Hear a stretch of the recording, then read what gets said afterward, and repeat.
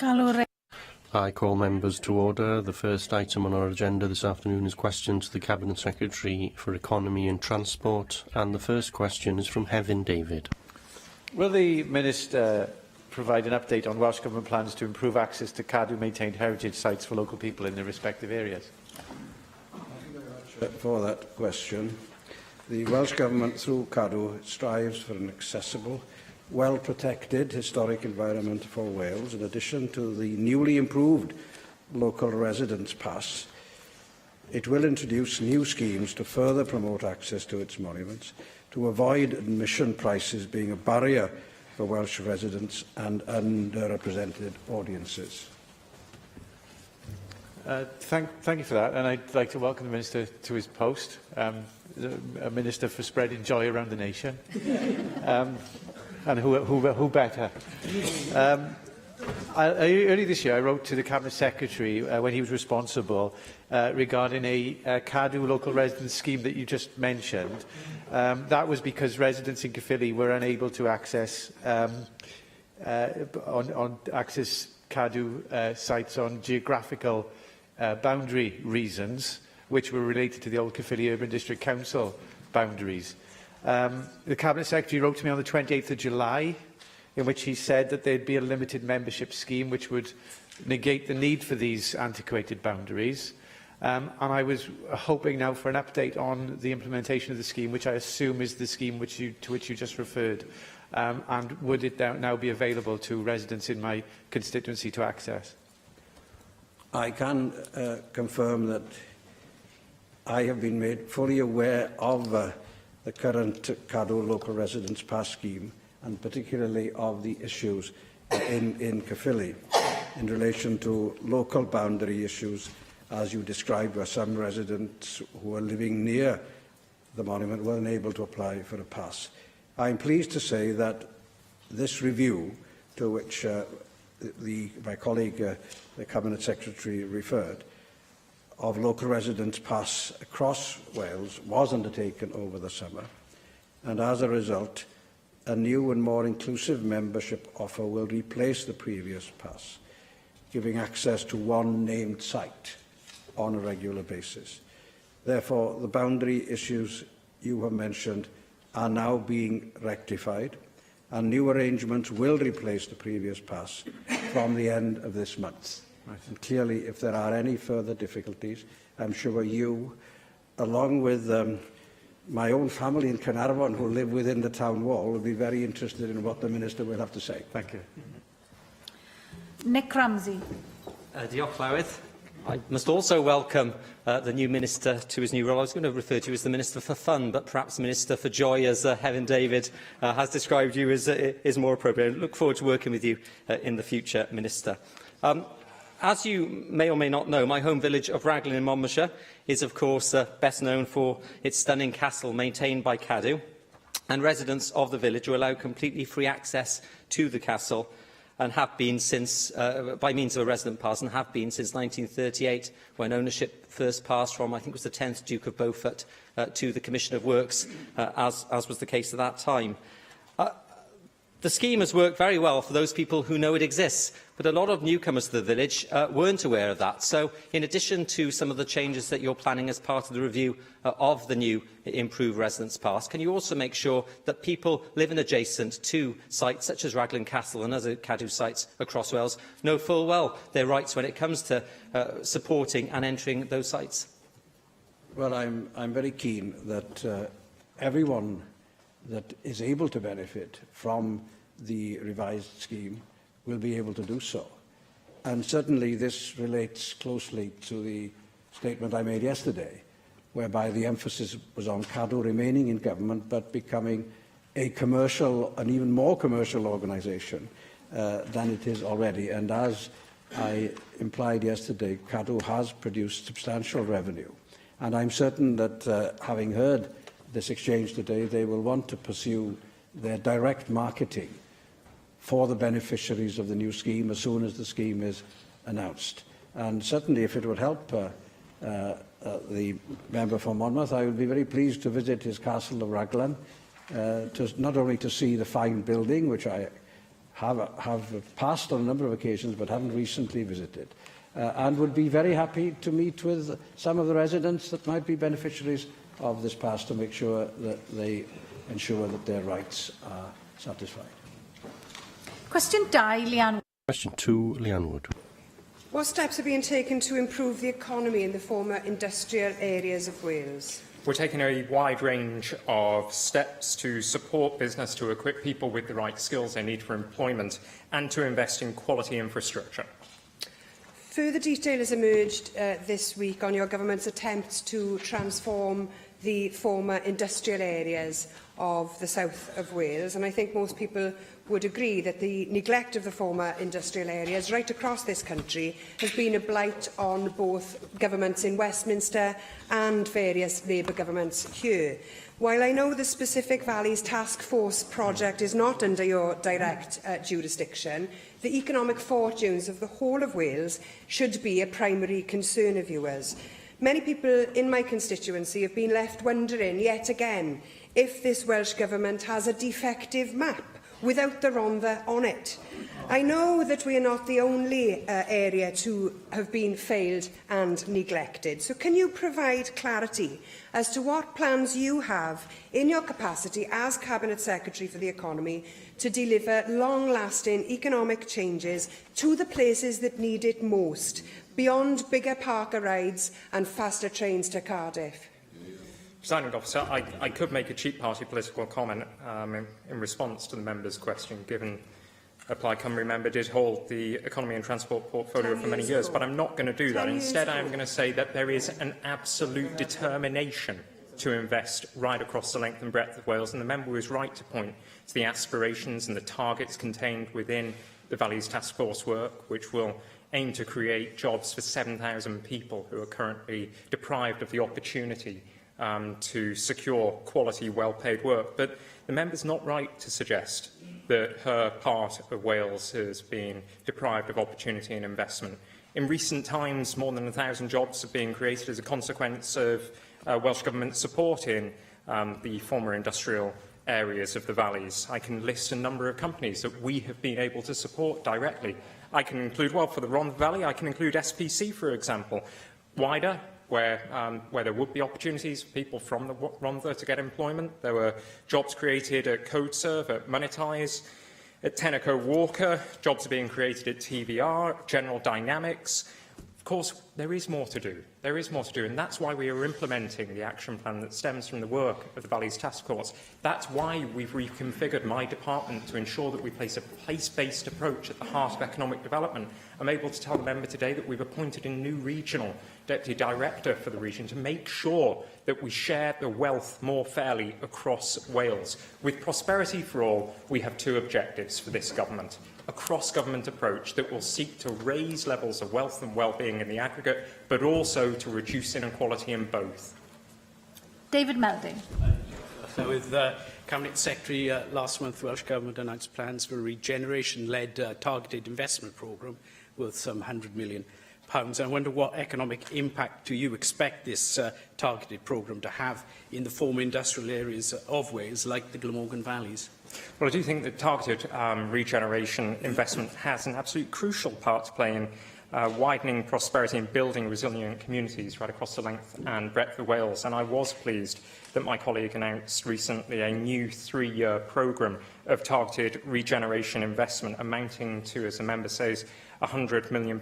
This money will ensure that we see the sort of infrastructure required to support economic growth and business startups, and it will ensure that we get a higher quality of place. We know that place building is vitally important in developing resilient and sustainable economic growth. This £100 million will deliver that. Caroline Jones. Diolch, Llywydd. Cabinet Secretary, despite 18 years of your government's economic policies, the former industrial areas of Wales, particularly those in my region, continue to be among the poorest in Europe. Shocking when you consider the expanded EU contains former Soviet satellite states. EU structural funding hasn't worked. The policies haven't worked. We have an opportunity post-Brexit to implement structural funding programmes that work for Wales.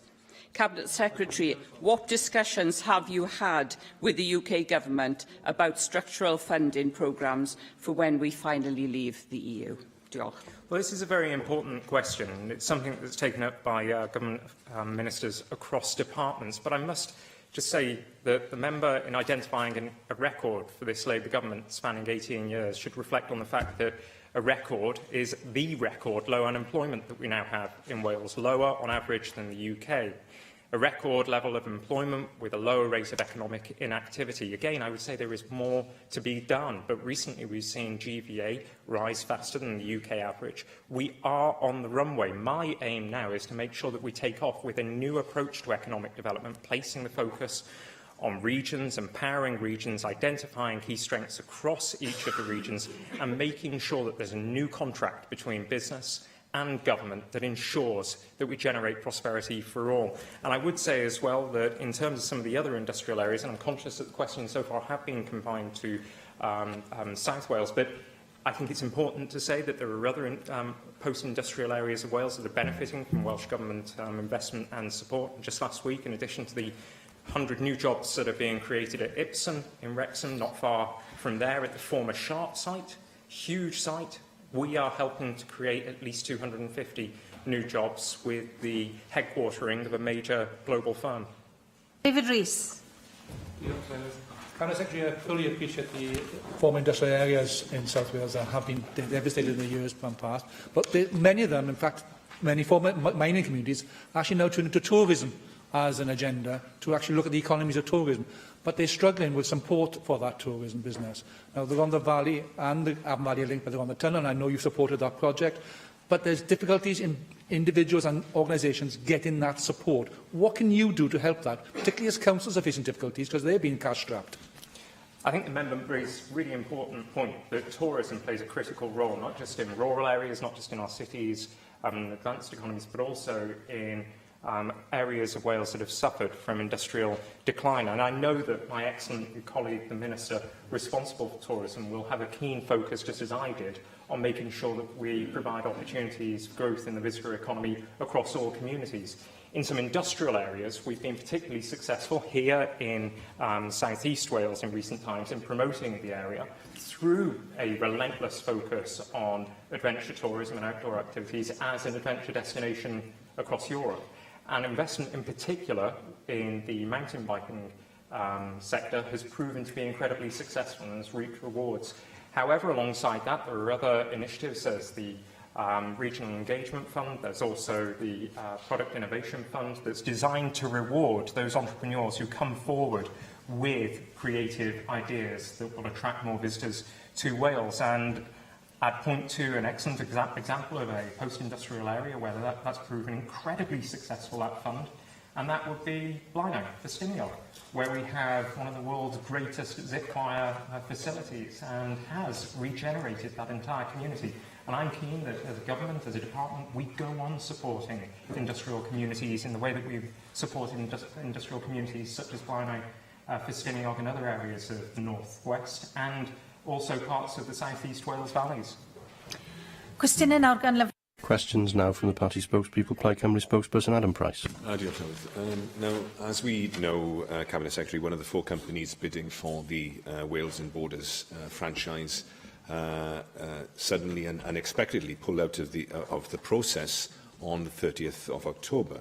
I asked you in a written question what the reasons were for that decision, and you said in a written statement on the 9th of November that was because of their own commercial analysis of the contract. Now, I think in a statement that Arriva put out that I think was agreed with the Welsh Government, they also referred to a risk profile that was not attractive to them. So can the Cabinet Secretary say what risks Arriva Trains Wales perceived that meant their lawyers advised them not to proceed with this bidding process? Well, I'd like to thank the member for that question, but that is a matter for Arriva themselves. Our understanding is that Arriva analysed the balance of risk and reward, but we've been very clear throughout this entire process that we expect any excess profits to be redirected into the transport infrastructure and transport services in Wales, and we don't shy away from doing that. We now have 3 world-class bidders who will be providing their final submissions by December the 21st. This is an ambitious programme, and I am determined to deliver on it, and I am confident that those bids from the 3 world-class companies will prove to be incredibly ambitious as well.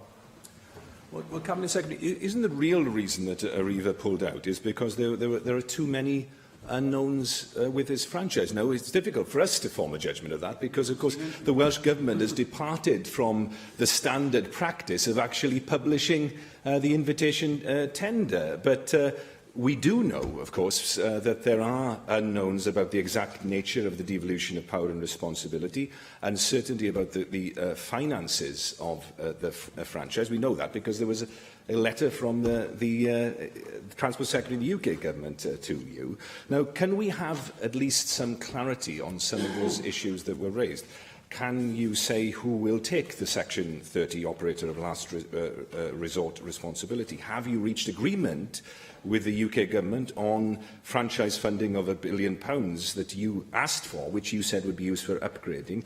Do you have detailed survey information from Network Rail of the track infrastructure for which you're about to assume responsibility? I'm sure the member will appreciate that there are some details that I am not able to divulge at this moment in time because the procurement process is a live one, and to do so could attract action from one or more bidders after the process has been completed. But I would say that survey work has been carried out and continues to be carried out on the asset, that funding discussions continue to take place with the UK Treasury. There is an acknowledgement of the historic underfunding of infrastructure on our railways in Wales, and there is acknowledgement that there have been historic growth costs which need to be addressed. But also, as this process is nearing a conclusion, as I say, I am confident that with bids from 3 world-class operators, we will have an operator for the next franchise that will deliver a step change in the services that people are able to experience. And whilst this is a new process that we're following for a rail franchise, it's not a new process in its complete entirety. Indeed, we used this process for the procurement process for Superfast Cymru. And that proved to be, given that we now have more than 650,000 properties connected to Superfast broadband, or with the potential to be connected to Superfast broadband, it's proven to be extremely successful.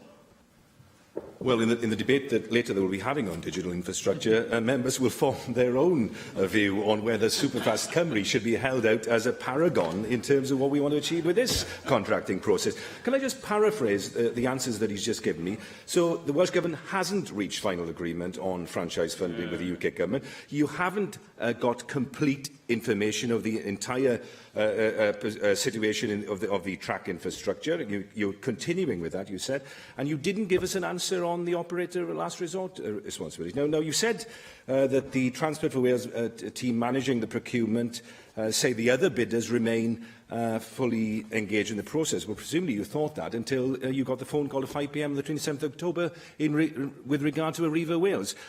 What effect do you think the knowledge that the incumbent operator, the one bidder that has more knowledge and information than all of the other 3 has pulled out, will have on the 3 other bidders? Will the risk calculation now have risen for them? Will the bid price that they submit rise to reflect that? Can you say with certainty that no other bidders are about to drop out? What is the fact that Costain, of course, as the partners with Arriva have dropped out as well of the metro construction process? What effect will that have? And finally, just to test, Cabinet Secretary, how good your antennae are, how good the antennae of your team in Transport for Wales are, can you confirm if you were aware that one of the other bidders mothballed their team, put them on standstill for an entire month over the summer due to the delay in the franchising process? That delay in the franchising process, I was deeply disappointed by. We overcame that. We now have 3 bidders who will be submitting their tenders by the 21st of December, and all 3 are world-class. The alternative to the risks that the member has identified would have been to do nothing and to maintain on the current terms, the current franchise arrangements.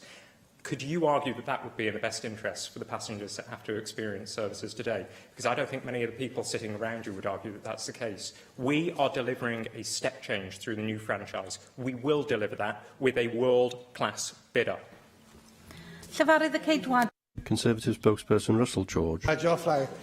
Cabinet Secretary, after many years of trying to retrieve this information from you, you have now finally provided the breakdown of the numbers of jobs created, safeguarded and supported by Wales's 8 enterprise zones. And I thank you for those figures. Now, the enterprise zones make clear that I've got the figures here, 2,998 new jobs have been created since the zones were first set up. That's despite £221 million of public funds having been allocated to the zones over the past 5-year period. Now, this means that the average cost of creating one new job in the enterprise zones has just been over £73,000. That's the equivalent of a business employing a full-time worker for just under 3.5 years.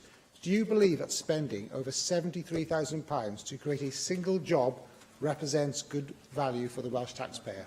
I'm not sure that the member is calculating on the basis of sustaining jobs as well and securing jobs. For example, in Port Talbot, one of the most significant successes of this government in recent times has been to secure the future of its steelworks within the enterprise zone area. And making sure that we secure jobs can be just as important as creating new employment opportunities as well. What we've done with enterprise zones, and there has been varied success, I would admit to that, but what we have done with enterprise zones is offer attractive places for investors, but also attractive incentives for existing businesses to remain operating successfully. I appreciate your honesty in regards to there has been a mixed picture on enterprise zones, and I take on board as well that it's important to safeguard jobs. Although I will say, in a document from yourself here, it says the enterprise zone's objectives are to grow the local economy and the provision of new jobs. So the data reveals that less than a third of the jobs that have been supported by enterprise zones are new jobs. Now, is it the case that the Welsh Government's ambition for enterprise zones has diminished over time in step with the failure to create new employment, and that the new zones are now simply a collection of subsidy farms that are failing to raise employment opportunities in the communities that they are supposed to be located? I'm not sure I'd use the term subsidy farms in front of many of the businesses that have benefited from enterprise zone status. What I would say, though, is that we have suffered, especially in recent times, incredible uncertainty in terms of where the economy is going to go because of the referendum result. And again, we'd make no apology for investing in enterprise zones as one of many methods to secure current employment and to ensure that we go on growing employment opportunities. The member is right about the long-term ambition for enterprise zones to attract and create new employment opportunities, but I still contend that in many parts of Wales, securing work is just as important as creating new opportunities. Despite the hundreds of millions of pounds that have been invested in the zones, the economy of Wales, I would say, continues to lag behind most other parts of the UK. Now, GVA per head in Wales in 2015 was £18,000, at the bottom of the league table of home nations for GVA per head, and it has been at that bottom position for the past 20 consecutive years. In addition, weekly average earnings in Wales are £43 lower than in Scotland, despite it being exactly the same place 20 years ago. So can I ask, Cabinet Secretary, do you accept that the economic data on the performance of the Welsh economy in recent years further underlines the failure of the enterprise zones, as the data clearly demonstrates that the zones have failed to boost the performance of the Welsh economy? Well, I'd say that in many enterprise zones there's been tremendous success. Deeside, for example, huge numbers of new jobs have been created there. Many, many more have been secured. Likewise in Cardiff. There has been success with the enterprise zone initiative, but that does not mean that it should not undergo further reform and change where necessary, and I am certainly looking at that. But I would say, after the member raised the issue of weekly average earnings, I'd invite him to support this Labour government's ambition to introduce fair work practices across our economy, to drive up working standards, to drive up wages, to make sure that we do reduce that weekly average earnings gap. And also, I'd hope that the member would support our call for in-work welfare cuts to be stopped, and to make sure that people are able to earn a decent wage for a decent day's work. I think it's important to say as well, as I mentioned earlier, that in terms of GVA per head, it's been growing faster on average recently in Wales than across the UK. As I said earlier, we are on that runway, but we need to ensure that we are investing in the right way to take off. And that's why we're reconfiguring the department to make sure that we place a greater focus on regional strengths so that we grow the economies outside of the more intensely urban areas. Llefarydd UKIP spokesperson David Rowlands. Diolch, Llywydd. Cabinet Minister, we constantly hear from the First Minister that we need to remain in the single market and the customs union. Do you agree with the situation that regardless of the booming markets outside the European Union, that is the case? I'm yet to be convinced. I'm yet to be convinced that establishing trade agreements with countries outside the EU will compensate for the consequences that a hard Brexit or no deal would result in. It's my firm belief, based on the evidence that I have seen and the lack of evidence to the contrary, that a transition arrangement must be secured and eventually a deal must be secured that does not damage the country's economic prospects for the long term. I've heard a lot said recently about preparations for a no-deal scenario, as though it's possible to prepare for a no-deal scenario in the same way that you could prepare for a soft Brexit. This is not the case. You can't prepare for a no-deal scenario to the extent that its impacts are fully mitigated. Preparing for a no-deal scenario, I think, is a bit like preparing to swim through lava. It will be a dangerous experience for the economy, and we will not be able to compensate for it through establishing trade agreements with other countries outside the EU. Well, I thank the Cabinet Secretary for those observations, and I concede that the EU is a very important market for British and Welsh products. But the fact is that our trade with Europe is falling rapidly, whilst our trade with the rest of the world is rising rapidly. So does the Cabinet Minister not agree that freeing ourselves from the shackles of EU legislation and being able to trade with the rest of the world under our own terms has the potential to massively expand our trade outside the EU? But the fact remains that, and the member said that it's dropped significantly, it hasn't dropped significantly in terms of exports, from just over 60% to just below 60% with the EU. So the consequences of leaving with no deal in place would be pretty devastating for the Welsh economy, and it would not be compensated for by establishing deals elsewhere around the globe with third parties. It just will not be compensated for. What we need is certainty for the business community and a deal that does not damage our long-term economic prospects. Well, let's have an honest and frank discussion about this European Union and our dependence on it.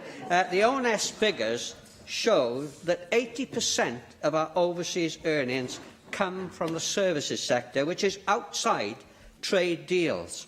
So even if the EU was to cut off its nose to spite its face and choose to implement tariffs on UK goods, the overall cost to the UK economy would be limited.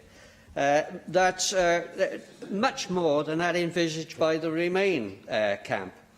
And if we examine this a little further, we would of course come under WTO rules, which might result in 5% tariff on goods both from Europe and into Europe.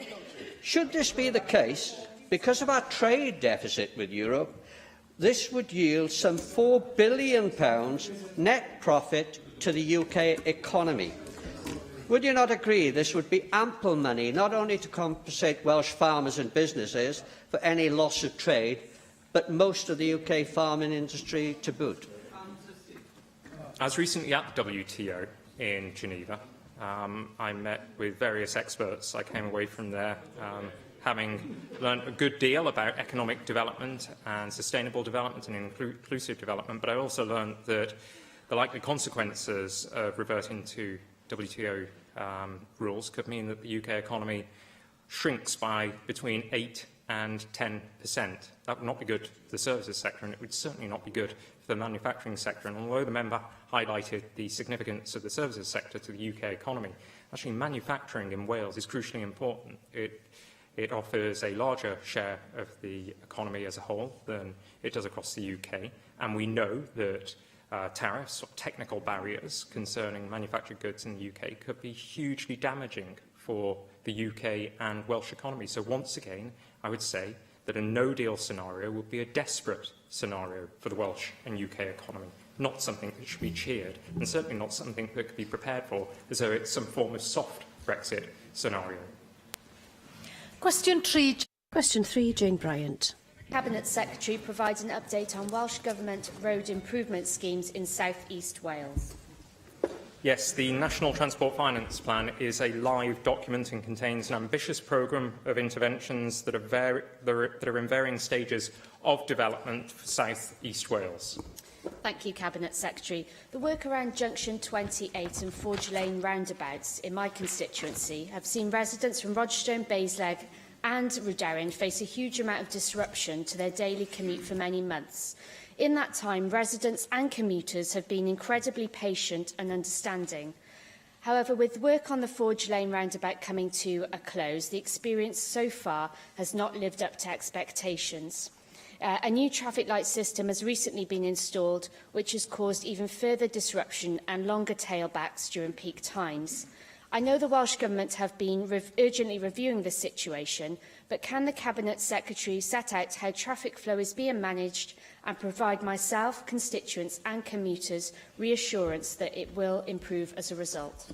I'd like to put on record my thanks to the member for her keen interest in this matter and for representing her constituents vigorously on this very issue. I do recognise the disruption that has been caused as a consequence of these works, but we are trying to ensure that the work is completed as soon as possible. I was very pleased that the member was able to meet with my project team, and I'm aware that that team are now preparing a report for Jane Bryant, and I believe that that report should be ready and available this week. We'll share that report with you, and I can assure you that we have and we will continue to communicate with all stakeholders regarding the project to help to minimise disruption to the people of Newport. Mohammed Ashkar.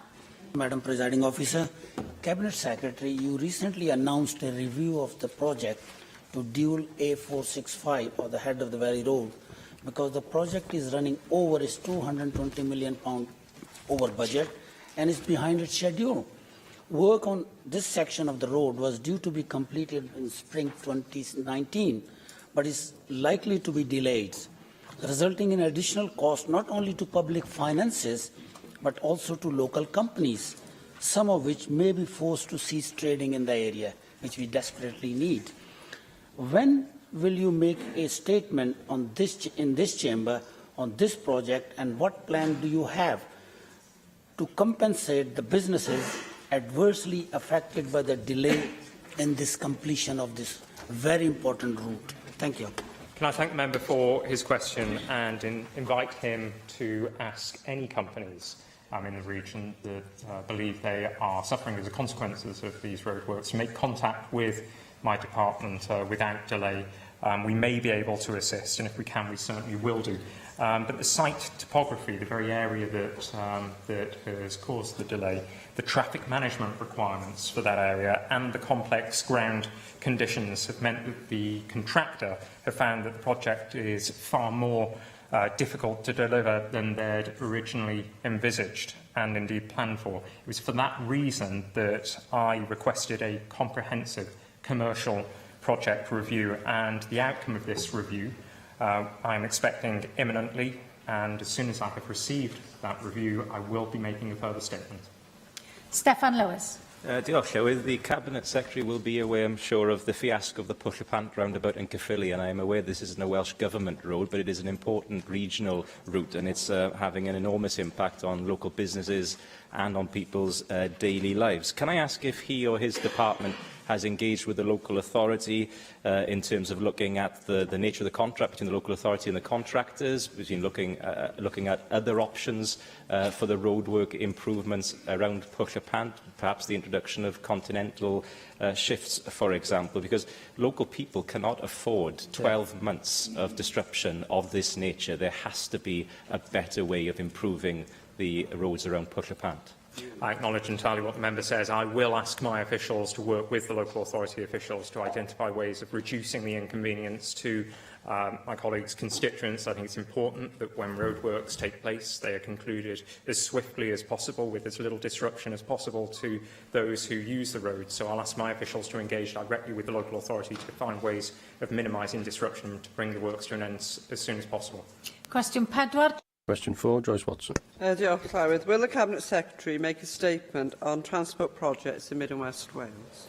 Yes, we are progressing a number of projects in Mid and West Wales that include road, rail and public transport. The National Transport Finance Plan sets out investment for transport, infrastructure and services from 2015 to 2020 across all parts of Wales.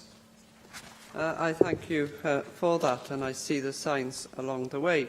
But one of the areas that has been brought to my attention, area of concern, is the call by residents in Lower Town Fishguard for improvements on pedestrian access, because I'm sure you know the area, but there is a real pinch point and narrowing of that particular road where pedestrians and traffic meet, and it is deemed highly unsuitable and very unsafe. And I understand, Cabinet Secretary, that you received a petition signed by 98 people back in September, and that you did say that your officials are considering alternative options and proposals for a footbridge to improve pedestrian safety, and that is very welcome. Can I ask, has there been any further progress in that?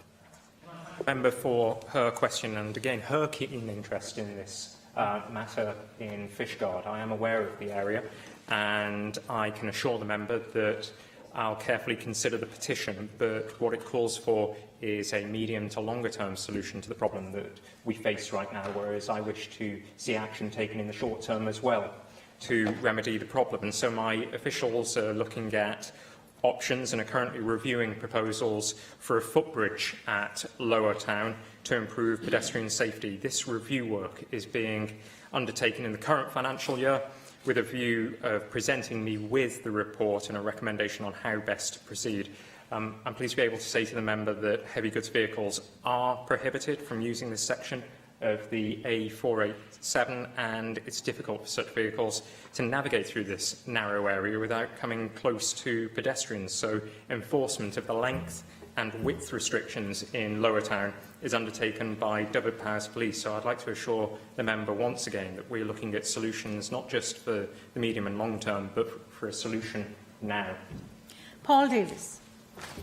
Cabinet Secretary, evidence given to the recent External Affairs and Additional Legislation Committee inquiry into the implications of Brexit for Welsh ports showed that connectivity to Welsh ports is critical to their success. Now, indeed, conclusion 12 of that report states that the Welsh Government should make clear commitments on future development of infrastructure for which it is responsible, including highways. Therefore, can you tell us where the Welsh Government is in relation to dualling the A40 in my constituency, which would not only have a hugely beneficial impact on both of the ports in my constituency, but also on businesses and indeed local communities right across Pembrokeshire? I'd like to issue a statement concerning the A40, say that the National Infrastructure Commission for Wales will play a crucial role in assessing the best forms of connected infrastructure linking ports and other facilities across Wales. The advertisements for the chair of the Commission are due to be issued imminently, and I do think that, particularly in a post-Brexit environment, the role of our ports in generating growth and prosperity will become even more important. So we need to ensure that investment is driven towards making them more connected and better connected to urban centres. Simon Thomas. Diolch, Llywydd. Thank you, Llywydd. And if I could ask the Cabinet Secretary, as he prepares himself, One of the most exciting proposals I've seen for transforming transport in the region is reopening the rail line between Carmarthen and Aberystwyth. I think that's an investment that would change people's attitudes in West Wales, which would keep communities together and would attract investment. We all know, and he himself particularly knows, where the Welsh Government has spent on railways in Wales, prosperity has followed that expenditure.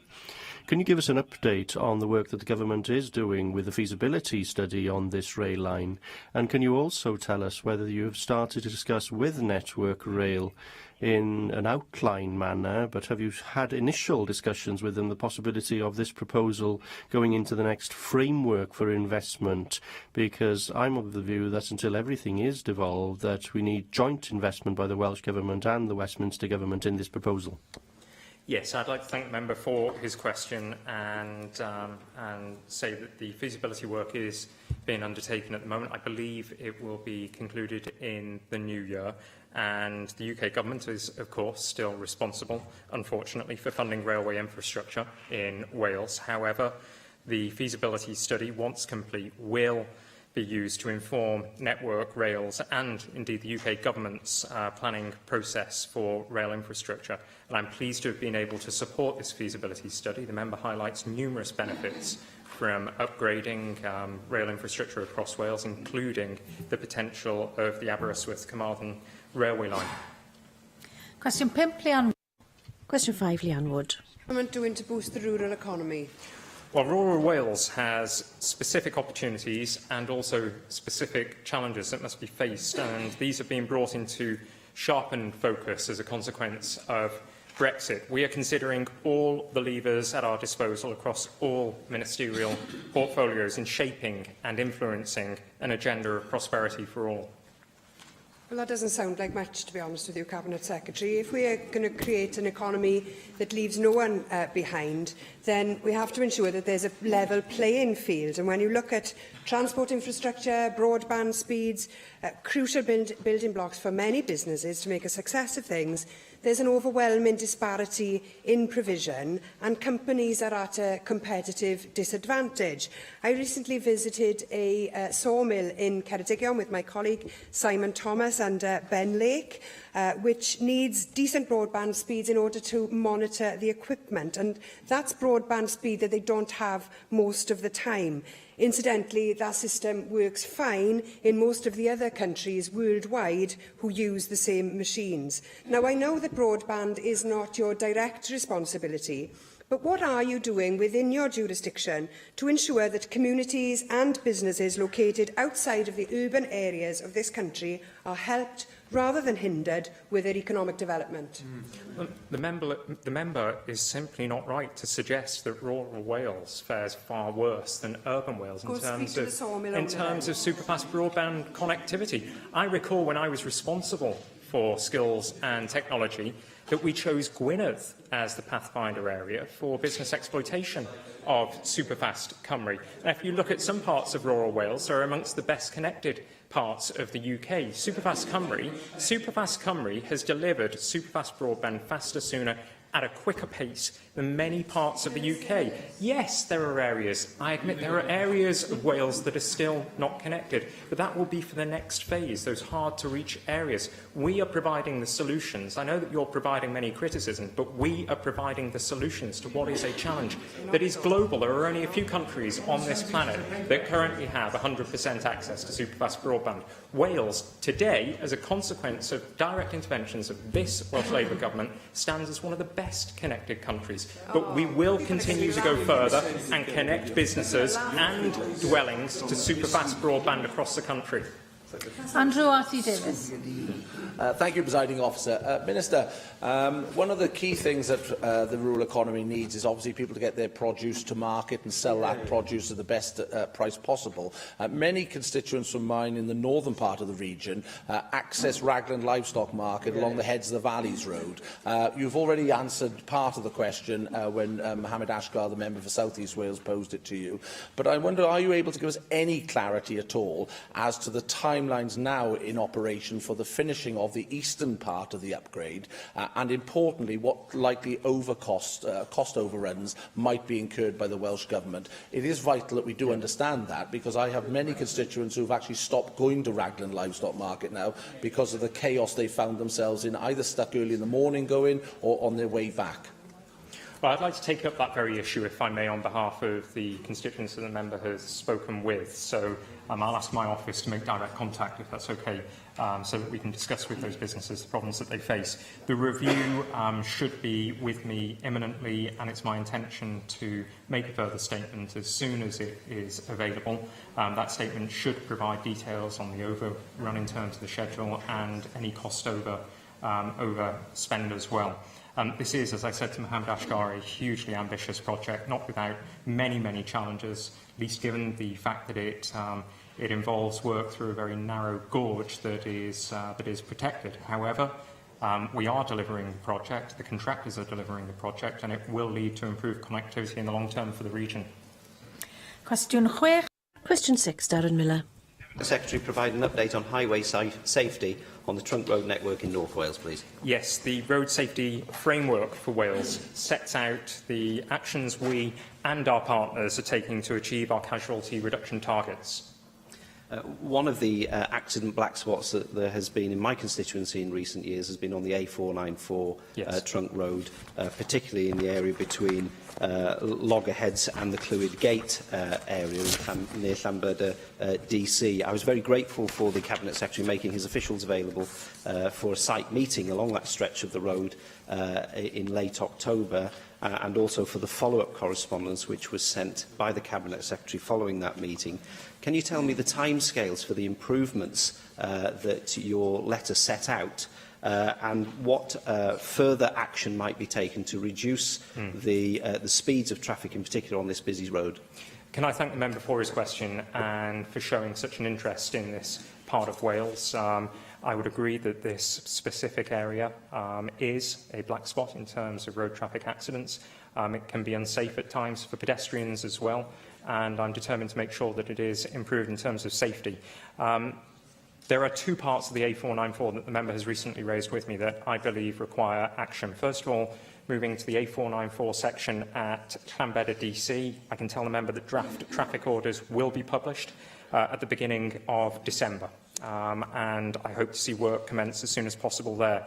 With regard to the A494 at Loggerheads approaching the Clwyd Gate, the amber lights attached to the warning signs that I know the member was concerned about on the approaches to the Colomendy Centre have been repaired, and vehicle-activated signs will be installed in this financial year.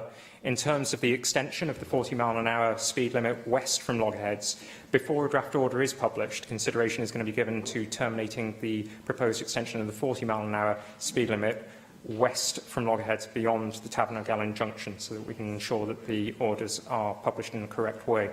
The visibility from the B5430 junction to the east along the A494 will also be checked, and I can assure the member that any obstructing vegetation within the highway boundary will be removed, and a review of the white lining of the bends to the east of the Clwyd Gate will be undertaken, and signing and lining measures will also be investigated regarding the safety of pedestrians as well, crossing at the Clwyd Gate. I hope these measures will be to the satisfaction of the member and his constituents, but if any further site visit is required, I'd be happy to attend, and along with my officials.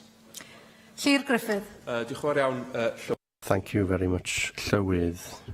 From February, Cabinet Secretary, responsibility for traffic officers of the Welsh Trunk Roads Agency will be expanded to include the A483 from Chester down to Chirk and parts of the A55 and Anglesey. Now, extending that service without adding to resources does mean that the service will be spread more thinly, and there would be implications or a risk of the quality of the service as a result of that. So what assurances can you give, given that there are going to be additional responsibilities? Shouldn't there also be additional resources available too? Yeah, I've asked my officials to address these concerns that have been raised with me as well by employees. I think it's important that any concerns about the safety of officials is taken on board and addressed immediately. And I also have asked my officials to look at the resourcing of that particular service to ensure that there are sufficient people on hand to be able to deal with any incidents. I've also asked for the issue of pay to be examined as well, with a view of ensuring that any concerns over disparities can be addressed. Ac yn ola, cwestiwn 7. Finally, question 7, Steffan Lewis. Make a statement on rail services in South East Wales. Yes, the appointment of the operator and development partner to deliver the next Wales and Borders rail services and the Metro will lead to a step change in services and connectivity in South East Wales, along with the rest of Wales and the Borders. I thank the Cabinet Secretary for that answer. In March 2015, it was announced that there would be a dualling of the Ebbw Vale line as part of a £40 million initiative which would deliver a half-hourly service. This was much fanfare. There were public engagement events and a great deal of media coverage. And it was said that the dualling of the track would be complete by the following winter, to be followed swiftly by new platforms and new signalling. A letter I've received from Network Rail reveals that all physical works were put on hold in December 2016 as the Welsh Government initiated a pause and review period. And now we're approaching winter 2017 with no half-hourly service and the work remains incomplete. Will the Cabinet Secretary please apologise to the people of the Ebbw Valley for this delay? Will he give them a full explanation and will he provide them with a new completion date? Well, I can say to the member that my officials are working with Network Rail to review the scheme, as he said, to review the objectives, to review the delivery plan and the cost estimates to deliver the most effective infrastructure solution to enhance frequency of services along the Ebbw line. We are absolutely committed to ensuring that communities along that line are better connected. In terms of the Metro project, increasing the capacity of the Ebbw line to 4 trains an hour should be considered as part of the Metro phases. And I've requested in the meantime that we focus on driving efficiency to deliver best value for money. The outcome of the review that I commissioned will inform the most cost-effective methodology for completing the infrastructure works. They are works that we are committed to, and I would say to the members' constituents that we are determined to ensure that we deliver a step change in the service that they receive, that we are determined to better connect his communities together, and that we will do it for the least cost to the taxpayer. Diolch i'r ysgrifennydd. Thank you, Cabinet Secretary. The next item is questions to the Council General, and the first question, Mark Reckless. What assessment has the Council General made of the effect that the development of a separate legal jurisdiction would have on the size of the legal profession in Wales? I thank the member for that question. The First Minister has established the Commission on Justice in Wales, as he knows, and that Commission will consider these matters, and I have no doubt that the legal profession in Wales will engage fully with the work of the Commission. May I take this opportunity to congratulate the member on his appointment as Council General. It gives me particular pleasure personally to have done so, having attended university with him some quarter of a century ago now. Could I, as lawyers, we might sort of see it as a good thing where the size of the legal profession to expand, but I wonder, speaking as on behalf of the government, does he have a view on whether a larger legal profession, or on account of devolution and potentially a distinct jurisdiction, would be a good thing for Wales? And does he see any risk in distinguishing our legal system more clearly from that of England, perhaps for businesses who might be needing to pay for those lawyers? Well, can I firstly thank the member for the opportunity of addressing my first question on the matter of a separate legal jurisdiction, because it provides me with the opportunity of paying tribute to my predecessor for his work in relation to that matter, both as Counsel General and previously on the back benches. The Commission's work will ensure that there is going to be a holistic analysis of all the issues relevant to the question of jurisdiction and the implications of that, including on the legal profession in Wales. The legal profession is an important sector to the economy of Wales. It employs thousands of people and contributes hundreds of millions to the economy of Wales. And as part of the Commission's terms of reference, there is explicit reference to promoting the strength and sustainability of the Welsh legal services sector and maximising its contribution to the prosperity of Wales. The joint jurisdiction of England and Wales no longer reflects the reality of devolution and the growing divergence of law in Wales and in England. The Welsh Government's position has been stated on a number of occasions. His questions about separate jurisdiction, but previously the Welsh Government has proposed a distinct jurisdiction which would involve England and Wales becoming distinct legal territories and, importantly, would allow solicitors and barristers to practice in both jurisdictions without barrier. There seems to me no reason why that is incompatible with a distinct or a separate jurisdiction, and in fact a new approach to jurisdiction could create new opportunities and new work and career structures, and we look forward to the Commission's ideas around that. Simon Thomas. Thank you, Llywydd. May I also welcome Jerry Miles to his new post and tried to prevent him from taking his post last week. I'm looking forward to working with him on these issues, and certainly Plaid Cymru has a great interest in what he has just outlined. Could you just explain, as the First Minister has established the Commission, what role he will have now as the new Counsel-General to promote the work of this Commission and the work of the profession in a broader sense? It's something that Mick Antoniv was very interested in, and I also pay tribute to the work that he undertook during this Assembly on those issues, and specifically in looking at the work of the Commission. Is he of the view that this Commission will share its work with the public in a broader sense, publish papers, publish the work as it goes on, and so forth, and therefore will there be an opportunity for us as Assembly members and everybody who takes interest in this to follow the work of the Commission and the philosophy and ideas behind it, and then see how we can collaborate with the outcomes? One of the benefits of establishing a commission of this kind, in my view, is the ability to air new ideas on jurisdiction and profession and so on in a way that can inspire the public to become involved with questions which can be quite technical and complex. I think that's an important role for the Commission to play, and I hope that it will develop in that way in due time. Question 2, Dawn Bowden. What discussions has the Counsel-General held regarding the role of human rights in Welsh legislation? Members will know that my advice is legally privileged. However, members also know that the Human Rights Act is embedded as a fundamental element of the devolution settlement through the Government of Wales Act 2006, and it consequently impacts on legislation made both by the Assembly and Welsh Ministers.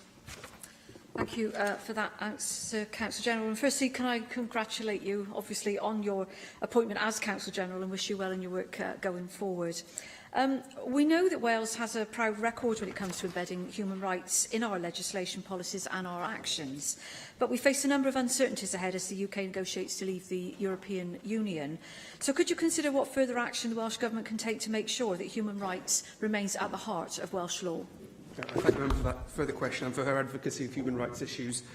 Generally, as she will know, the Human Rights Act affects the Welsh Ministers and Assembly in two very direct ways. Firstly, they are public authorities for the purposes of the Act, which means they can't act in a way incompatible with Convention rights, and an Assembly bill is outside legislative competence if it's incompatible with those rights. The Assembly has, on occasion, proactively legislated to reflect human rights, including in relation to the UN Convention on the Rights of the Child. She asks about the Welsh Government's position on this. The First Minister, in his advice to the House of Lords EU Select Committee in 2015, made it very clear, and this remains the Government's position, that it's fundamentally opposed to any previously proposed repeal of the Human Rights Act. The UK Government mentioned recently that it was putting that question to one side whilst it became clearer what was happening in relation to EU withdrawal, but that indicated it would return to that question at that point. In the context of Brexit, which her question specifically refers to, the Welsh Government has been clear in its position that UK withdrawal from the EU should in no way lead to a dilution in human rights protections, and for that reason there's a concern that the EU withdrawal bill makes provision to stop the Charter of Fundamental Rights of the EU having legal effect in the UK. The Charter provides protections for human rights within the scope of EU law, and our consistent position is the UK bill should preserve that as part of the body of law derived from the UK, which is to be given domestic effect on exit. We should be proud of our advocacy of human rights in this place. We should be proud of the involvement of the UK in building the infrastructure of human rights internationally, and in particular the contribution that Welsh lawyers made in the establishment of the Convention when it was brought into life. Question 3, Leanne. Question 3, Leanne Wood. Representations has the Council General made on behalf of the Welsh Government in relation to the Brexit process? This question again engages the Law Officers Convention, but I can say that the Welsh Government has been actively engaged in working with the UK Government and the Scottish Government. The work has included participation in the JMC mechanisms, proposing amendments to the EU withdrawal bill to deal with concerns about devolved matters, and the publication of clear policy on Brexit-related matters. Councillor General, I've been very disappointed by the way in which the Labour Party has been voting at Westminster in recent weeks on crucial votes surrounding the Brexit process. One of those votes is particularly relevant to you in your interest as Council General. A Plaid Cymru amendment which would have made legislative consent motions over Brexit in this place legally binding was not supported by your party in Westminster. Meanwhile, the Party of Government in Scotland, as well as the Liberal Democrats, both parties that you were working with in this government here, did support our amendment and saw no problem with it. Indeed, a single Labour member from Wales also saw no problem, broke the whip and supported our amendment. Can you explain to this chamber whether the Welsh Government is doing anything to ensure that Wales has a say over how the Brexit process unfolds? And can you explain why that work isn't reflected in the actions of Labour MPs? Well, extensive work is underway across the Welsh Government to ensure that we maximise our influence within the UK and influence the formal EU negotiations to achieve our objectives. We've made significant progress recently, as the Cabinet Secretary for Finance indicated yesterday to the External Affairs Committee in relation to the development of common frameworks in particular.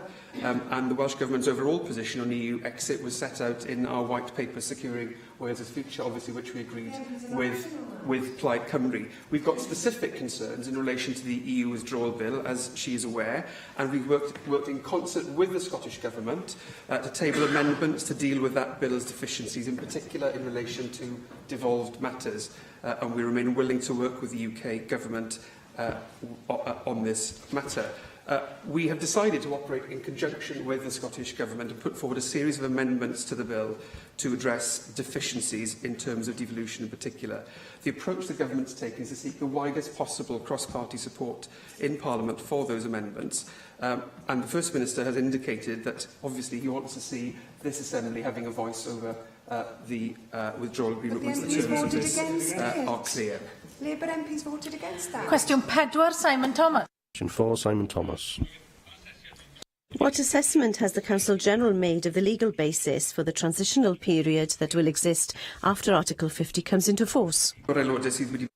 Well, as one of the members who has been most consistent in questioning the Council General, the member will know that the question engages the Law Officers Convention once again. Nevertheless, I can say that any so-called implementation period would need to be agreed between the UK and the EES, so it can't be assumed either that there will be such a period or what its terms will be. Until that becomes clear, the legal basis remains undecided. Thank you for that answer. It was a comprehensive answer, considering you said you couldn't answer. And I'm grateful to you for that, because there is a question that does have an impact on decisions in this place, especially in agriculture and in the environment. And there's no certainty at the moment that this transitional period that everybody takes for granted will happen after Article 50 comes into force is going to be on a strong legal basis and to be a precedent for the decisions that will take place in this Assembly. May I ask you, therefore, what further steps can the Government take in its role and his role as Council General to support that, to ensure that that legal basis is clear before we make some of the most important decisions in the history of this Assembly towards supporting our rural communities? Well, the view of the UK Prime Minister that there should be a transitional period is an acceptance of the legal reality that we need more time to agree terms in the longer term. But it isn't a matter simply for the UK. As I mentioned, there are a number of important questions that remain unanswered at the moment, and that will have to be answered before the legal position becomes clear. For example, the jurisdiction of the European Court, the relationship between the EU and any new legislation brought in by the EU, the ability of the UK to negotiate trade agreements. And the truth is that at the moment we are at a very early stage, unfortunately, in those negotiations, and that's a cause of concern. The Welsh Government supports the existence of that transitional period as long as it supports the economy and jobs in Wales and the economy more broadly. But we must also bear in mind that we must ensure a long-term relationship which is in the interest of Wales, not just that transitional period. Question 5, David Rees. Has the Council General made in relation to the covenant on land in Baglin Industrial Park? Well, once again, I'm afraid this question engages the Law Officers Convention, but I understand that no decision on the future of the site has been made, and should matters proceed with acquiring the site, the matter of the covenant would have to be addressed. Well, can I join others in welcoming you to your post, Council General? And I can also put on record my appreciation for the former Council General, for the work he did as well. Councillor General, the answer you give me obviously is disappointing. I appreciate your legal side of things, but the Covenant has a schedule which highlights matters relating to the usage of land and states in paragraph 2 not to use the property hereby conveyed or any part thereof other than as industrial park in accordance with the planning permissions granted. And in paragraph 3 states not to use the demised premises property or permit the same to be used for any offensive, noisy or dangerous trade, business, manufacture or occupation, or for any purpose or in any manner which may be a nuisance to the agency or the owners or occupiers of neighbouring or adjacent premises. Now, that clearly places a responsibility upon the Welsh Government as the landowners to ensure that any development of this land should not impact detrimentally upon occupiers of neighbouring or adjacent properties, many of which are residential properties. Isn't it time that you advise the Welsh Government not to accept the consequences that could follow, and to actually tell the MOJ that they will undoubtedly create a nuisance through the proposed development, and possibly including scenarios where danger may occur, as we've seen on prison estates across the UK? Otherwise, I think you'll be preparing the Welsh Government for many, many legal cases that my constituents will be seeking a recourse.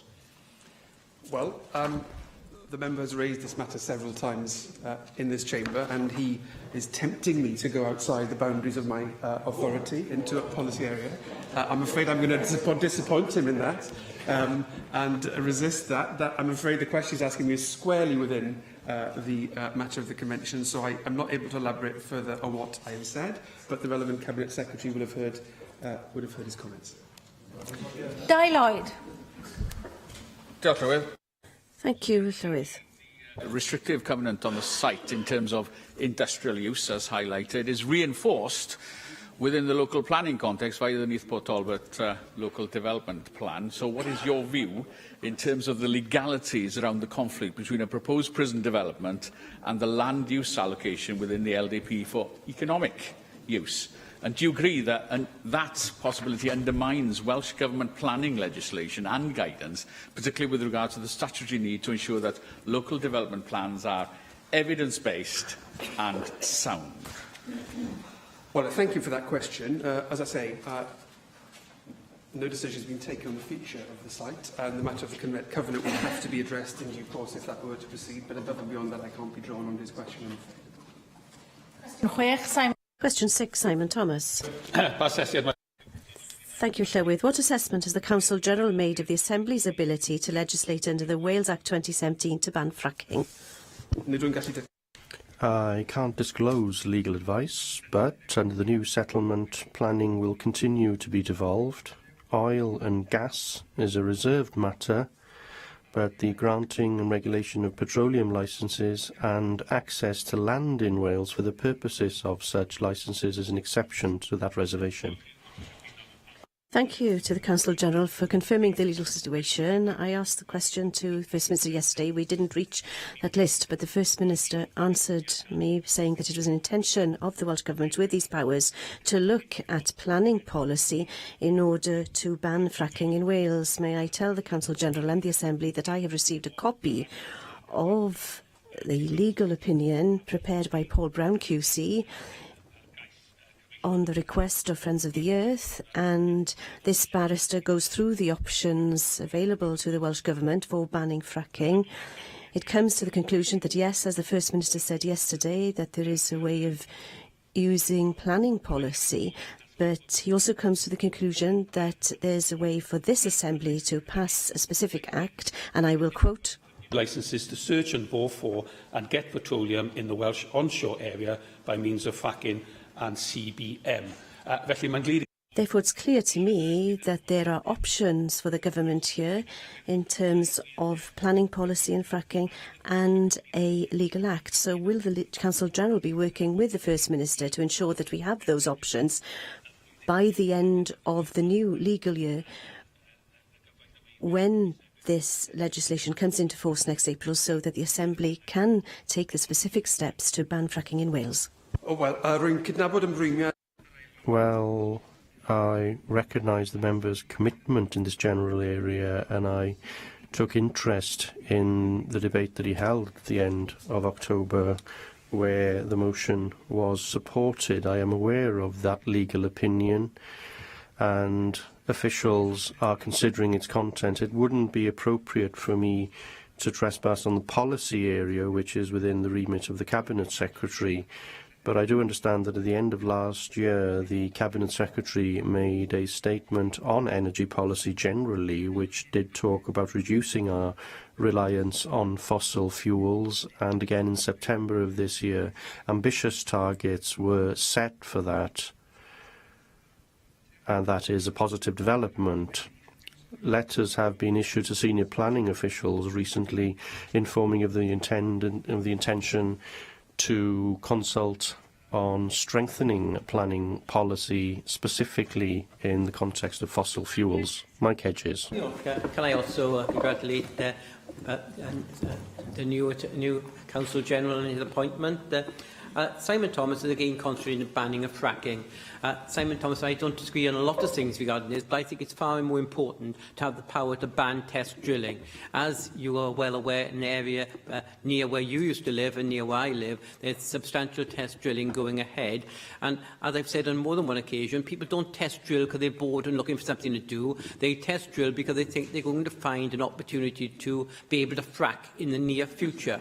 And so consequently, if we stop the test drilling, it will have a very important effect on them knowing where it will be beneficial to frack.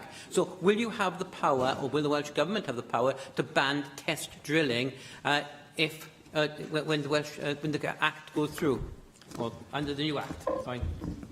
Well, there's already a precautionary planning framework which exists in relation to unconventional oil and gas extraction. And the Town and Country Planning Direction of 2015 does not include exploratory boreholes, as he mentioned, which sometimes are part of a routine engineering works. Question 7. Question 7, Vicky Howells. What discussions has the Council-General held regarding the impact of UK government reduction court buildings? Opportunity to raise our views on these matters with the Ministry of Justice on behalf of the people of Wales. Thank you, Council-General. I'd like to join others in congratulating you and welcoming you to your new role. As you've stated there in your answer, I can see you understand that the introduction of tribunal fees and continuing increases in court fees have alarmed many professionals in the sector. And alongside this, advice centres, which provide straightforward advice to people, have closed across the country.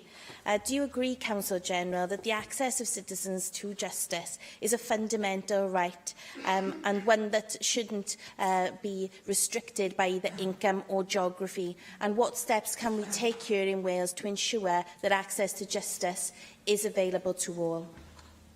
I do agree that access to justice is a fundamental right, and I worry that the UK Government's perspective is to move to a model where justice is paid for by the users of the court system, My view, and that of the Welsh Government, is justice is an essential public good, which is incumbent on the state to provide rather than expect individuals to pay for as a discretionary item. Welsh ministers, including my predecessor and also Carl Sargent, if I may say, expressed our opinions as a government strongly to the Ministry of Justice on several occasions, including in relation to the Legal Aid Sentencing and Punishment of Offenders Act and court closures and indeed the court fees issue, which he has just highlighted now. You mentioned the Employment Tribunal fees case. The Supreme Court there found that the order brought forward by the MOJ was unlawful under both domestic and European Union law, confirming a number of the points which the Welsh Government had previously made.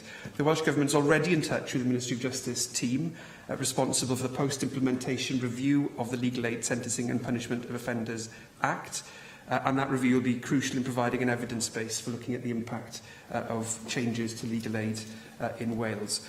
The Government provides substantial funding to advice services across Wales, with the objective of delivering social welfare services to compensate in some respects for the cuts that you just highlighted. Diolch i'r Councillor.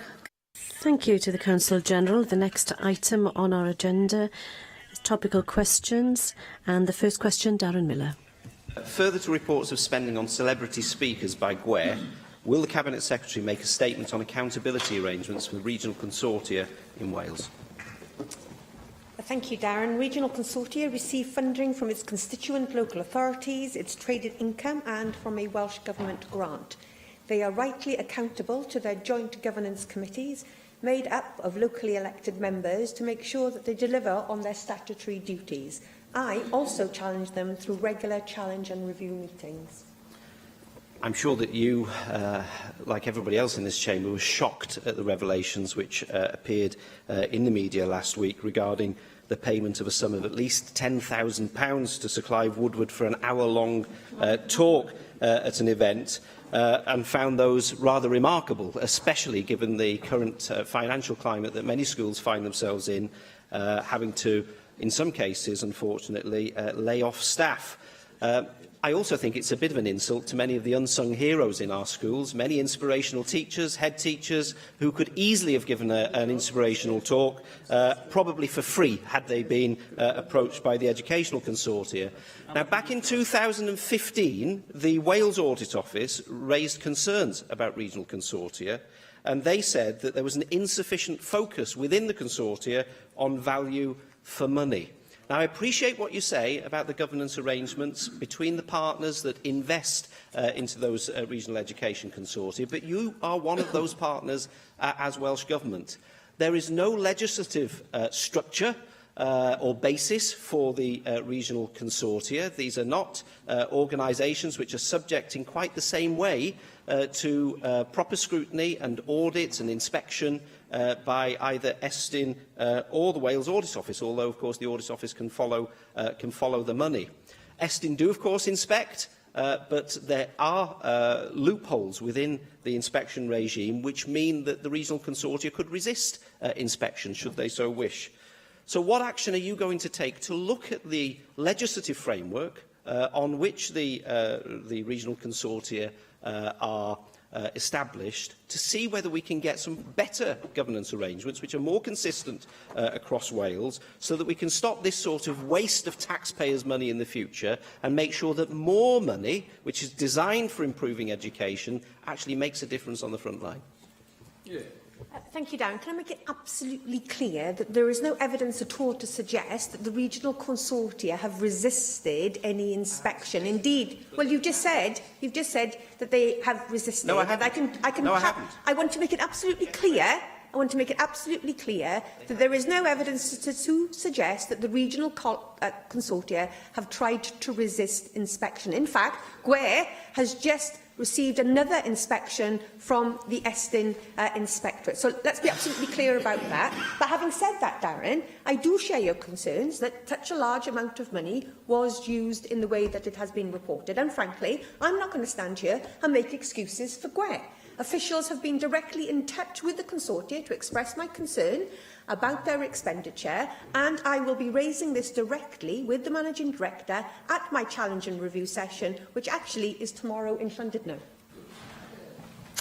Diolch i'r ysgrifennydd Cabinet. Thank you to the Cabinet Secretary. The next question, Adam Price. I make a statement on the A465 Heads of the Valleys enlargement scheme, following reports that the long-term cost of the project could soar from £428 million to more than £1.2 billion.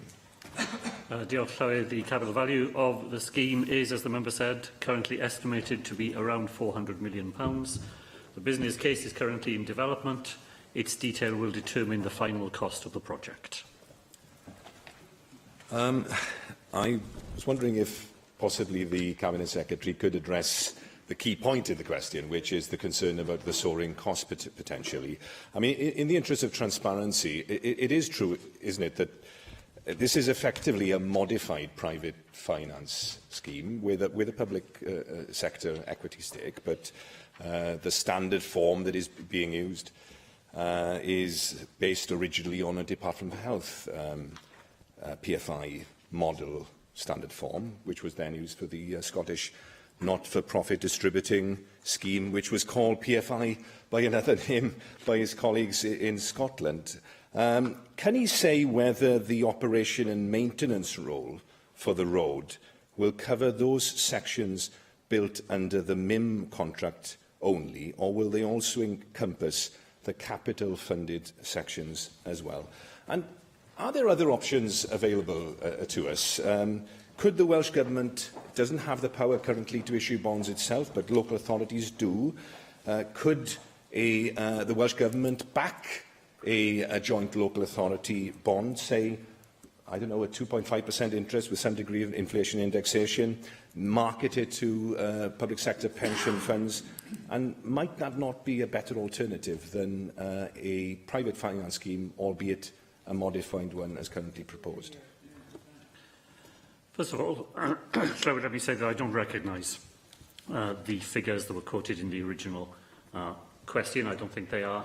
They barely amount to speculation, let alone anything that anybody should seek to rely on. The mutual investment model, which the member welcomed when I made a statement on it on the 28th of February, is a Made in Wales model. It does retain some core elements of Scotland's non-profit distributing model, but it has a series of other innovations in it to make sure that it protects the Welsh public interest. I look at every scheme that the Welsh Government proposes to see if there would be any more financially efficient way of financing that necessary investment.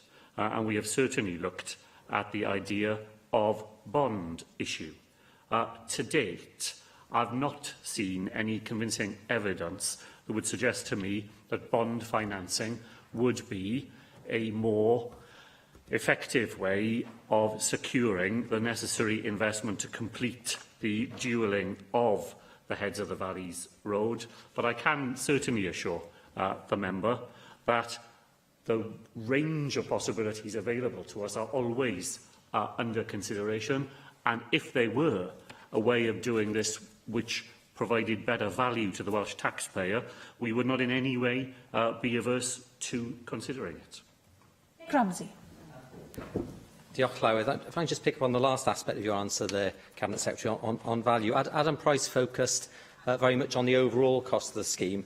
I've had some experience recently with my constituency of the cost of the Clydach Gorge part of the scheme from Gilwern up to Bryn Mawr. And I attended a meeting of local residents and councillors who, though supportive, very supportive of the project in general, and looking forward to the end goal where they have a fantastic new road, are concerned about, they described it as a slackness with the financial administration of the project. And the local impression is that road closures, sometimes necessary, but road closures are happening without the statutory notification that's required by law.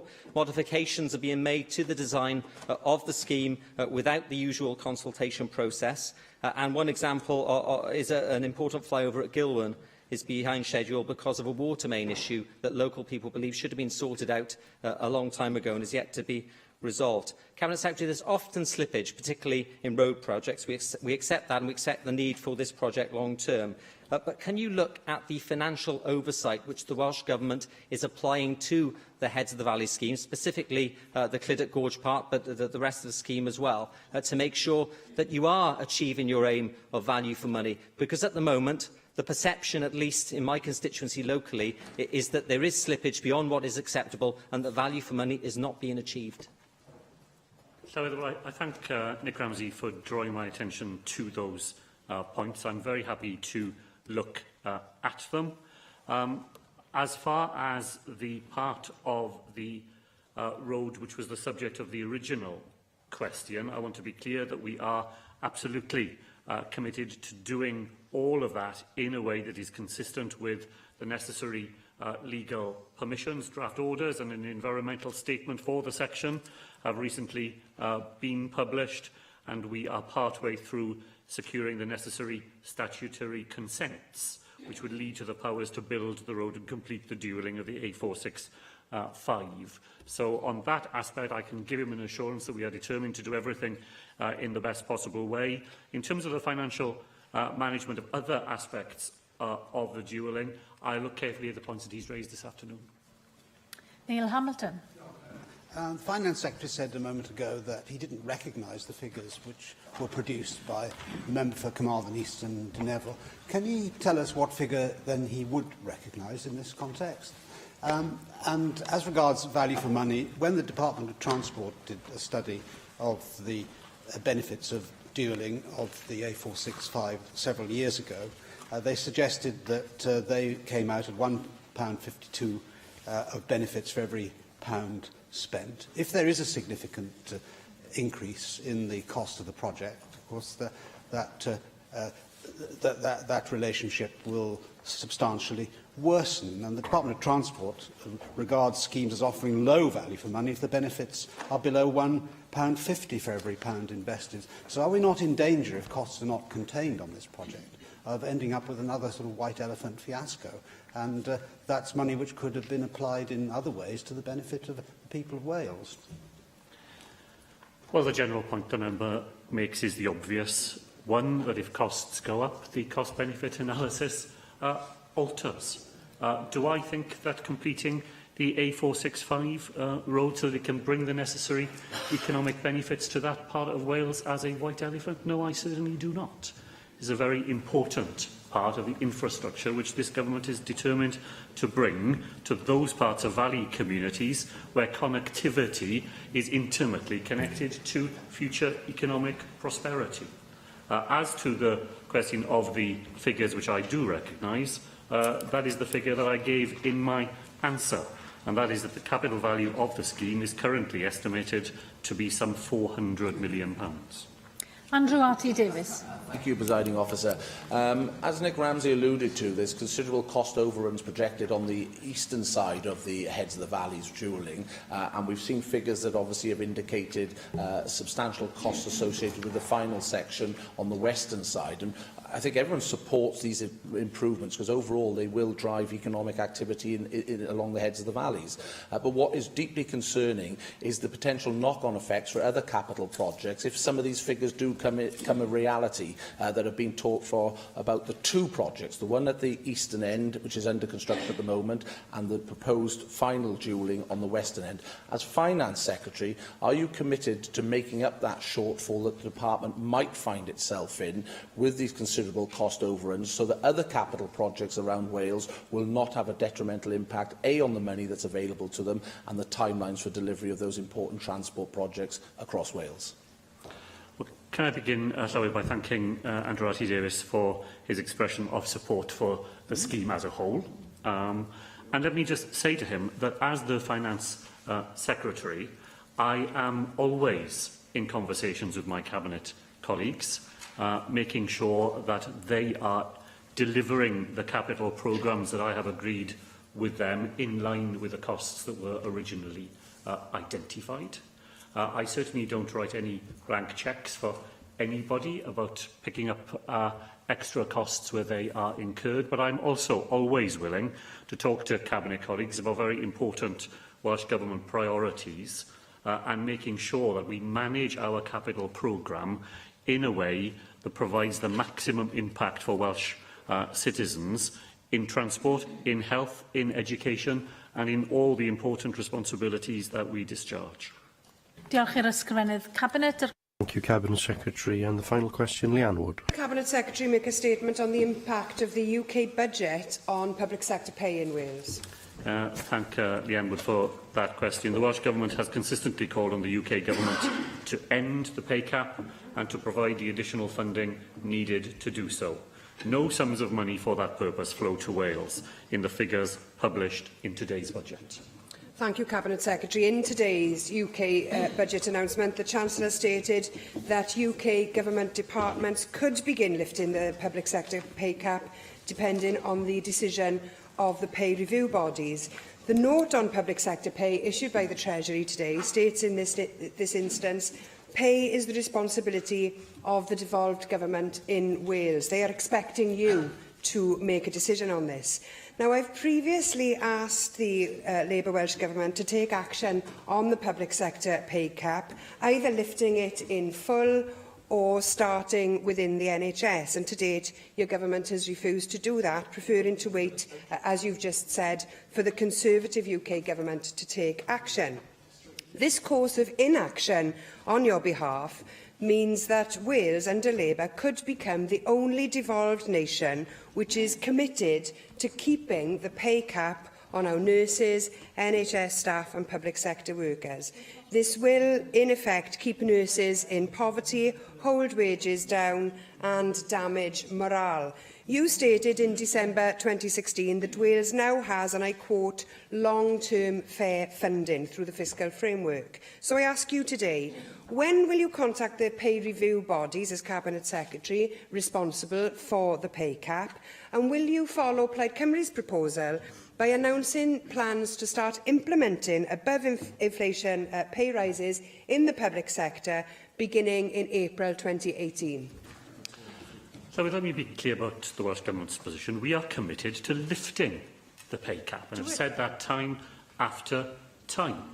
I will follow Plaid Cymru's proposals very closely and I will follow them with more attention when the leader of Plaid Cymru is able to say where she will take the money from in order to implement the policy to which she is attached. Because without money coming from the UK Treasury to lift the pay cap for which they are responsible, the only way that could be funded in Wales is by taking money away from other public services. That is not a course of action which I think is supported here in Wales.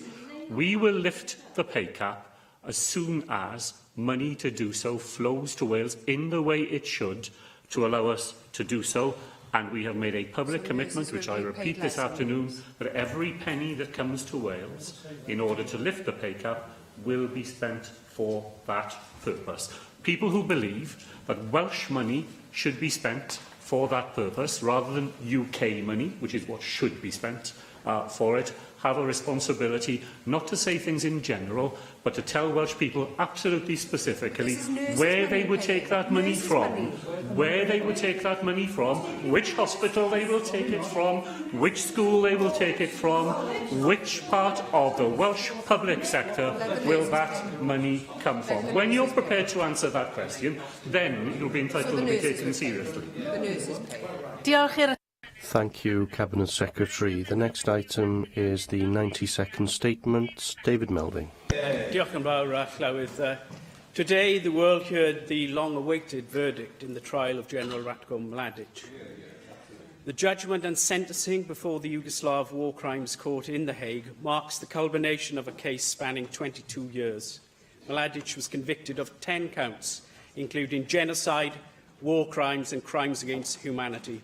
All of them committed during the conflict, which claimed 100,000 lives and left 2.2 million others homeless. He was sentenced to life imprisonment.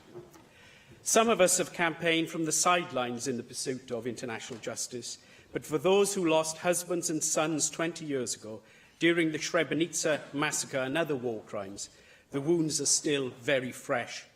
One woman lost her husband and both sons at Srebrenica. She said, "We have been sentenced without a trial. Our children were sentenced to death and expulsion, and we survivors were sentenced to stay living in hell." Llywyd, in 2014, I had the honour of leading an Assembly Commission delegation to Bosnia and to Srebrenica in particular. It was followed by a memorial event in the Senedd, which was led by Mr Howard Tucker, the Welsh detective who transformed the work of the UN International Criminal Tribunal for the former Yugoslavia. Howard served as the head of the ICTY office, Bosnia-Herzegovina, for 8 years during the peak of its activity. Without his outstanding leadership, some of the most notorious war criminals since the Second World War would not have been brought to justice. Central to his approach was the skill of community policing. Witnesses had to be identified and supported. Many initially were too terrified to speak. To conclude, Llywyd, today we mark the closure of a horrific chapter in world history, but we must remember and learn the lessons of Srebrenica and address hatreds in our own societies. We must continue to remember its relevance in countering intolerance and discrimination in the UK and elsewhere, and in promoting stronger and more cohesive communities. We must remember Srebrenica and its lessons and teach them to future generations so that they can live in a peaceful and inclusive society.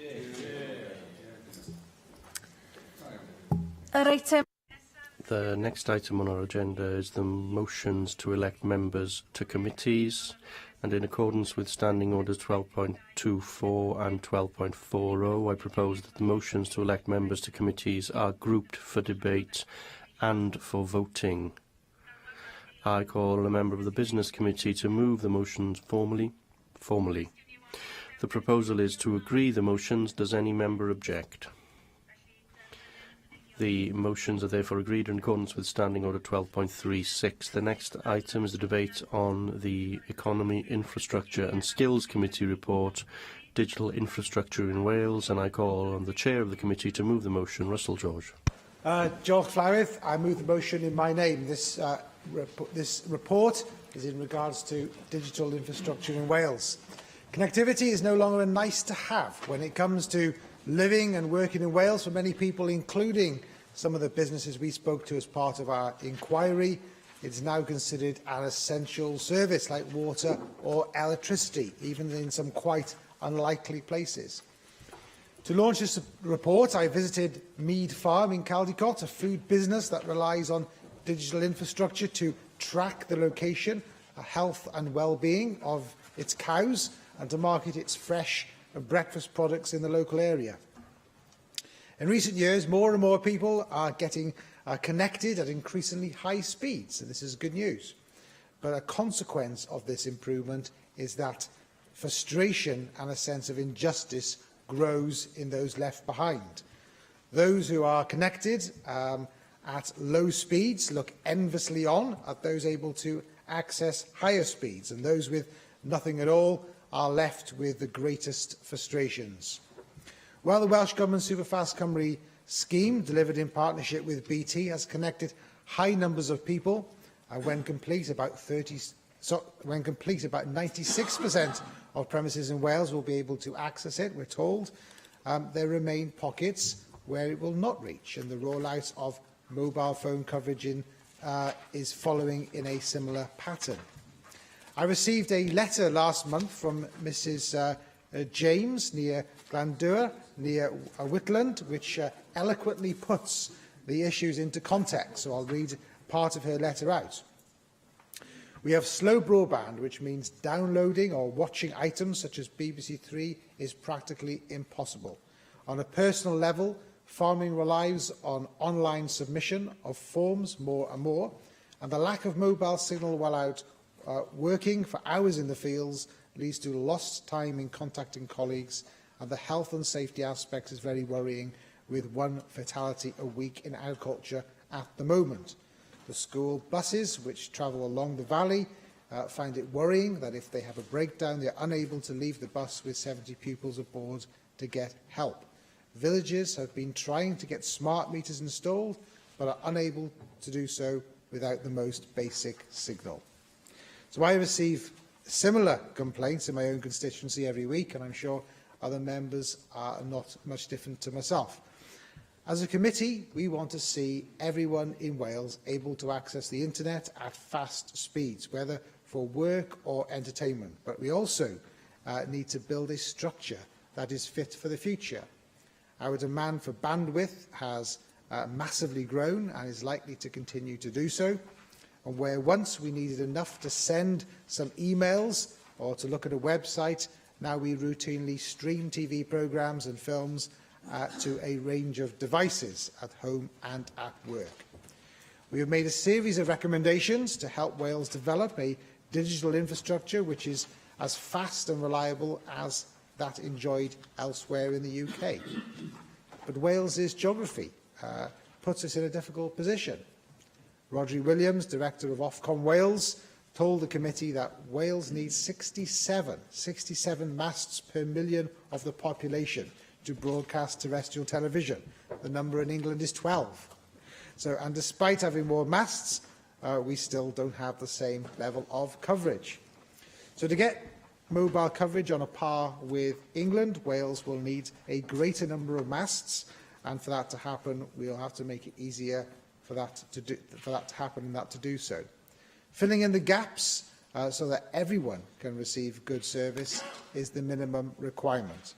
More can be done to help people take up those services once available and to take potentially controversial steps to ensure that connectivity makes many of us to have to take for granted is available to all. We also need to ensure that capacity is there.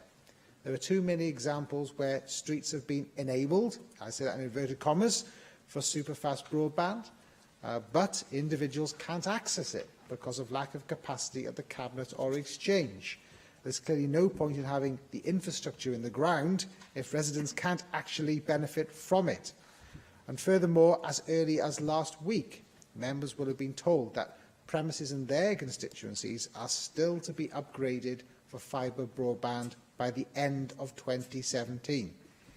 However, the Welsh Government also say, and I quote here, that the Superfast Cymru contract with BT closes in December 2017, and the costs of addressing any premises that suffer delay beyond that date will not be met by the Welsh Government through this contract. Now, the committee would be grateful for further clarity on this point, especially as the Superfast Cymru website has recently changed. Those that were previously listed as being in scope and due for an upgrade before the end of the year have now been told to check back after this date the status of their premises. Yeah, would you? And I also would like clarification on behalf of scores, if not hundreds, of my constituents by now who have been told everything will be done by the end of this year and are still awaiting confirmation of that. Can you share with the Chamber whether the committee were able to ascertain the number of delayed contracts in that position and whether it was likely or not that the whole contract would be delivered, in fact? Well, certainly we've had confirmation from BT that they believe that the contract will be delivered according to the contract. And I will come on to address some of the communication issues that you've raised, actually, towards the end of my contribution. And I think what Simon Thomas has also said concerns many other members as well, because the prospect of premises, of course, being left behind or left in the lurch increases substantially after the so-called drop-dead date at the end of December 31st, unless the Welsh Government, of course, intends on picking up the baton again as part of its successor scheme. And I would be grateful, of course, for clarity from the Cabinet Secretary, and the Cabinet Secretary heard Simon Thomas's comments in regards to this as well. I am pleased to see that the Government has accepted all 12 of the recommendations, 3 in principle. However, on some agreement isn't the same as action, of course, and the Government's Mobile Action Plan was plucked from the ether just prior to the Minister's appearance to give evidence to this inquiry, and that has to be widely welcomed, I should say. But progress since then, I have to say, has been slow, and Wales has already been playing catch-up with Scotland, and the action plan needs a bit more action, I would say. It needs to move at a faster upload speed. Now, the Superfast Cymru scheme is rapidly drawing to a close. Next month, in many ways, it's fair to say, I think that the scheme has been successful, bringing high speed, of course, to internet to many areas that might not have otherwise had it sooner. But, and this is where I come to Simon Thomas's point, but we are not the first inquiry to highlight the communication problems that have dogged the programme. Future schemes will need to address this, and we think that should be built into future contracts. I'm pleased to see the Minister looks like she's nodding to that. And one final thing, the committee has received some evidence from people concerned about electro-hypersensitivity, where people suffer from reaction to Wi-Fi or mobile phone signals. Now, while this was not, this was outside the terms of our terms of reference, I have received some further correspondence on this, and since we're debating this today, I would ask the Minister if any consideration has been given to this issue. So I do look forward to the debate this afternoon. I look forward to hearing comments from other members. Adam Price. Dwi'n meddwl wrth I ni edrych. I do think that as we look at this policy area, that it does make you feel particularly depressed, because this was the technology that had the potential for us to undo the disbenefits of being geographically peripheral or being located in a rural location. It was this technology that was supposed to provide the solution for rural business. But because of the lack of progress that's taken place, we are still in a disadvantageous situation as compared to the main centres of urban population in England and so on and so forth. And therefore we must have better leadership from the Welsh Government. And the system that we have, or the policy approach that we have, clearly isn't delivering. So, of course, the technology is moving forward constantly, and we will soon be talking about terabits. And if the Welsh Government truly wants Wales to be a testbed for driverless car technologies, for example, then we must move further ahead. So it's not through having an agreement or a contract with BT. That's not the best way of doing that, I would suggest. If we look at the figures, we heard the Cabinet Secretary saying that Wales is forging ahead. Well, what planet is he on? We can't have a reasonable policy decision if we don't accept the reality of the situation. As the House of Commons Library has demonstrated, 7 out of 10 of the council wards which have the slowest connections in Wales are in Wales. 6 of them in the Mid and West Wales regional. One of them, Llanfihangel, Aberdyfi, in my constituency. I saw that under an FOI request which was published last week, the information was published by the Welsh Government last week, and that demonstrates where we are in terms of the areas that have been connected under Superfast. And Ceredigion, it's only 68%, 68.9%, and these are your own figures, which were published last week. And we know that the average across the UK is 93 or 94%. That's for England, and it'll be 95% by the end of this year, and 98%, according to the UK government, by the end of this decade. But it's 68% in Ceredigion. What impact does the Welsh Government think that has on the viability of the economy in those areas? We must look at an alternative model.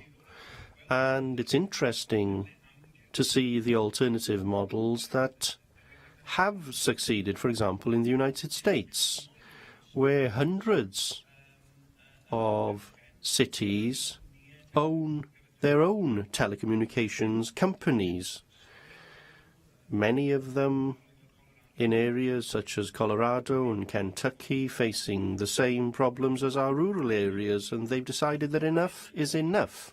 We are not going to rely on major monopolistic companies. We're going to take the reins ourselves. Some of them partner with smaller local or regional companies, and some of them own their own companies, very similar to the old Kingston Communications in Hull, which was very successful, and very similar to what the Basque government did back in the 90s, having faced the same difficulties. And again, the Basque country government decided, well, rather than just handing out this money to a large private sector monopoly, why don't we invest our funds into our own company?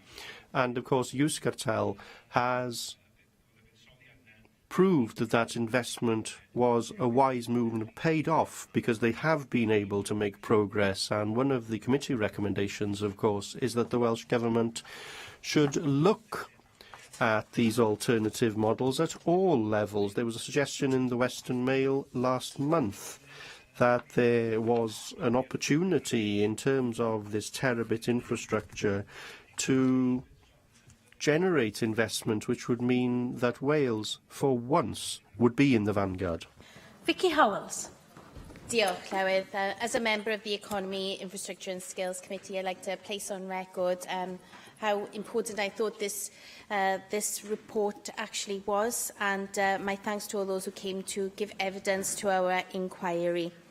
Since being elected, one of the thorniest issues I've had to deal with in my postbag relates to internet provision to domestic properties. One such example relates to the village of Penderyn in my constituency, and this was a subject before the Petitions Committee just last year.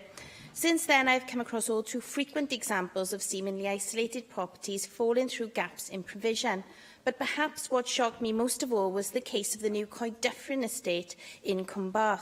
The estate was built around 4 years ago by Persimmon, and ever since, residents were caught in a not-spot no-man's land. Residents moving into their new properties found that they had a severely inadequate service, making it almost impossible to work, study, or even just shop. One constituent told me how he would have to drive to a local supermarket just to use their Wi-Fi to run his business. And no one wanted to help. Persimmon blamed BT. BT says it was Persimmon's fault. And the UK government actually advised residents to crowdfund a solution. I'm happy to say that my intervention seems to have led to a resolution. Openreach have agreed to invest the capital needed to complete the work to connect the empty cabinet frustratingly close to the new houses. Coed-Dyffryn residents should be able to finally benefit from superfast speeds before the end of the year.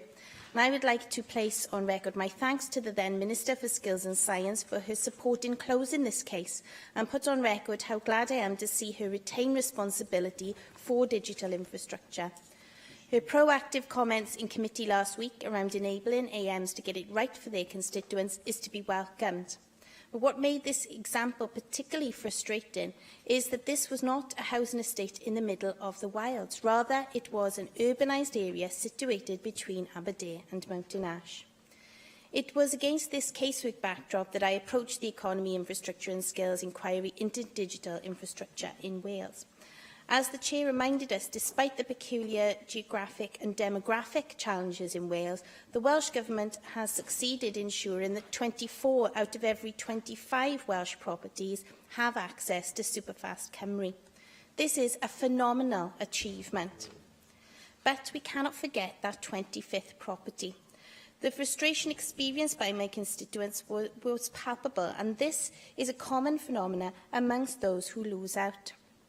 We need to seek bold solutions to fill in the gaps, and I think recommendation 2 is really important from this perspective.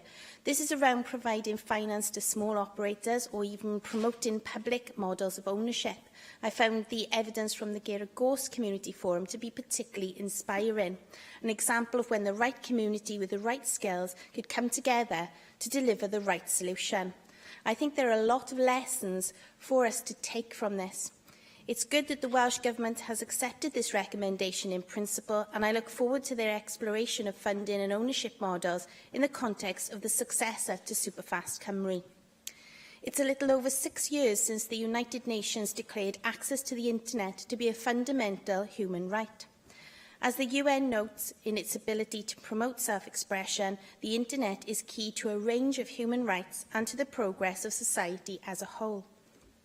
Similarly, the Joseph Rowntree Foundation has made the case for the role of digital technologies in tackling poverty. Again, this refers to the ways in which it can empower the most disadvantaged in society, as well as offering practical solutions out of poverty. And let us not forget the consequences of people needing to apply for universal credit online too. That's why I think the committee's recommendation 4 is fundamentally important. Improving digital infrastructure can and must run alongside community empowerment. Part of the frustration felt by the Coed Dyffryn residents was that they believed they were being ignored.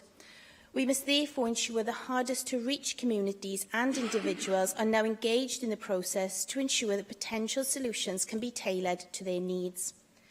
But communities must also be at the heart of our approach to issues like planning and physical infrastructure. Sharing masts or siting them in the best place for local residents can provide peace of mind to people in areas like Bryn Tirian, also in the Cynon Valley. I hope that these needs can be considered as future models for delivery are developed. David Rowlands. Can I say that how proud I am to have taken part in the production of this this report, and to also make note of the very adequate way in which the Chair has taken us through to this in the procedures needed. The IIS Committee's report on digital infrastructure throws up a number of questions, but first I would like to acknowledge the excellent progress that the Welsh Government has made with the massive expansion of the connectivity levels in Wales with its superfast broadband project. But the former Cabinet Secretary, in evidence to the economy and infrastructure, I say former, I'm afraid, I see you're still sitting with us and you're still going to answer the questions, Cabinet Minister.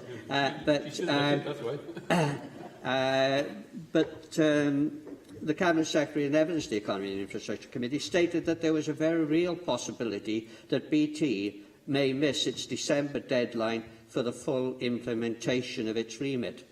And there seemed to be some confusion as to how to proceed with the implementation of the contract to eliminate the residual not spots.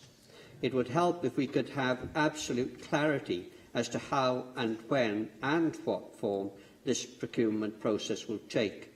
We also heard that the take-up of the high-speed broadband when it became available has not been as expected. It has been concluded that this could be put down to a lack of information from BT and, to a certain extent, the Welsh Government as to the advantages superfast broadband can bring to the business sector. Again, there seems to have been a great deal of confusion as to exactly when and where superfast broadband had been made available. This was particularly frustrating for the business sector. It would be beneficial to know if this has now been adequately addressed and if there is evidence available to show that take-up figures have improved over recent months. We do note and acknowledge that the Welsh Government has set up an exploitation fund levered from a number of sources which is designed to help business engage with this new technology, and it will be interesting to see if this fund will achieve its aims. It is said that at the end of the Superfast Cymru contract, the BT, there is estimated to be around 4% of the country without superfast broadband. We acknowledge that filling this gap will be far more expensive per connection than under the last contract, but we urge the Welsh Government to press on with this excellent progress made so far and make superfast broadband universal throughout Wales, and in so doing make Wales one of the world leaders in online access. Turning to mobile phone coverage, again we acknowledge the progress made so far, but a number of obstacles have been identified by mobile suppliers, citing such things as planning delays, access to land, difficulty with electricity supply, and arrangements with necessary traffic disruptions.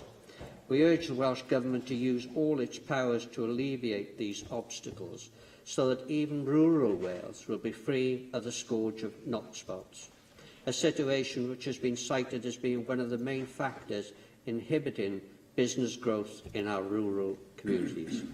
Again, we acknowledge we wish to acknowledge the excellent progress made in this area by the Welsh Government and offer our support in its further implementation. Simon Thomas. Diolch, Llywydd. Thank you, Llywydd. I'm afraid that I can't share the contentment that some have with the progress made under this contract, or in general with broadband in Wales. Vicky Howells mentioned that only 1 out of every 25 homes that has no access to broadband, but it appears to me, through the letters that I have, that whole villages are full of these 1 in 25 homes in the area that I represent. By now, letters regarding access to broadband have gone past, in my emails, have surpassed health. I've got more letters about broadband than health, and I've never seen that as an Assembly member or as a Member of Parliament, and it's clear that access to broadband has speeded up as the current contract is coming to an end at the end of the year, as a number complained that they haven't seen the access that they've been expecting. There was a website showing people when their village was going to have access and when their house was going to be part of it. The publicity money was taken out of that website, and now people don't know when that is going to happen. And by now, I'm afraid that we're in a situation to feel that despite the efforts of the Welsh Government, I'm not sure that we've had the service that we expected to have after spending over £150 million from BT and Openreach. I don't think they've performed fully according to their contract, and I will speak in a while about what we should do about that. For the areas that I represent, adequate access to broadband is now completely essential. You talk in general about 10 megabit, as Adam Price mentioned. By now, the expectations of people about how they can deal with the local economy has gone beyond that. We don't want to see people having to move from rural areas, to move from West Wales in order to get nearer to the market, when you have an electronic market that should be able to be used anywhere in Wales. Adam mentioned the fact that a study by the Library of the House of Commons had found that 7 out of 10 wards had the slowest broadband in Wales, and 6 of them were in the West and Mid Wales. But it's worse than that, because when I looked at the figures, I was surprised really to see the figures the House of Commons Library had. They said that these figures were bad. For example, Trelich in West Carmarthen, 3.8 megabit. Esgyrn, 42. Llanfihangel Aberbrydych, 42. Over the summer, I have conducted my own survey in Meirion Dwyfor, in Ceredigion, and in Pembrokeshire and Carmarthenshire about what is the speed that people actually receive in their homes, and they are as low as 0.2 megabit.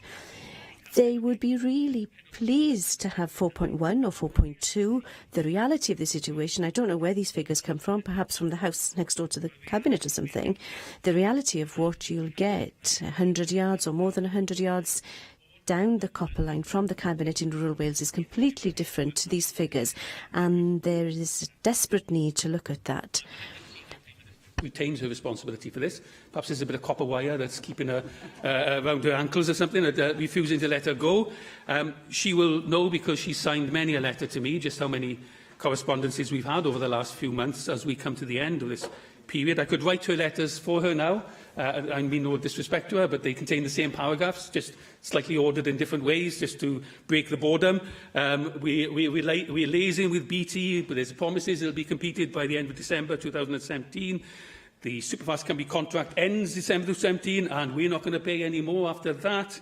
And then this classic line, we make it clear that failure to do so will see severe financial penalties. I'd like to understand when the Minister replies, the Cabinet Secretary, sorry, just what the nature of those penalties are, because I don't think my constituents are interested in penalties. They just want broadband.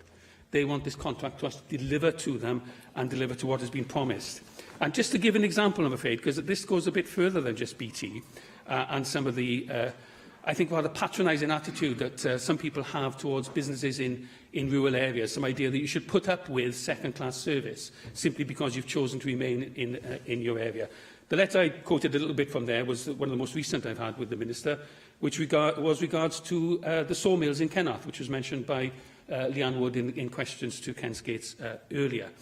Now, again, the promise has been to deliver Superfast broadband to those sawmills by the end of December. Now, the sawmills have made several £1 million of investment in equipment that is run internationally.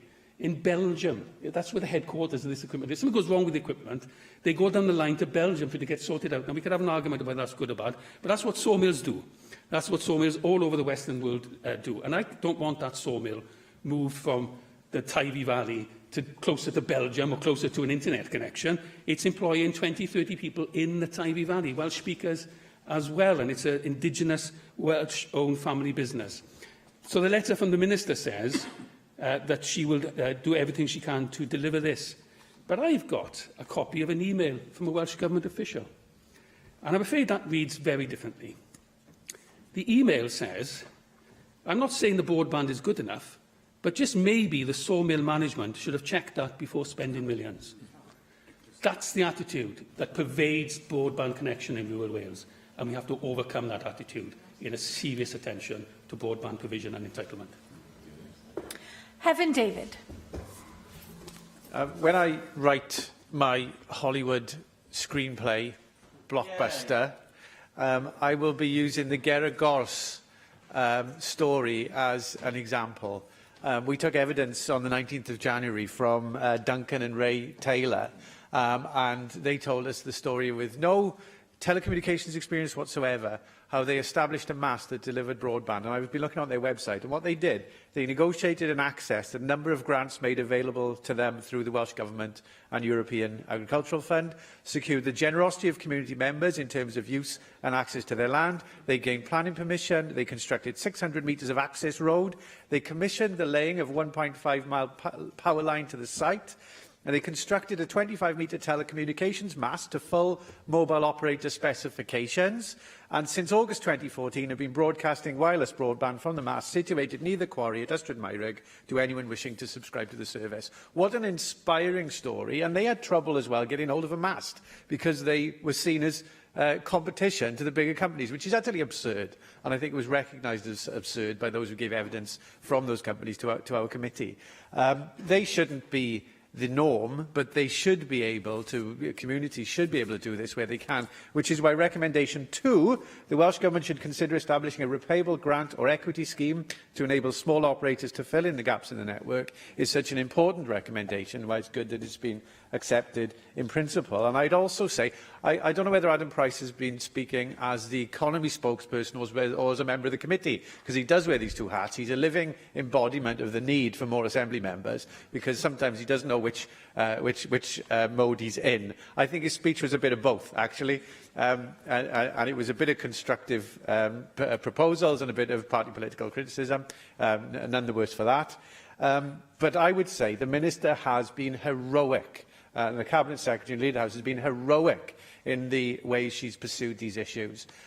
She hasn't given up. She has come to my constituency to meet with businesses that have struggled with these issues. She's introduced me to civil servants who have listened, and I have had assurances, particularly with regard particularly with regard to Castle Reach and Kingsmead Estates in Caerphilly, that by the drop-dead date these issues should be resolved. And I have every reason to believe BT. This point in time, though, if we are let down, then there will be consequences. There have to be consequences, and I'd like the Minister to emphasise that there will be consequences. I'm going to give them until February, actually, after the drop-dead date, to come in and get the mobile operators to come and provide the services, the broadband operators to come and provide the services. But BT have given those assurances that Openreach will have these areas connected, and I hope that that will happen. The Minister also visited businesses located at Penather Industrial Estate, for example, and they haven't been able to get broadband access. They're relying on A-band to deliver services, but even so, that service hasn't been excellent either. And we know that if Our Valleys, Our Future is going to work, then connecting these areas, these final stages must be solved. Otherwise, we will end up with areas that are suffering and will not achieve the ambitions of the Our Valleys, Our Future aspirations. So, notwithstanding the Geragos project, which was inspirational, we also need this government lead, which the Cabinet Secretary has been providing. There are residents in my constituency who don't live in Ystrad. They live just half an hour from the M4 in the south end of Caerphilly. They must have 21st century broadband access. I commend this report to the Assembly because it does contain an action plan for achieving that. And I think the thing now to do is get on and accept those recommendations. I call on the Leader of the House, Judy James. Well, I'd like to start by very much thanking the Chair and members of the Economy, Infrastructure and Skills Committee for their report and all of their hard work in this area. And I want to start by acknowledging some of the things that members have said in the Chamber. I have been to most bits of Wales. I don't believe I've actually visited some of the members who've contributed to constituencies, but I make the offer again. I'm more than happy to do so. I've attended a number of large and small meetings across Wales. I'm due to go up to North Wales very shortly to have another couple up there. And the reason that we've been doing that is, first of all, we want people to understand what the Superfast Cymru scheme is and why it's structured in the way that it is, which I will just touch on it again in a moment. But also, more importantly, to understand what we can do with the successor scheme to make sure that all the communities are connected. We're very pleased to acknowledge that that there will be a number of solutions that we need to look at for the successor project. And the reason that the recommendation is accepted in principle is only because we wanted to look at a wide range of solutions that might be available, including things like community interest companies and social enterprises, but also just things like combining grants in a particular way, looking at community Wi-Fi schemes. There are several examples of these around Wales already. One of the things we're also going to look at is how we can use publicly installed broadband structures to put community Wi-Fi in place, for example.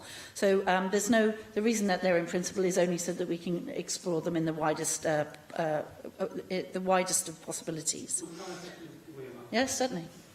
I don't want to detain us too much on the details of what might be the successor scheme. But is she suggesting there could be alternatives to Openreach and BT? And secondly, is she also looking at this in a technology-free sort of way, if you like? Because we've just had an announcement, for example, in the budget today of 5G investment. And in some parts, I think we could be thinking beyond actual wires and cables to houses. Yes, absolutely, accept all of those points. I'll come on to some of the complications of mobile in a minute, but since this scheme started, one of the problems, of course, is that technology has moved very significantly, and actually, although mobile isn't devolved to Wales, as I keep saying, actually there's almost no difference between internet access and mobile, depending on, so broadband, as we call it, is fibre broadband, but actually 5G access is just as good as if you can get it there. And that's one of the continuing conversations with the UK government about the edges of the devolution settlement, which make some of these things difficult as the technology moves, which I will come on to. In terms of the delivery, the Superfast Cymru project was let after an open market review to comply with state aid rules. That open market review told us where the various telecommunications companies at that time intended to have commercial rollout. And we are not allowed to go in the intervention area anywhere where there's commercial rollout. So actually, largely, this project is entirely rural. So my own constituency in Swansea has no Superfast at all, because obviously there's commercial rollout intended. But I can assure members that that hasn't meant that everybody has got Superfast, and I can't actually do anything about it. It's not in the intervention area. And one of the things that Vicky Howells highlighted was actually the difficulty of new estates built after the open market review. Members will remember that we conducted a further open market review, which brought another 42,000 premises in, as as telecommunications companies decided to change where they were going to go with the commercial rollout. And also, in order to get to the largest number of premises across Wales, it has no geographical bias whatsoever. It's a conversation that I've had with a large number of you, including Llawydd, on a number of occasions, because what we try to do is get to the largest number of premises in Wales with the money available. So we have not told Openreach and BT where to go. They just go where they can get the biggest number of premises connected. We are technology neutral. It's entirely a matter for them where they go, so they decide whether it's fibre to the cabinet that will connect the most number of properties or fibre to the premises. We do have pockets of villages where the whole village is left out, because actually that's what you'd expect. So it's been said to me, for example, that some people feel that only a few properties have been connected to tick some sort of box. I can assure you that's not the case. They are paid for premises passed, and if they can connect a whole village, they obviously get the whole village as premises passed. There's no benefit to them in connecting some part of a network. Where fibre to the cabinet is used, there is frustration, because if you're about a kilometre away, that's about the cut-off for superfast speeds, about 30, and there's a shadow that goes out to 24 megabits a second for some people. BT are only paid for premises passed that reach the thresholds. They are allowed to have some properties in the shadow area, but most of the properties have to come over 30 megabits a second, and actually almost all the premises come in at around 80 megabits a second to 100 once they're connected. We have been pushing them very hard over the last 2 years. I have extremely regular, very fractious meetings with them about where they are and why they've started the build. I completely accept the comms point that the committee has made and that a large number of members have made to me. BT were extremely optimistic in announcing where they were going to get to, and have been less good at giving people good information about why that's not going to happen. And we've had a lot of conversation with them about not being optimistic as they see it. And I totally acknowledge that we need to do better in comms in terms of the Superfast 2 successor project. They are still telling us that they will make it. They are connecting a phenomenal number of premises per week at the moment, more than they've ever done previously in the contract due to the number of flames we are holding their feet to. They tell us they'll make it. If they don't, there are financial penalties, which I won't reveal here for all sorts of commercial reasons, but which will obviously be eventually auditable. And all of the money will go back into Superfast 2. We absolutely concur that we don't want money, we want connection. Absolutely. So what we are trying to do is get them to get the network out as far as it will go with this project, so that when we come to Superfast 2, we have the best possible start. We've just done an open market review and consultation in terms of Superfast 2, and we're just analysing them. Officials tend to start that procurement exercise shortly, with a view to the new project starting as close to the beginning of next year as we can manage it, because we want to keep the rollout going.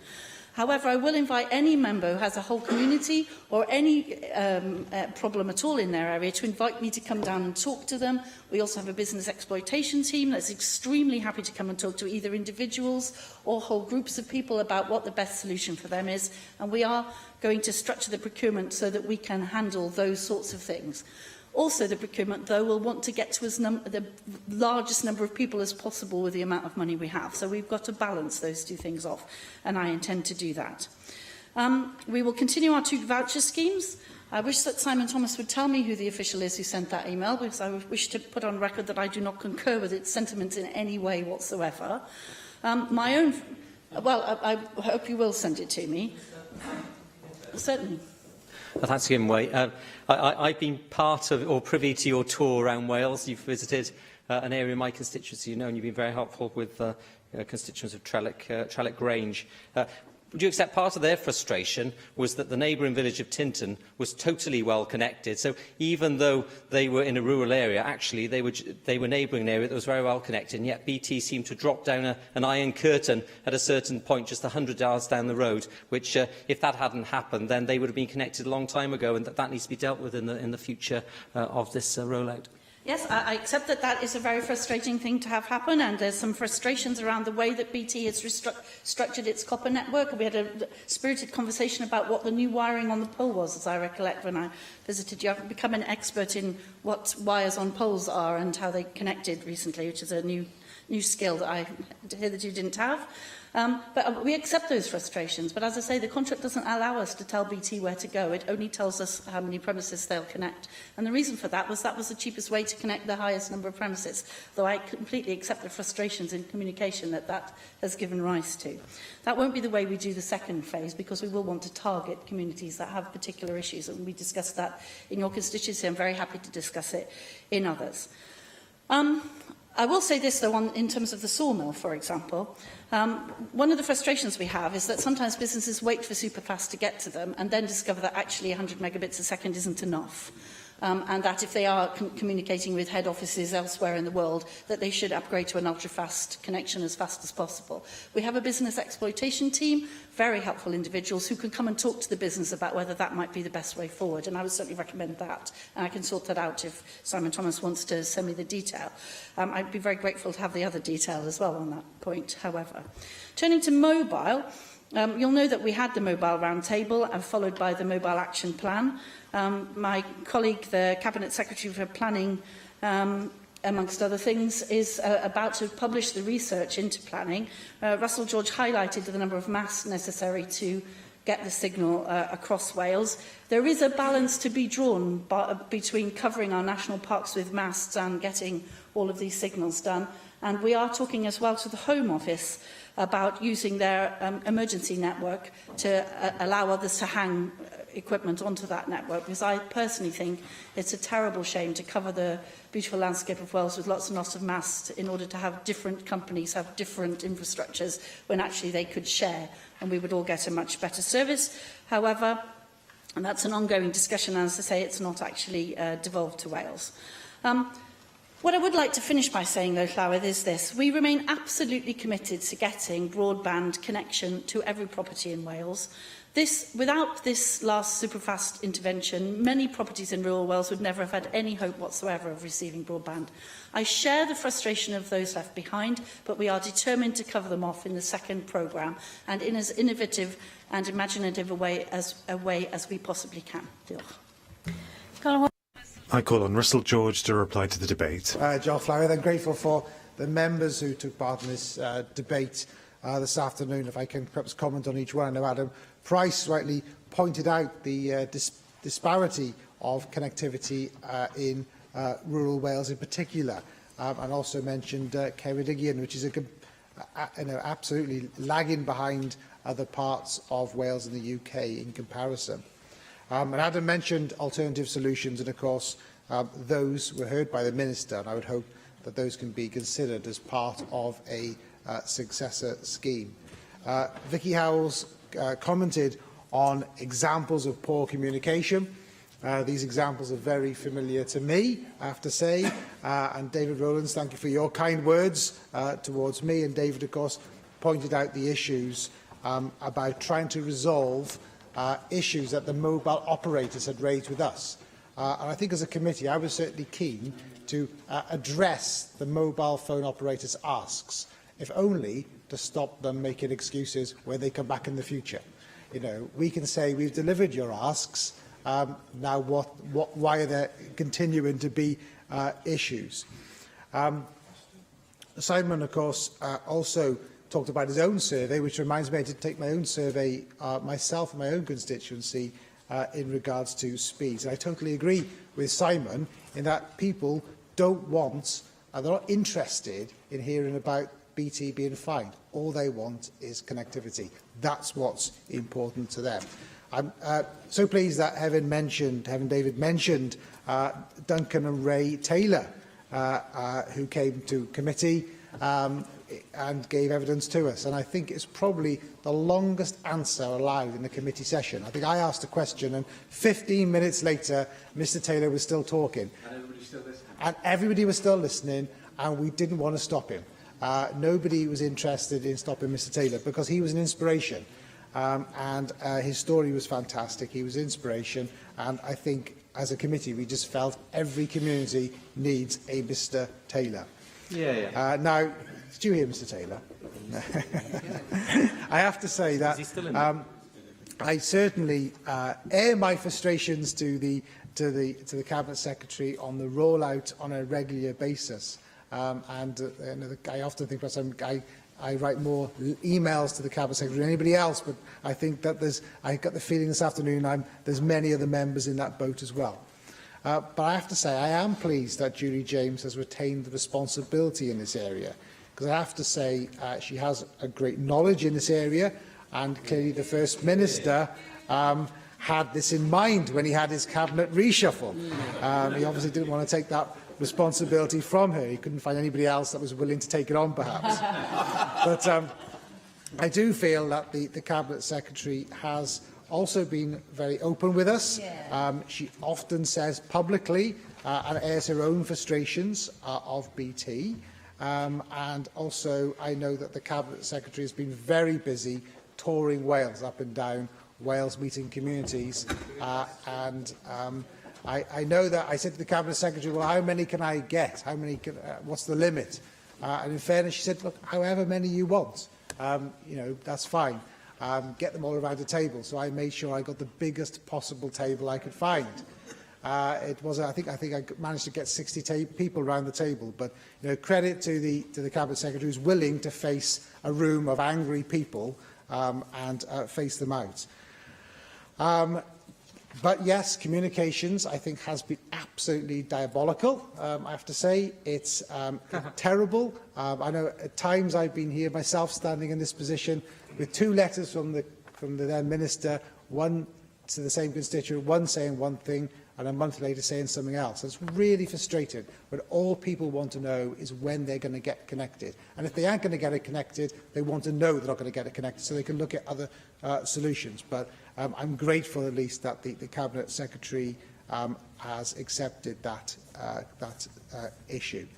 Can I thank members who took part in this debate today, and members who also took part in our deliberations in our committee, some who have now left the committee, who have been elevated to government. So thank you for your contribution as well. And also, if I could also thank the committee clerking team and the integrated team, because this has been a difficult piece of work, because as soon as the team start to draft that report based on the committee's and the members' direction, then things change and technology changes, and ministers make statements during that drafting, and it's really it has been a difficult task for them, and there's quite a lot of technical issues that were also coming up in detail. So I think credit to them as well in that regard. But I look forward to the day when we have a debate in this chamber, when we are having a debate on 100% of Wales being able to receive superfast broadband, good speeds, and everyone is able to get a good mobile signal on their phones. Look forward to that day. Thank you to all who took part in the debate today. Question. The proposal is to note the committee's report. Does any member object? The motion is therefore agreed. The next item is the Welsh Conservatives debate, and I call on Mark Isherwood to move the motion. Mark Isherwood.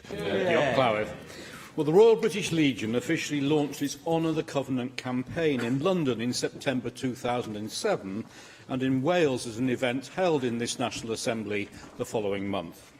Since the early 19th century, men and women have served and fought for their country under the terms of the Military Covenant, which states that those who serve in the armed forces, whether regular or reserve, those who have served in the past, and their families should face no disadvantage compared to other citizens in the provision of public and commercial services. Special consideration, it says, is appropriate in some cases, especially for those who have given most, such as the injured and the bereaved. Well, having been the guest speaker at the Royal British Legion North Wales District Annual Conference the previous weekend, I led a short debate here in January 2008, supporting the Legion's campaign, and I concluded that this must be fought until it is won, and that the Welsh Government must do everything within its power to assist this.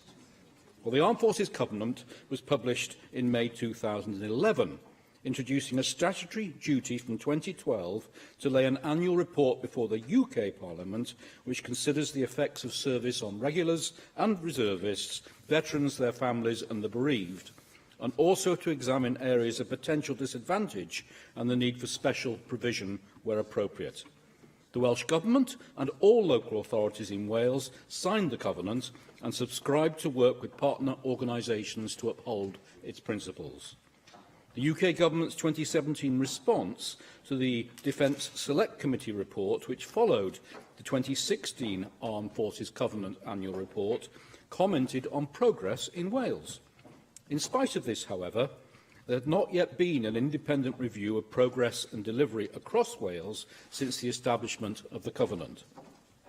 In September 2016, a number of armed force charities working in Wales answered a call for submissions to inform the upcoming priorities for the Assembly's Equality, Local Government and Communities Committee, stating that there would be considerable merit in the committee undertaking a review of the implementation of the Armed Forces Covenant in Wales. As no indication was received to suggest that an inquiry was planned, the Assembly Cross-Party Group on the Armed Forces and Cadets took a decision to undertake the inquiry which is the subject of this debate. Our motion, therefore, proposes that the National Assembly for Wales welcomes the Cross-Party Group's report, notes its recommendations and calls on the Welsh Government to consider those recommendations. Having considered the evidence received, the report made 23 recommendations in 7 areas. It found that in order to uphold the Covenant, the Welsh Government should consider the appointment of an Armed Forces Commissioner for Wales to improve the accountability of public sector organisations for the delivery of the Armed Forces Covenant. The Commissioner should be required to publish an annual report to be laid in the National Assembly for Wales on adherence to the Covenant. A Commissioner would support the specific needs of veterans, represent these to Welsh Government and properly scrutinise service delivery for veterans carried out by Welsh Government, NHS Wales and local authorities. As with the other recommendations in this report, this role has been supported and endorsed by the Armed Forces community and armed service heads. The report calls for the Welsh Government to establish key performance indicators for devolved public sector organisations in Wales to monitor adherence to the Covenant. Supplement its Welcome to Wales initiative with a single national armed forces helpline for service personnel, veterans and their families. Work with the Ministerial Expert Group to identify priority projects and coordinate funding bids at an all-Wales level. And work with the third sector to deliver a compulsory public sector e-learning module to support awareness of the Armed Forces Covenant. The report recommends that the Welsh Government should continue to work with both the UK Government and Office of National Statistics to ensure that the questions in the 2021 census are sufficient to identify both the size and needs of the armed forces and veteran community in Wales. It calls on the Welsh Government to establish a Welsh Armed Forces Privilege Card scheme. Given the concerns over the capacity of Veterans NHS Wales to meet the demands of patients and its variable waiting times, the report recommended that funding for the service should be reviewed and increased, targets for access to the service should be established, and performance against the targets should be regularly published. Waiting lists for Veterans NHS Wales are 9 months in the Swansea area and average 5 to 6 months elsewhere. Although they've secured 3 years extra funding from Help for Heroes to employ 3 full-time therapists to bring waiting lists down, they expect waiting times to rise again without additional investment. Although the Welsh Government has announced £100,000 additional funding, Veterans NHS Wales told the cross-party group last year that they need £1 million annually to meet the mental health needs of the armed forces community in Wales and therefore reduce pressure on cost on other services.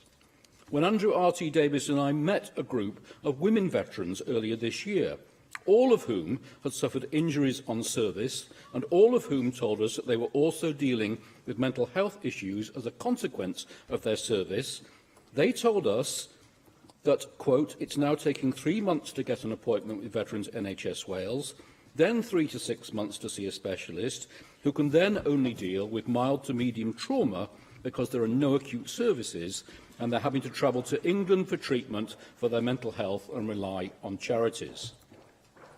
The report also called on the Welsh Government to develop an action plan to promote greater awareness of priority NHS treatment for service-related injuries and illnesses amongst health service staff, ensure that family members of service personnel posted to Wales who are on an NHS waiting list are not disadvantaged by having to wait longer for treatment than they would prior to being posted to Wales, review and update the Guide to Improving the Health and Wellbeing of Prisoners in Wales who are Veterans document, and provide core funding to third sector partners delivering peer mentoring schemes. Although ChangeStep, led by the charity CAIS, has secured 12 months funding from Help for Heroes to embed a peer mentor into each Welsh health board, Veterans NHS Wales highlight the need for additional funding to keep the peer mentors in post as part of their core team to mirror the Scottish veteran model. In 2007, the Legion's Honour the Covenant campaign already noted that veterans who were not assisted by MOD-supported combat stress or another specialist organisation need to be able to access mental health care and receive priority treatment. Or with the announcement that combat stress is scrapping residential care at its Audley Court Centre in Shropshire, we must also address concerns that Welsh veterans will now be forced to travel across the UK for residential care because there is no provision in Wales. In recognition of the specific challenges faced by children from service families, and in order to address the disadvantage compared to other parts of the UK, the report recommended that the Welsh Government should consider the introduction of a service pupil premium. As the Royal British Legion states, in England, this has provided important practical support to service children in education. Schools in Wales should have access to a similar fund for the approximately 2,500 children who currently attend schools in Wales. The report also calls for regional education consortia to appoint armed forces champions, flexibility for Welsh secondary schools to allow the children of service personnel to be enrolled mid-term, as is already the case for infant classes, and more schools to participate in the cadet expansion programme. The report recommends extension of the successful Cymru yn Cofio, Wales Remembers First World War project to enable other important military anniversaries to be marked. And it calls on the Welsh Government to work with the Welsh Local Government Association to ensure that all of Wales' civic war memorials are adequately maintained, and with Wales military museums to establish travelling exhibitions. The report calls for development of further partnerships between registered social landlords and third sector to support additional supported housing accommodation for vulnerable veterans in Wales, and for registered social landlords to waive local connection requirements for former partners of service personnel leaving service family accommodation. And finally, the report calls for the Welsh Government to establish an employment scheme to assist service leavers, veterans and reservists, and support the partners of service personnel when their partners are posted to Wales. For the second year running, the Welsh Government has said that it is developing an employment pathway, but Veterans NHS Wales figures show that only a third are employed. 100 years after the signing of the treaty that led to the end of the First World War, this is a covenant which must endure. Thank you. I have selected the 3 amendments to the motion, and I call on the Cabinet Secretary for Local Government Public Services to move formally Amendment 1. Thank you. I call on Steffan Lewis to move Amendments 2 and 3 tabled in the name of Rhyn ap Iorwerth. Steffan. Thank you, and it's a pleasure for me to move formally the amendments in the name of Rhyn ap Iorwerth. 2 weeks ago, people from all communities came together to remember those who had lost their lives in conflict, in all conflicts, and in particular those who died in the First World War. During the remembrance period, of course, it is our opportunity to reflect upon the sacrifice of all those, past and present, who have served in our armed forces. We thank them for what they do on our behalf. Earlier this year, we marked the centenary of the Battle of Passchendaele, one of the bloodiest events of the First World War. 500,000 men from both sides died fighting over just 5 miles of land. It was an unimaginable and senseless tragedy. Over the next few years, there will be more centenaries.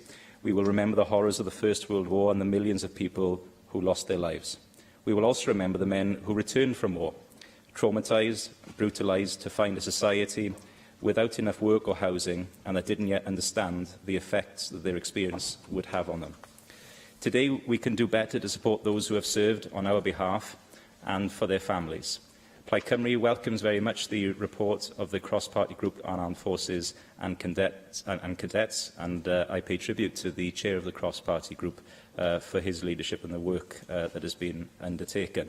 It is encouraging to see that good progress has been made, and the report also sets out a number of important recommendations to further improve the services available. The National Housing Pathway for Veterans serves as an important role in providing additional support to former service people and their families.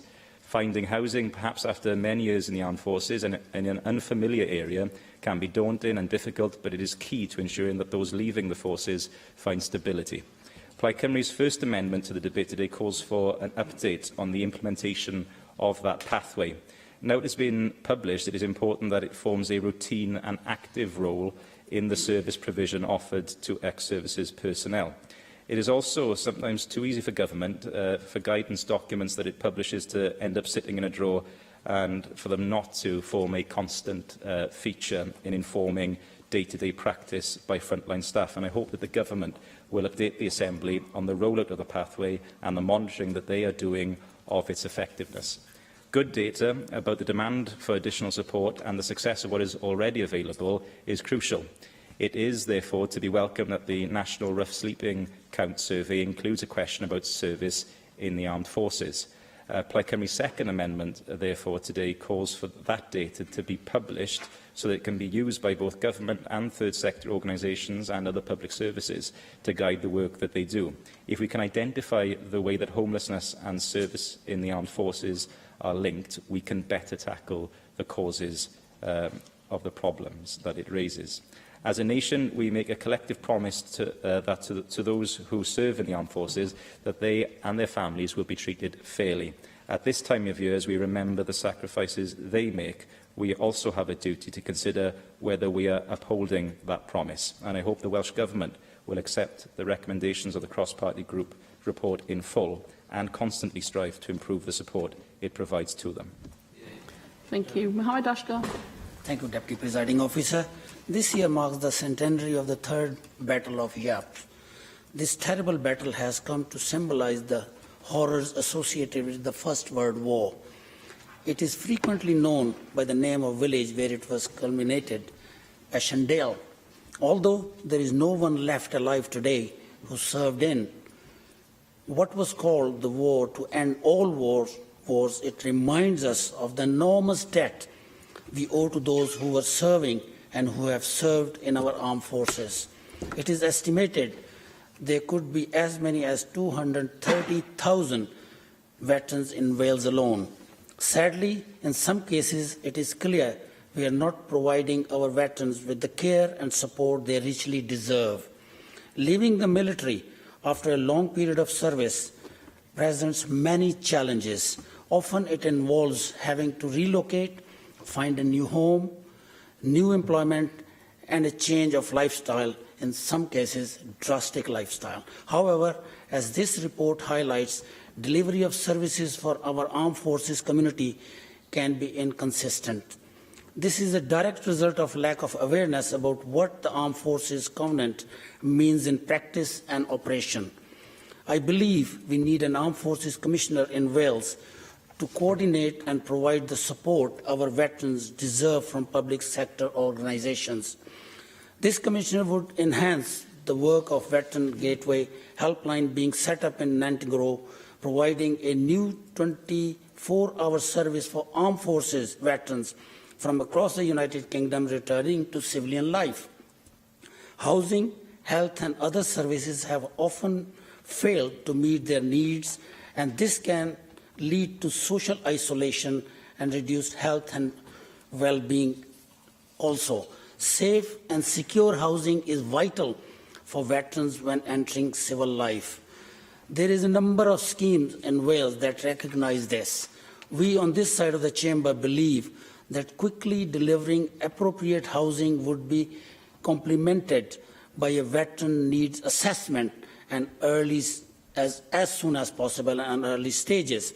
This could form the basis for service delivery and provide solid evidence to close any gaps in provision. A number of veterans become homeless due to an inability to come to terms with the traumatic experiences to the extent that interrupts everyday tasks. Post-traumatic stress disorder is an anxiety disorder caused by experiencing distressful and distressing event in and during the war. In some cases, it can lead to an increase in alcohol and drug misuse. The symptoms of mental health needs to be recognized early, and greater support is required in this area also. The Welsh Government recently announced additional funding to increase consultant psychiatrist session by 50%. It's a very welcome news. It is vital that this additional funding is used to develop Wales-wide improvements to the service. No veteran in need of specialist support should be left languishing on a waiting list. The education of children of service personnel can also suffer due to disrupted lifestyle. The pupil deprivation grant is only available to the children eligible for free school meals. Deputy Presiding Officer, most servicemen and women children do not meet this criteria. In England, there is a service pupil premium of 300,000 per child payable direct to the schools. No such premium exists in Wales, leaving service children here disadvantaged compared to those living in England. The Welsh Government should introduce a service pupil premium to address this issue. Deputy Presiding Officer, I personally have experience in life. The armed forces, they are there to give their extreme sacrifice to the nation. And they're not only done to this nation, they are done globally. I am personally an example. When in 1947 India was divided, it was Royal Air Force officer, which my family owes for the rest of our children and grandchildren. They flew us from Delhi to Peshawar with my mother and father and 3 children, empty-handed. And that was actually the scenario of the Second World War, which I think Royal Air Force not only given to this country, the whole world. And our service personnel have never let us down.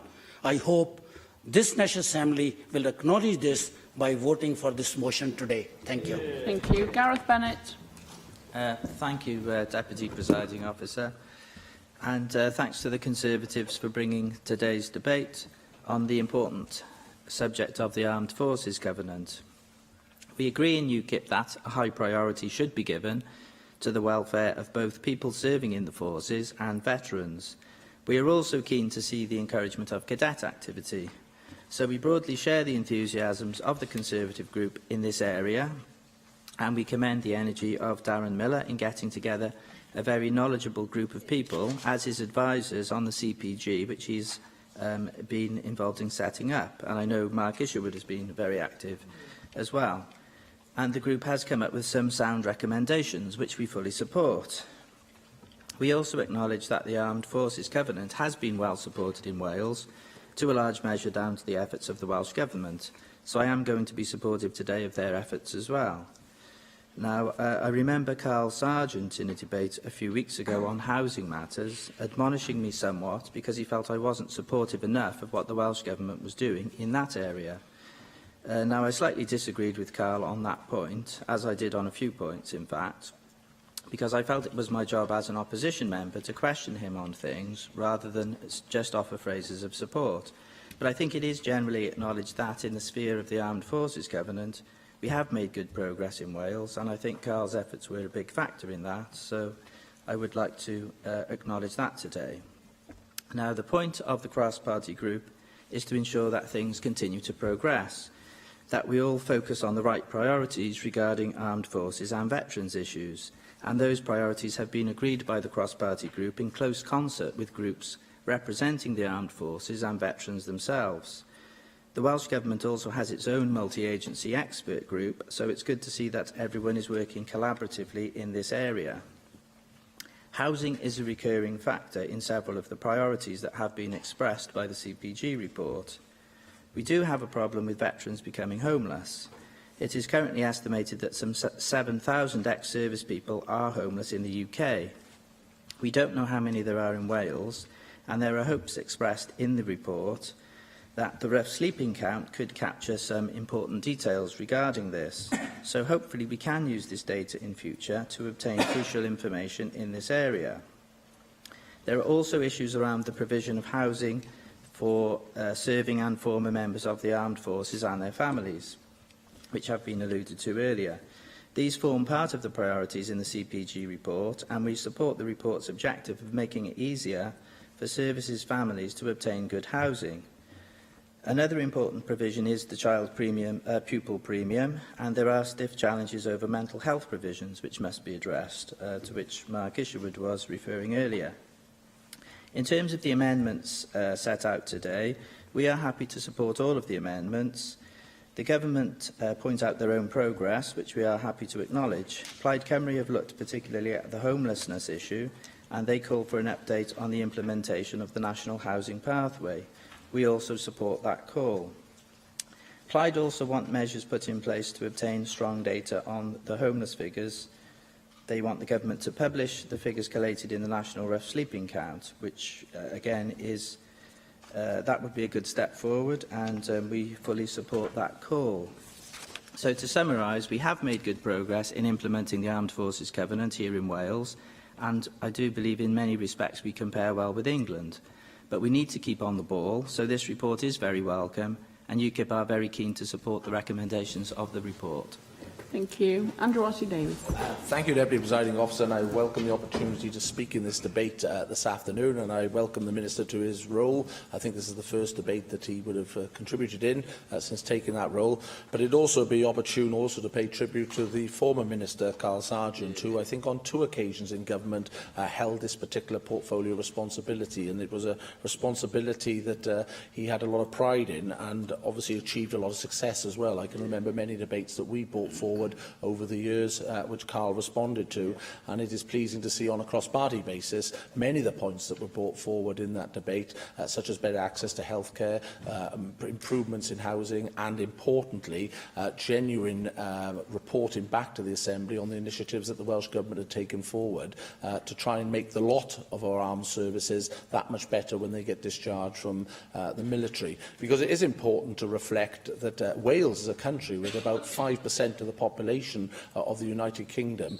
puts forward about 10–12% of the armed services personnel historically, and in today's much smaller armed forces footprint, we still have a far bigger percentage of Welsh service personnel in all aspects of the military, and so it is important that as the Parliament of Wales we do watch what the government's doing, point out where the government might be going wrong, laud them where they're making progress, and this report goes a long way in trying to offer a roadmap with a series of recommendations to try and seek those improvements. And I do think it's important to reflect on the work of the cross-party group. The cross-party group, under the very able chairmanship of Darren Miller, has succeeded in raising the profile of the armed services here in the Assembly, and also the Assembly within the armed forces community, because I think that's really important. It was only some 12 months ago that several members from this institution tromped up to the Sunnybridge training camp and saw the wonderment that is the training programme that the Army put on for their soldiers, and some engaged far more willingly than others, putting the camouflage gear on and them face paint, and I think they were just aspiring to be soldiers themselves, the chairman in particular as well, trying to do that. And of recent times, in September, obviously spending some time time with the RAF in Valley and seeing the footprint up in North Wales as to the great work, and considering it's very close to the centenary of the RAF, how appropriate that was for the all-party group to attend RAF Valley and see what a great economic boost to the island Valley is, because the many personnel they bring onto the island obviously leave with fond memories and come back over the years as well. And I know that there's a commitment from the Navy to obviously host the all-party group as well. So I do hope that the Minister, in his contribution this afternoon, will engage with the report and ultimately map out how he would take forward some, or indeed all, of the recommendations in it, because they are made from the armed forces community, because being a cross-party group, obviously the community come together in compiling this report. And it is worth noting that the call for a commissioner to be put in place to support the government's work and obviously report back to the Assembly on progress in some of the areas that need progress isn't on the lines of the Children's Commissioner or the Older Persons Commissioner, which is a different commissioner altogether. Scotland have a very good role model that we could look to, and it can be done with very modest means and drive forward progress in this field. I also think that the recommendations in the report that obviously capture at the moment the centenary commemorations around the First World War are worthy of consideration, how those commemorations can, as we go forward, be taken on, because obviously, as has been pointed out earlier, there are no veterans left from those conflicts now, and it is incumbent on us to make sure that future generations do have the ability to remember, recall, and ultimately never forget those tragic lessons that we needed to learn to defend our democracy and defend our way of life. And again, I do commend the government for the way they've put those events together, but I do believe that, as the report highlights, it does need to have some thought now as to what we do post the commemorations and the series of commemorations on other conflicts that the armed forces have been engaged with. I was very pleased to see such prominence about the military covenant, because it was the current mayor of the Vale of Glamorgan, Councillor Janice Charles, when she was the cabinet member back in 2009, I think it was, who signed the Vale of Glamorgan Council up to be the first council in Wales to be signed up to the military covenant. And now I'm very pleased to say that all 22 local authorities are signed up to the commitments within that covenant. But above all, what is really important, I think, is to focus on the positives that the military can offer a young person who wishes to seek a career in our armed forces. It is right that we focus on the support that we put in place for people coming out of the armed services. But if I could just close on this one point, Deputy Presiding Officer, it is worth reflecting when people do go into the workplace coming out of the military, there is a high recognition for the experience of working in and leading teams, flexibility and ability to work in stressful, fast-paced, dynamic environment, dependable and strong work ethic, displaying integrity and loyalty, and expertise in culturally diverse and global working environments. Those are the characteristics that any employer would be very pleased to welcome into their team in Civvy Street, as it were. And I do believe that sometimes we do need to be promoting more about the positives that the armed forces can offer young people from wherever they might come, and in particular with the great tradition we here in Wales of providing a higher number of service personnel than maybe our percentage of the overall population of the UK. So I hope the Chamber will find support for this motion before it today. Thank you. David Melding. Thank you, Deputy Presiding Officer. Can I say that I thought it was very important the cross-party group commended the partnerships formed with the voluntary sector, because these can lead to some of the most innovative and relevant services that are available to our veterans. And I want to mention one particular example in particular, and that's Woody's Lodge, which is based at HMS Cambria in Surrey. And I think quite a few people in this chamber have visited, and indeed they have held an event here in the Senedd, which I believe was sponsored by Jane Hutt. It's an outstanding project, and it's one that provides services for armed forces veterans, recent leavers, which is a key group, I think, reservists. Many people now serve in our reserve forces, and they see combat, and then come back and are working in our emergency services or the NHS or in the private sector, whatever. And I think ongoing help for those people is very, very important. And also Woody's Lodge has extended its services to emergency services, uniformed services, that often face profound trauma in the in pursuance of their duties. And as this sort of mission statement says, it is there to provide a space for people to find themselves.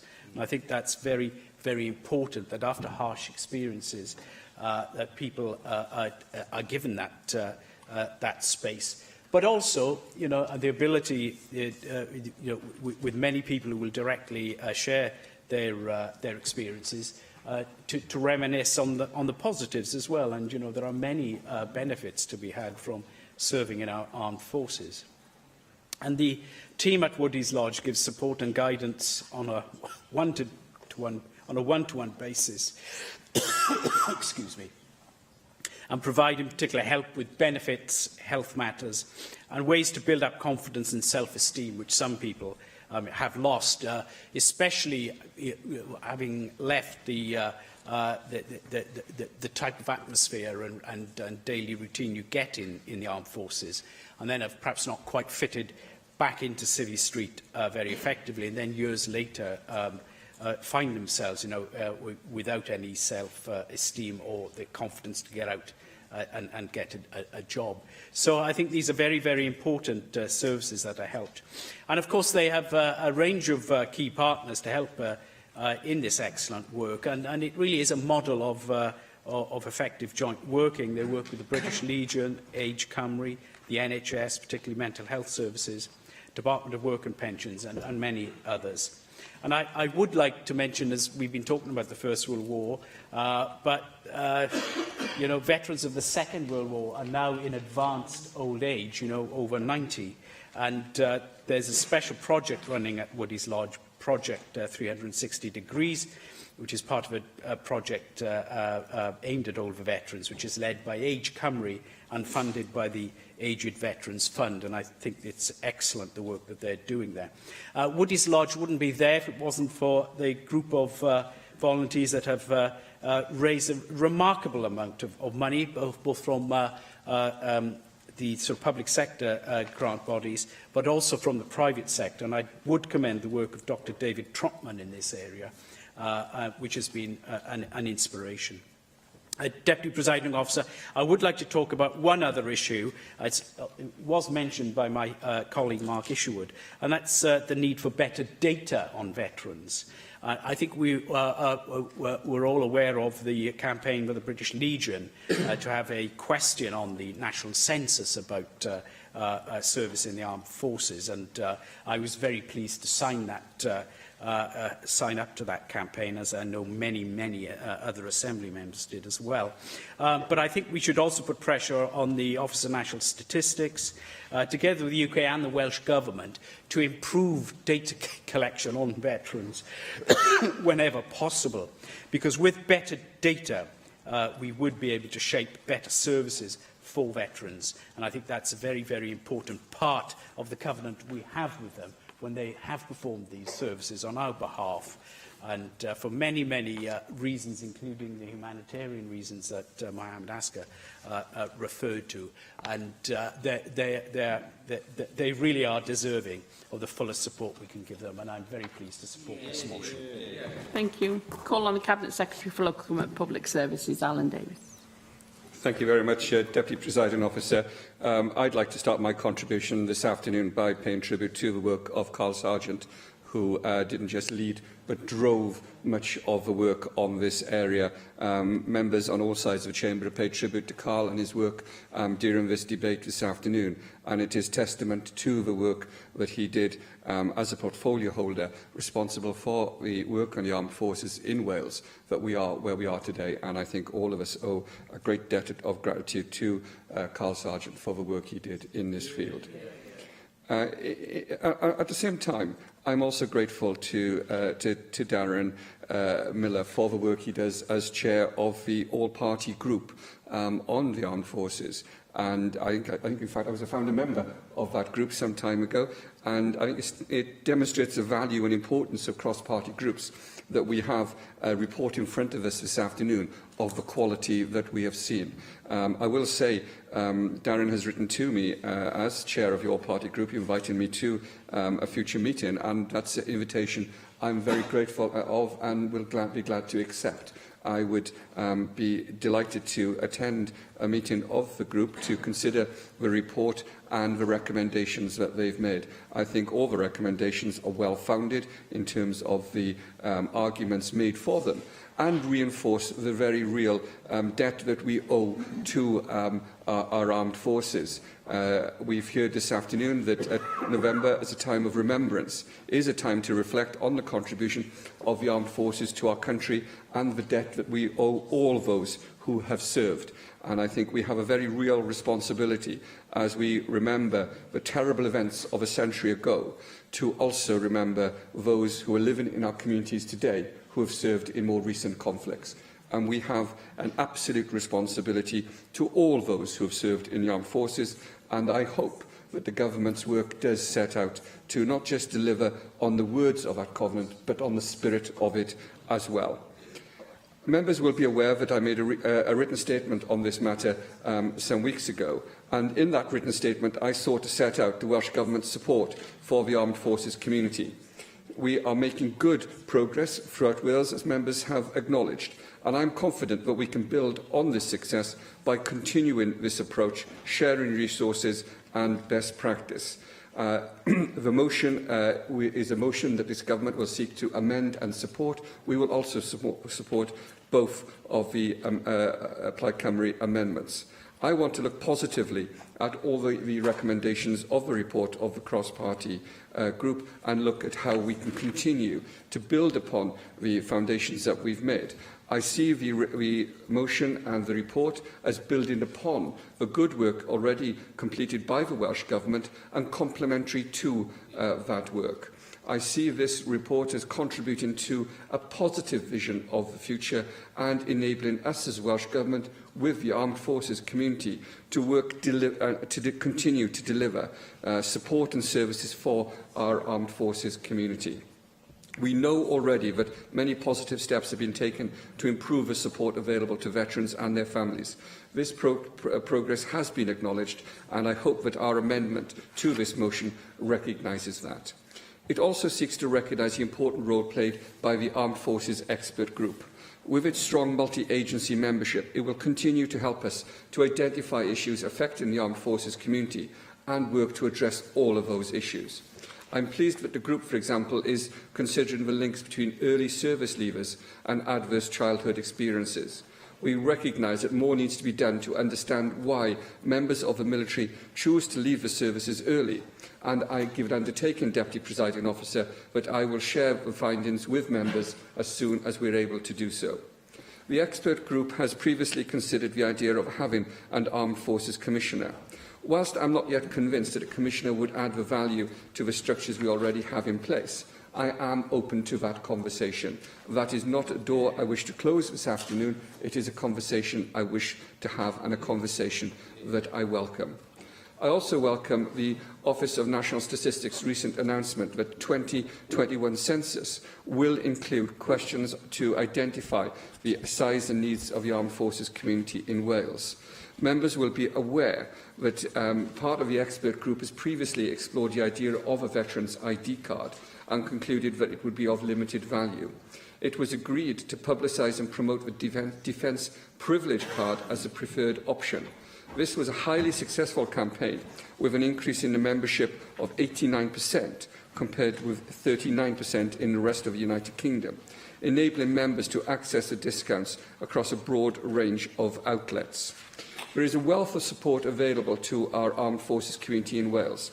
As set out in our amendment, we are working with key partners to raise awareness of the services in place for both serving and ex-service personnel and their families. I hope that our evolving policies will continue to reflect their changing needs, and I give an undertaking to the Chamber. The Conservative leader asked us if we would continue to report back to the Chamber. I give that undertaking this afternoon that we will continue to report back to the Chamber on a regular basis on the progress that is being made.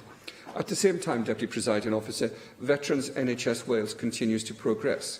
Established in 2010, the service has received approximately 2,900 referrals to date. Its pioneering methods, such as talking therapies and virtual reality techniques, are helping veterans deal with the personal trauma as a result of service experiences. The Cabinet Secretary for Health and Social Services has already announced an additional £100,000 annual funding to increase capacity within Veterans NHS Wales, bringing the total amount of Welsh Government funding to nearly £700,000 per year. We give an undertaking that we will continue to look at ways of ensuring that this continues to meet the needs of veterans in our health service. And this is the only service of its kind in the United Kingdom, and I hope that we will all join together to applaud its success. We also know that some veterans may struggle to secure accommodation. Working in partnership, the Welsh Government has produced a housing pathway to help veterans and their families to make an informed choice about their accommodation needs on transferring back into civilian life. On this basis, I'm very happy to support Plaid Cymru's Amendment 2. The housing pathway is a success, and I will be happy to continue to update members. I'm also happy to support Amendment 3, and I will include this information in future conversations and debates.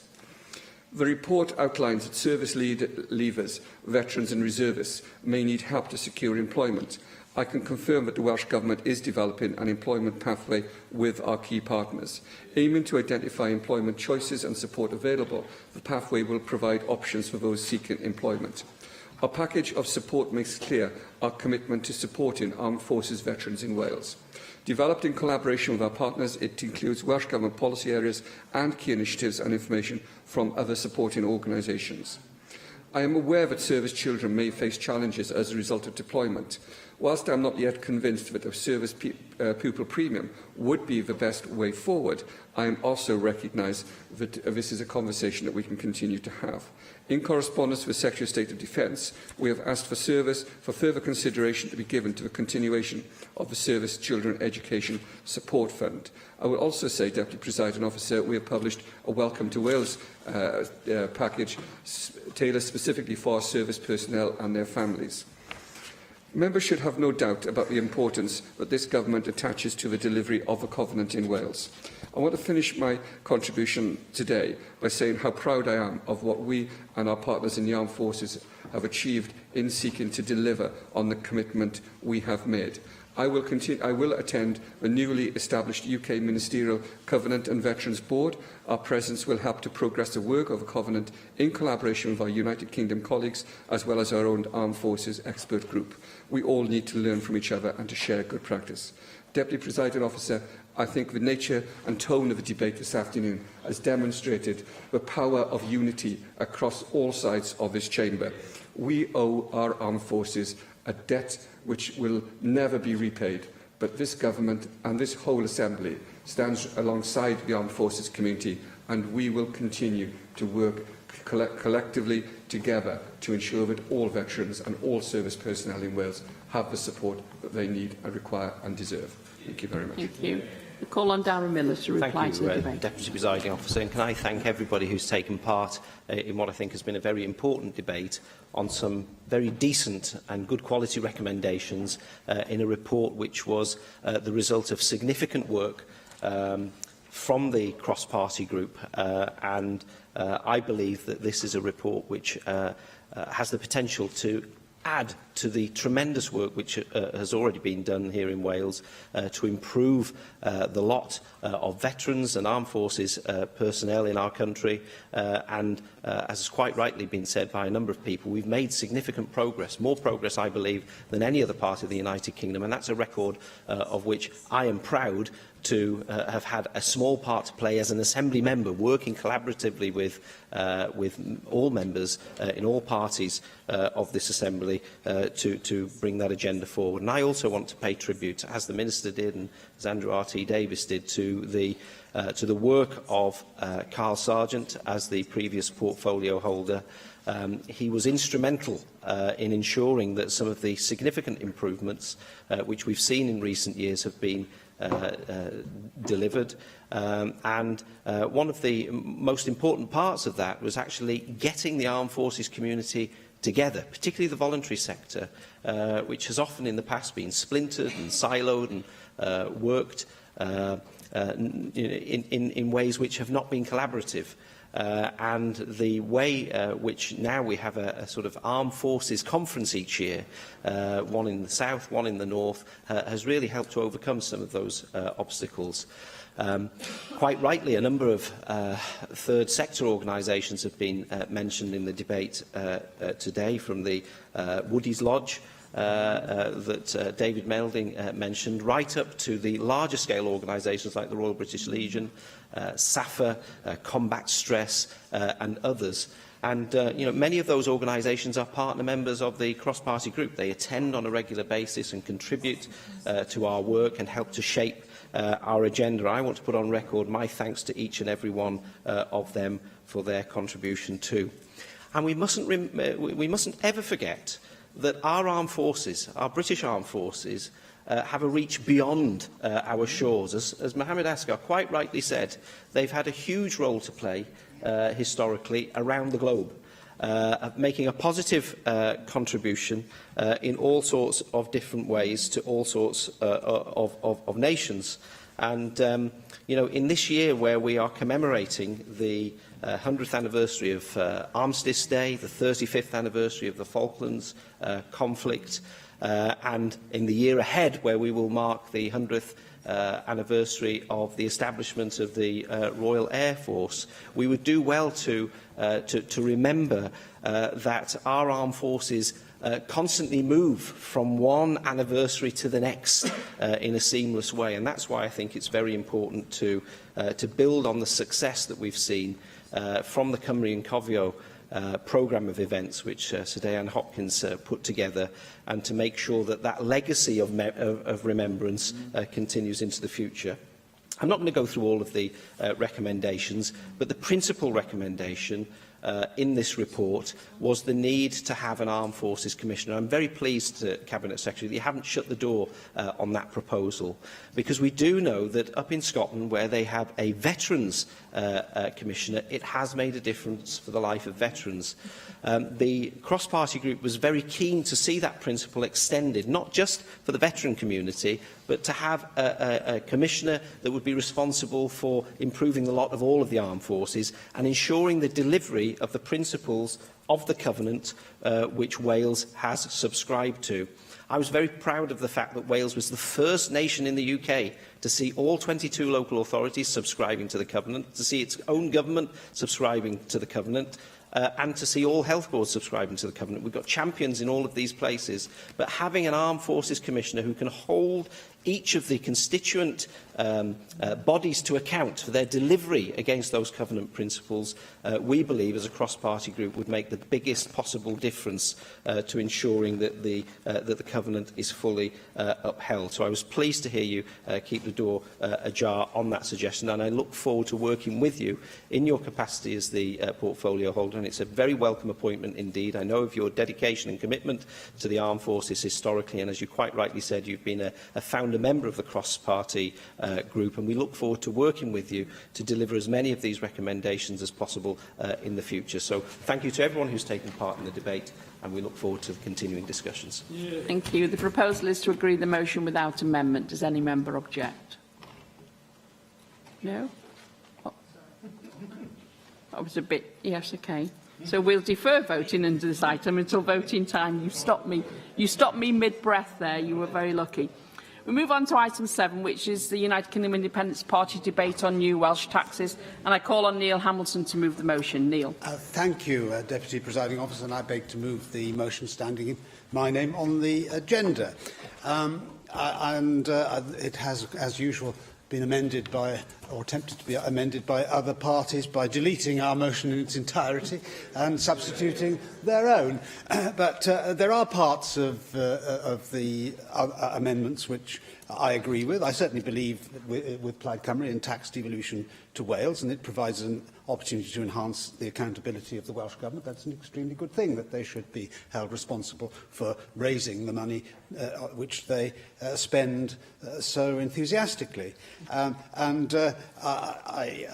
agree that there should be consultation on any innovative taxes which the Welsh Government might introduce. And I certainly support Plaid Cymru and indeed the Government in their desire to devolve air passenger duty to Wales, and indeed corporation tax to Wales. I've strongly supported this because that would enable us to abolish the one air passenger duty, where I would be at one with the Welsh Government, and to reduce corporation tax to, as I've said many times before, compensate for some of the historical complications and difficulties that we face in Wales. As regards the Conservative amendments, again, I can accept most of those. Well, I'm rather surprised to see the Conservative Party believing that a comprehensive tax base encourages greater prosperity. I thought when I was in the Conservative Party, I thought we were the low-tax party and wanted to reduce the impact of taxation upon the economy because of its effect upon incentives and so on. But times change, and sometimes parties change with them, evidently. But anyway, well, I'll give way. That's very mischievous comment. I think you're misunderstanding what we meant by comprehensive. We didn't mean a higher tax base. We meant a comprehensive tax base which takes into account all factors and provides a competitive environment for the economy. That's what we meant. I can't be responsible for the obscurity of the Conservatives' language, but I'm glad to have that illumination. But in the Finance Committee a few weeks ago, when the Finance Secretary gave evidence to us, I was intrigued to hear Eluned Morgan in ecstatic tones say that the most exciting part of his announcement about devolved taxes at the beginning of October was that we've got a new tax. Now, there are many things I get excited about, but new taxes are not one of them. And I suppose it shows the difference in mindset between a socialist on the one hand and somebody with libertarian instincts like me on the other. So I see taxation, of course, as inevitable in a modern society to pay for the things which are provided by or through the government. But nevertheless, we should always, I think, seek to create a tax system which does not get in the way of wealth creation. And I don't believe, as our motion says in the final paragraph, that we should place extra tax burdens on individuals and businesses or punish individuals for their lifestyle choices. So, low tax economies generally tend to be the ones which are most successful. Now, the Finance Secretary has criticised me on more than one occasion for mentioning Singapore. And the last time that I raised the position of Singapore, he referred to my dystopian vision of Britain as a Singapore-style economy. Well, it would be a very good thing if we did replicate Singapore's success in the modern world. In 1965, when Singapore became independent, their average income was $500 a year. Now it's $55,000 a year, the average income in Singapore. And that is come about because of the pro-business culture of the Singaporean government in the last half-century. In the period from 1965 to 2015, there was a 3,700% increase in the average income of people in Singapore, compared with only 300% in the United States. And if we just take the 15 years from 2000 to 2015, there was a 35% increase in the standard of living in Singapore, compared with only 8% in the United States. They do seem to understand how to create wealth and prosperity, so perhaps we can learn something from them. 90% of Singaporeans are owner-occupiers. And it's not because they don't have good education or good health services either. There are many studies which show that Singapore has some of the highest standards in the world. Now, the Welsh Government has used its or is in the process of using its freedom to set new taxes and to vary taxes, I think, to go in entirely the wrong direction. The proposed or possibility of introducing a tourist tax, I think, has been roundly condemned by anybody who has anything to do with the tourist industry. It is of massive importance to the Welsh economy, particularly in Mid and West Wales, which I represent. And Wales at the moment, has 5% of the UK population, but only 3% of the UK's tourists and only 2% of tourist spend. Seems to me to be quite quixotic to be imposing taxes or proposing the imposition of taxes upon tourists, particularly as the United Kingdom, in the World Economic Forum study of the taxes upon tourism around the world, placed the United Kingdom position 135 out of 136 countries in terms of competitiveness. We should be doing all that we can to encourage, not discourage, tourism into Wales and the United Kingdom generally. And, of course, the hospitality industry in Wales has roundly condemned this proposal. Anthony Rosso, who is the chairman of the British Hospitality Association in Wales and manager of the Lake Vyrnwy Hotel, says that we have already real worries over the recent cauldron of costs that have boiled over in the last 18 months, including increases in business rates, wage increases, rising inflation, food and energy hikes. Increasing costs like this will, of course, be handing an unfair advantage to our competitors in England. So my party will be roundly opposing any proposal to introduce a tourist tax if one is presented to us in due course. The latest announcement is not a tax as such, but equivalent to a tax, in the proposal to introduce minimum alcohol prices into Wales. This is supposedly to cure the problems of excessive alcohol drinking, but it can never do that, given the mess of alcohol duties and taxes generally throughout the United Kingdom. And we have the highest alcohol taxes in Europe overall. 77% of the price of a bottle of scotch is accounted for by tax.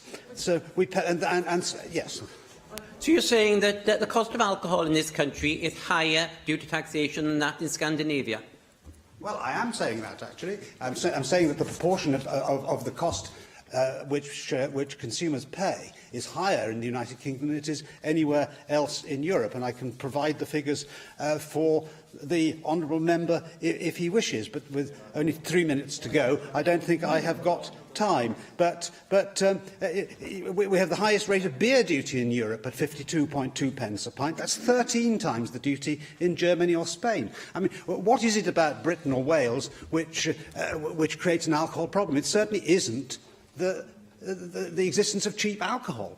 So we must look elsewhere for the solution to the social problems which excessive drinking of alcohol by a small minority of irresponsible people brings about.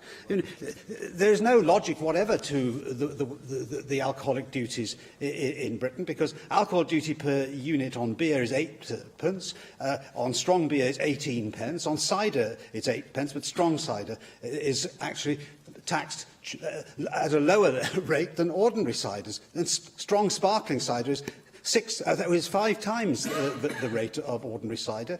Wine is taxed at 20 pence a unit, sparkling wine at 25 pence a unit. So there's no logic to the differences in the way alcohol is priced at all. And taxing stronger ales and beers through a minimum alcohol price is only likely to lead to a diversion from one type of alcohol to another, rather than to reduce the social problems which excessive drinking causes.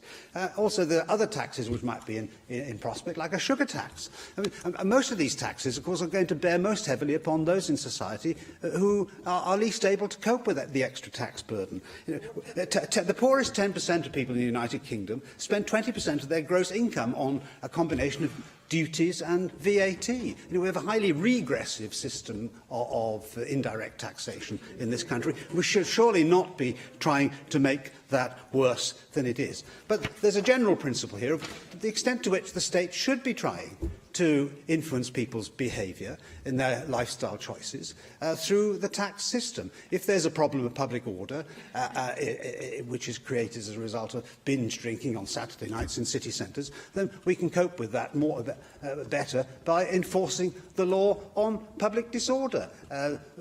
Years ago, the police used to arrest people for falling over in the street drunk and vomiting in gutters. Now it's almost a form of popular entertainment to watch this happening in the city centre.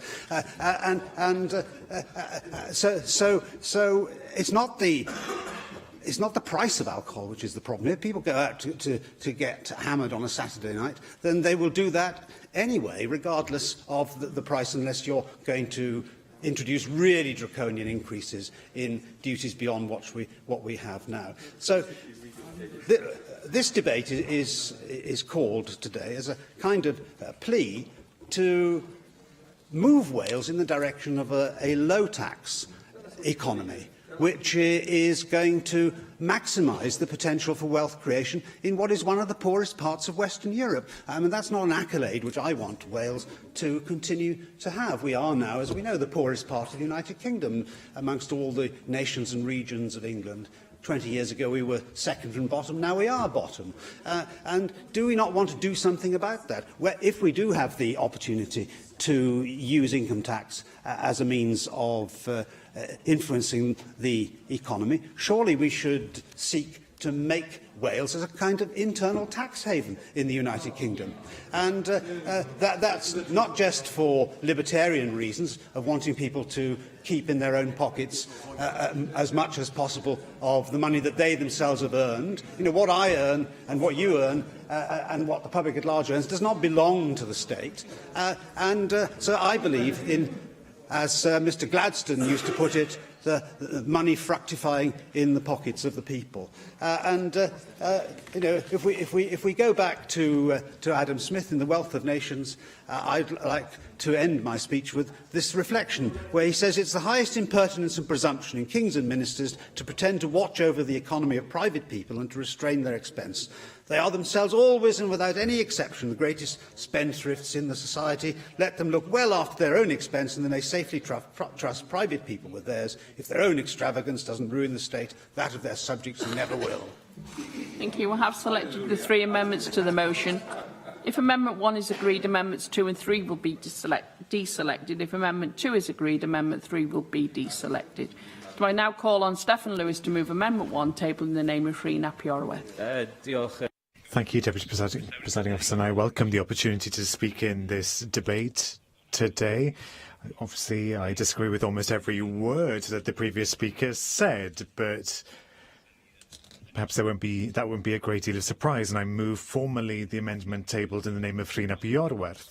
The fact, of course, that we're talking about taxation policy in Wales is a huge step for us as a nation after 800 years without the right to raise taxes at all, and it won't be news for the UKIP speaker, and I'm sure that he's not surprised that almost every time we do put forward an amendment that deletes every word in the original motion, but that's a reflection of the fact that we come from very different parts of the political spectrum, and that we have different political ideals as well.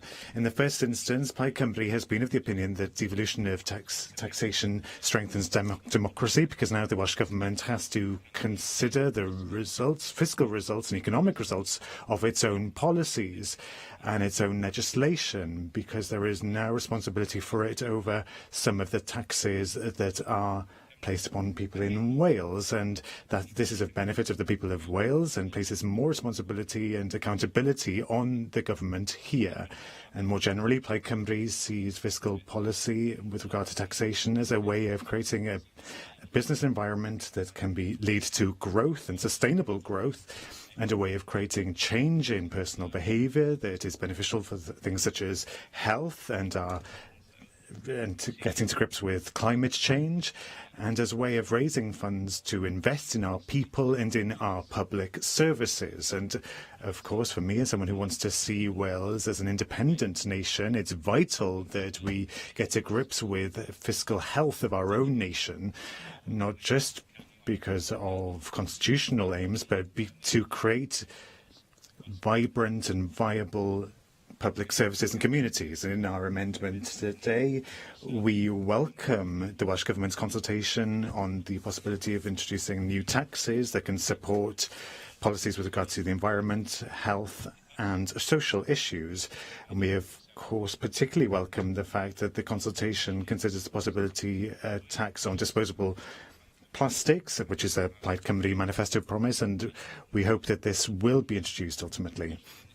And of course, we've already put forward a tax on sugary drinks, and something that was at the time that faced opposition from a number of parties in this chamber, if I remember rightly, but now it's something that is welcomed and supported by everyone as if they always had supported it. But regardless, we do welcome the fact that there was support ultimately, and we would reiterate our call for the devolution of corporation tax and air passenger duty.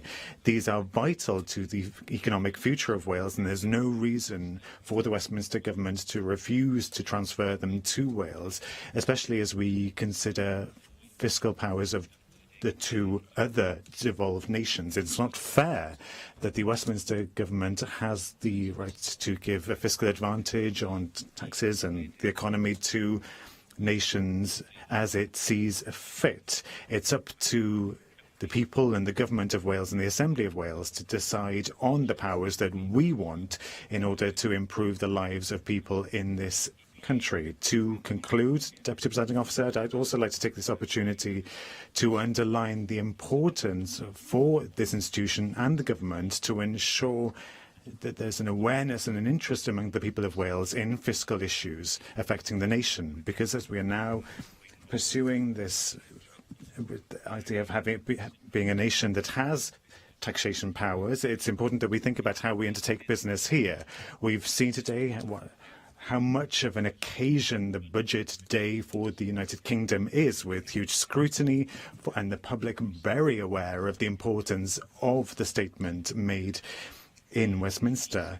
We need to ensure that there is a similar process here to raise awareness of the citizens of Wales about the decisions that are made, the fiscal decisions that are made that will affect them, and also to convey the level of importance that exists in the national budget for Wales. Thank you very much. And call on Nick Ramsey to move Amendment 2, table in the name of Paul Davis.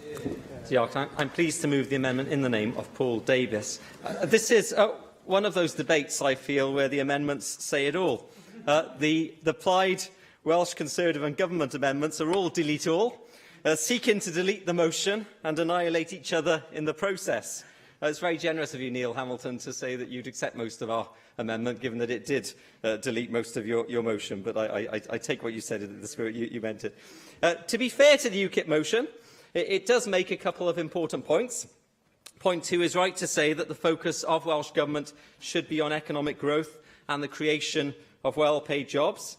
That is what you would hope for from any government. Yes, government should also support the most vulnerable in society, but you've got to have that initial wealth generation to share its dividends. And before Stefan Lewis jumps up and says I'm talking about trickle-down economics from the 80s, I'm not. I'm simply talking about the importance of wealth generation to any economy.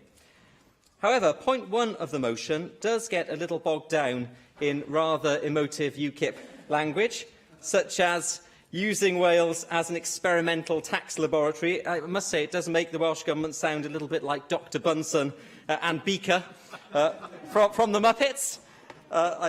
Markish would like that one.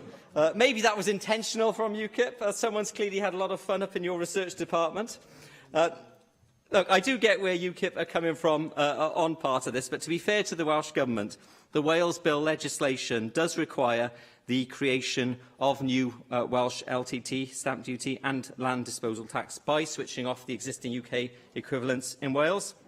Beyond that, the partial devolution of income tax in April 2019 is also a result of that UK legislation, although I appreciate it did feature as part of the Welsh Government negotiations with the Treasury in delivering the much-needed fiscal framework. Turning to the greatly debated new taxes. Well, again, the Wales Bill legislation does allow for, the Welsh Government would say even encourage, the Government to look at the case for new taxes as a way of, yes, raising revenue, but also increasing accountability. And longer-term members of this place will have longer experience of this place as just a spending authority, which that new legislation has attempted to change. Where Welsh Conservatives do diverge from the Welsh Government is the type of taxes which may or may not be considered as part of that process. And our Amendment 2 cites the importance of a comprehensive tax base, which was raised earlier. And by that we mean one which is transparent, understandable and, most of all, competitive.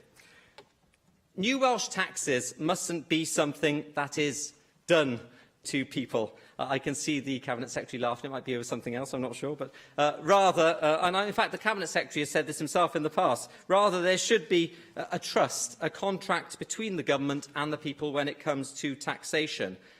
We shouldn't just be thinking, right, how can we squeeze more money out of the tax base, no matter how attractive that naturally is to any government, particularly at a time when economic constraints are tight. No, we have to put the needs of the economy at the forefront. What will help the economy nurture business and create the right employment, create the right tax and employment environment. On the issue of the so-called tourism tax, look, I don't intend to reopen this one today. I think comments by the Welsh Conservatives and other parties, indeed, in previous debates make our position on that quite clear. What I would say is the Welsh Government is completely within its rights to consider new taxes, but I would say that that process or mechanism must be one that recognises the balance between the potential harm and good to the economy and making sure that the consideration itself of new taxation doesn't outweigh the benefits. And we know how perceptions can grow and people can be worried by even the suggestion of a change to an existing system. The Cabinet Secretary and indeed his predecessor said that there should be no change for change's sake. I thought that was a good maxim then. I think it's a good maxim now. I know that it's one that the Cabinet Secretary agrees with, so I think we should be sticking with that. Can I say finally, Deputy Presiding Officer, that there is no mention of borrowing in the motion. Clearly, one important aspect of tax devolution, at least it has been in debates in previous years in this chamber, is to provide a revenue stream to support borrowing for capital projects. Borrowing which has been staple to local authorities for a long time and to other bodies in Wales, but the Welsh Government, the Welsh Assembly, has not been able to access. So taxation devolution, if it does nothing else for good and in the longer term, we have to look at the effects that that taxation has, but it does at least allow us to have a borrowing stream to invest in important capital projects. In summary, Deputy Presiding Officer, tax devolution, like it or not, it is a fact of the new political landscape created by the Wales Bill. Like all tools, you can use them badly or you can use the wrong tool for the wrong job, but that is an issue for all of us here. And on the issue, finally, of the consent of the electorate, well, of course, that doesn't just mean a referendum. That can also mean a General Assembly election. And I would hope that moving forward, all parties here would be upfront about their tax proposals in their manifestos and in the run-up to future Assembly elections. I do hope the Cabinet Secretary will look again at the way that new legislation is implemented in Wales to ensure that Wales does ultimately get a sustainable, competitive and popular, or as popular as possible, tax base in the years to come. Can I call on the Cabinet Secretary of Finance to move formally Amendment 3, tabled in the name of Julie James? Formally. Thank you very much. Caroline Jones. Diolch, Deputy Llywydd. Taxation, despite being one of the most divisive of topics, is one of the most important economic levers a government can control. We all agree with the decision to give the Assembly powers over taxation. This has signalled the change from us being a spending institution to one now with responsibility for raising some of the funding we spend on public services. UKIP believes in a low-tax economy. We would like to see lower taxes on business in order to attract large employers to Wales. A reduction, perhaps, in corporation tax. Unfortunately, membership of the single market prohibits this. The EU is currently taking action against Ireland for their deal with Apple and Luxembourg for their deal with Amazon. Following Brexit, we may be able to incentivise Apple or Amazon to locate to a low-tax Wales, provided we leave the single market. We know the Welsh Government is at odds with us on this decision, but we respect everyone's decision here and everyone's entitled to their opinion. We would also like to see lower income taxes. We spend vastly more per head on health and education than they do in England. Indeed, we spend more per head on all public services. In England, they spend around £8,800 per head. Here in Wales, we spend a little over £10,000 per head, around 10% more than the UK average.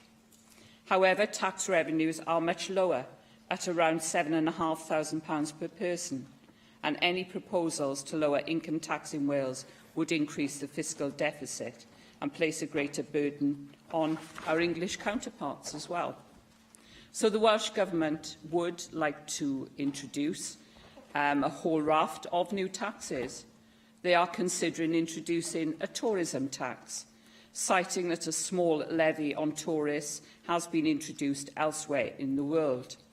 A tourism tax would be bad for Welsh tourism. In my region alone, I have 2 main tourist areas. A small levy may not deter tourists, but the bureaucratic and fiscal burden this places on our tourism businesses will damage the tourism economy. What proponents of the tourism tax don't tell you is that the countries that adopt this tax offer reduced VAT rates to the tourism sector, which helps offset the burden of collecting and processing tax. The Welsh Government's proposals for a vacant land tax risks undermining the fragile house-building sector by making house-building more expensive in Wales. And we can ill afford the demand for house-building in Wales to stall now at this crucial time when we need affordable house-building to be encouraged to enable our many young people to get a foot on the housing ladder. Proposals to introduce a disposable plastics tax warrant further consideration, certainly, but it should be UK-wide if we are to avoid damaging the packaging industry, which is a large employer in Wales. Welsh Government are also proposing to introduce a tax for people to pay for social care, and people are asking what they pay national insurance for and tax, and feel that this is possibly a duplication of payment. Of course, there have been even more ideas for new taxes, which can be explored further: a sugar tax, a sunbed tax, a water tax. Wales doesn't need new taxes. It doesn't need an increase in the tax burden. What Wales needs is a Welsh Government that can spend the taxes it receives wisely. We need to encourage economic growth and learn from any past mistakes that have been made, because a mistake is an opportunity, after all, to learn and do it differently next time. As a person who's passionate about my country, I want Wales to reach its full potential, and I look forward to working with any party who wants to see Wales succeed. Diolch yn fawr. Thank you. Mark Reckless. Thank you, Deputy Presiding Officer. With the UK budget today, I think some of the implications of tax devolution perhaps hit home rather more clearly than they did before, because the implications for Wales of decisions made in tax don't just reflect those that are made in this chamber, but also those that are made in Westminster. And I served on the Land Transactions Tax Bill Committee as that went through and listened to what the Cabinet Secretary said. Since then, he's announced just a few weeks ago some changes to how LTT will apply here compared to SDLT in England after April. And many in my region, particularly in the large parts where house prices are relatively low, will welcome that they will pay up to £500 less stamp duty if their house is between £125,000 and I think £400,000, unless, of course, they're a first-time buyer. And we welcome this sort of eye-catching tax cut, which we will enjoy perhaps for 4 and a bit months in Wales, until the Cabinet Secretary potentially takes that away when tax is devolved and becomes LTT. Now, I don't know if that was his intention. He set out what his intentions were a few weeks ago, and perhaps he will now reconsider them in light of the decision that has been made in Westminster, because we may be seeing something of a mini house price boom in Monmouthshire over coming weeks. Not only is there the abolition of the 7 tolls, but there is the potential for first-time buyers purchasing a house worth more than £150,000 to make savings of up to £5,000 if they move and manage to complete between now and early April, when the Cabinet Secretary will take responsibility for their taxation. And I wondered in comments to this debate whether he might perhaps make clear to those people whether it is indeed a sensible thing for them to rush into buying a house now to try and avoid his higher rates from April, or will he reconsider those rates in light of the decision that's been made today? I also wonder whether he will look to gouge more money from some of the higher, not just house prices, but commercial property prices.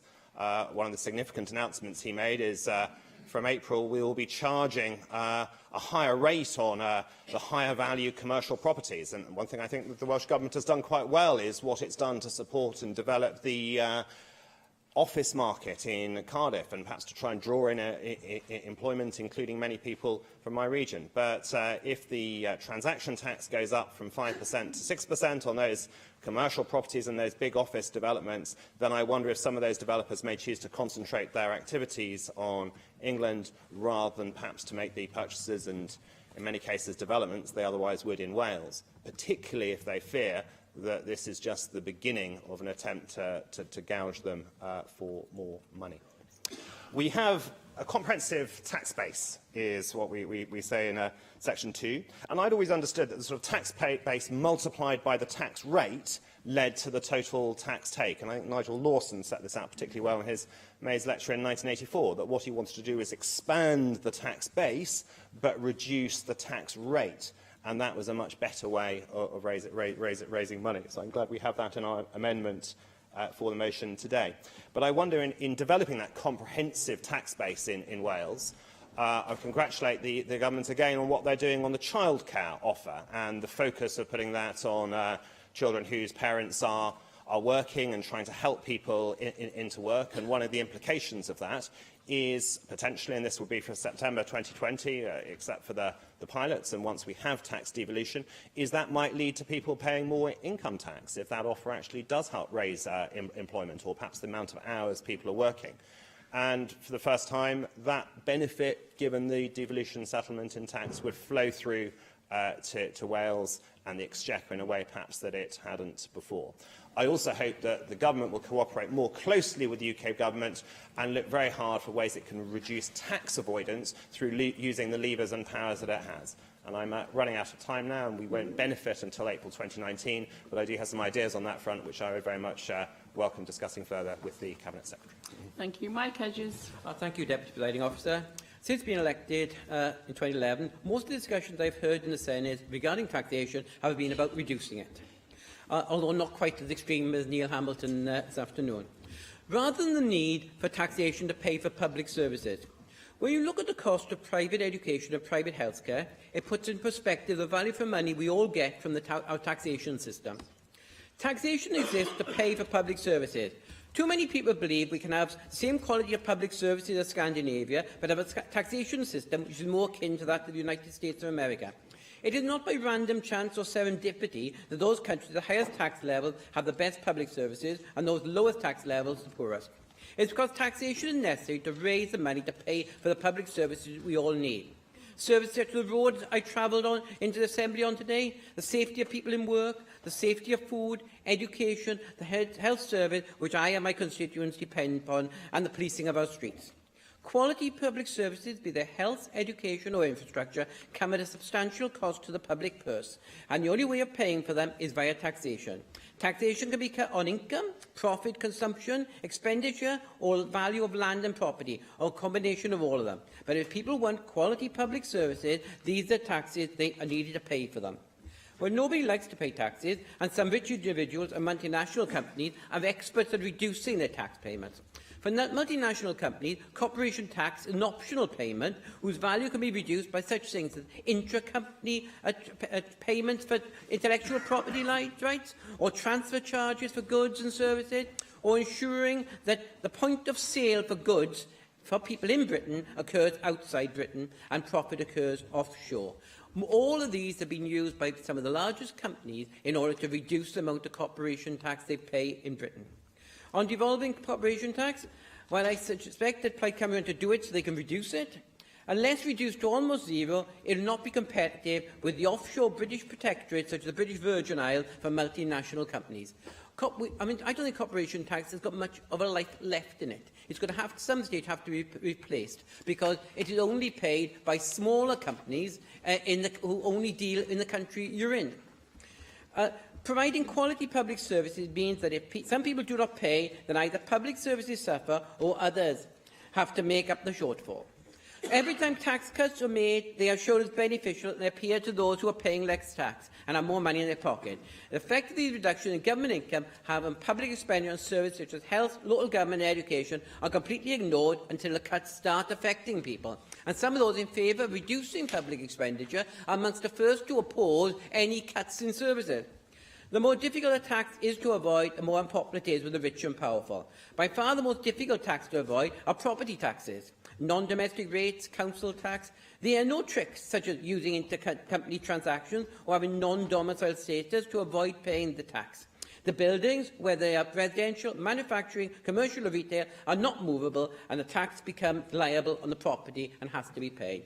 I also welcome the Welsh Government's consultation on possibly introducing innovative taxes and the list of a levy to fund social care, a disposable plastic tax, a tax, certainly. I think you will recall the Bevan Foundation report, Tax for Good, Taxes for a Better Wales, which was published last year. It included a proposal for a tax on takeaway packaging. And then, of course, as you said, the Cabinet Secretary consulted widely on ideas for new taxes and published a shortlist, which included, of course, the disposable plastic tax. And today we hear the Chancellor is following our Chancellor, Mark Drakeford's lead in considering such a tax. So do you agree that Wales is at the forefront in considering such a tax to protect the environment as we were with the plastic bag levy? Yes, certainly. And I've supported a tax on disposable expanded polystyrene packaging, especially that for food trays in takeaway restaurants, for a very long time. On a tourist tax, it's common around the rest of the world. I actually paid a tourist tax when I was in Dubrovnik. I just didn't know I was paying it. And I only discovered it when I looked at places which had tourist tax. But I think that and if you look at the cost of hotel rooms, I spent personal reasons, I spent a lot of time staying in travel lodges in Bangor and Caernarfon, and the price of a room there can vary quite dramatically, and nothing to do with taxation, it's due to supply and demand. But if we desire quality public services, they have to pay for them via taxation. This is not a start of a campaign for higher taxes, but they're linking taxation with expenditure. And can I just say, I want to live in a country where when you have an accident, the first responder checks your pulse, not your insurance policy. Thank you very much. And I call on the Cabinet Secretary for Finance, Mark Drakeford. Diolch yn fawr, Tipper. Well, less than 5 months ago in this chamber, we debated the power to create new taxes here in Wales. The Assembly voted unanimously in favour of a motion that recognised the need to test the new machinery that has been created for developing a new tax and welcomed a wide range of potential ideas for using this power. Indeed, in his contribution to that debate, Neil Hamilton commented how he would certainly support the government motion. He remarked how he was in favour of maintaining the link between government decisions and accountability for them through the system of raising taxes.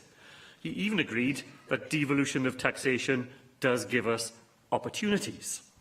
Well, less than 5 months later, those opportunities have now turned into complaints that experiments could risk reputational damage to this institution.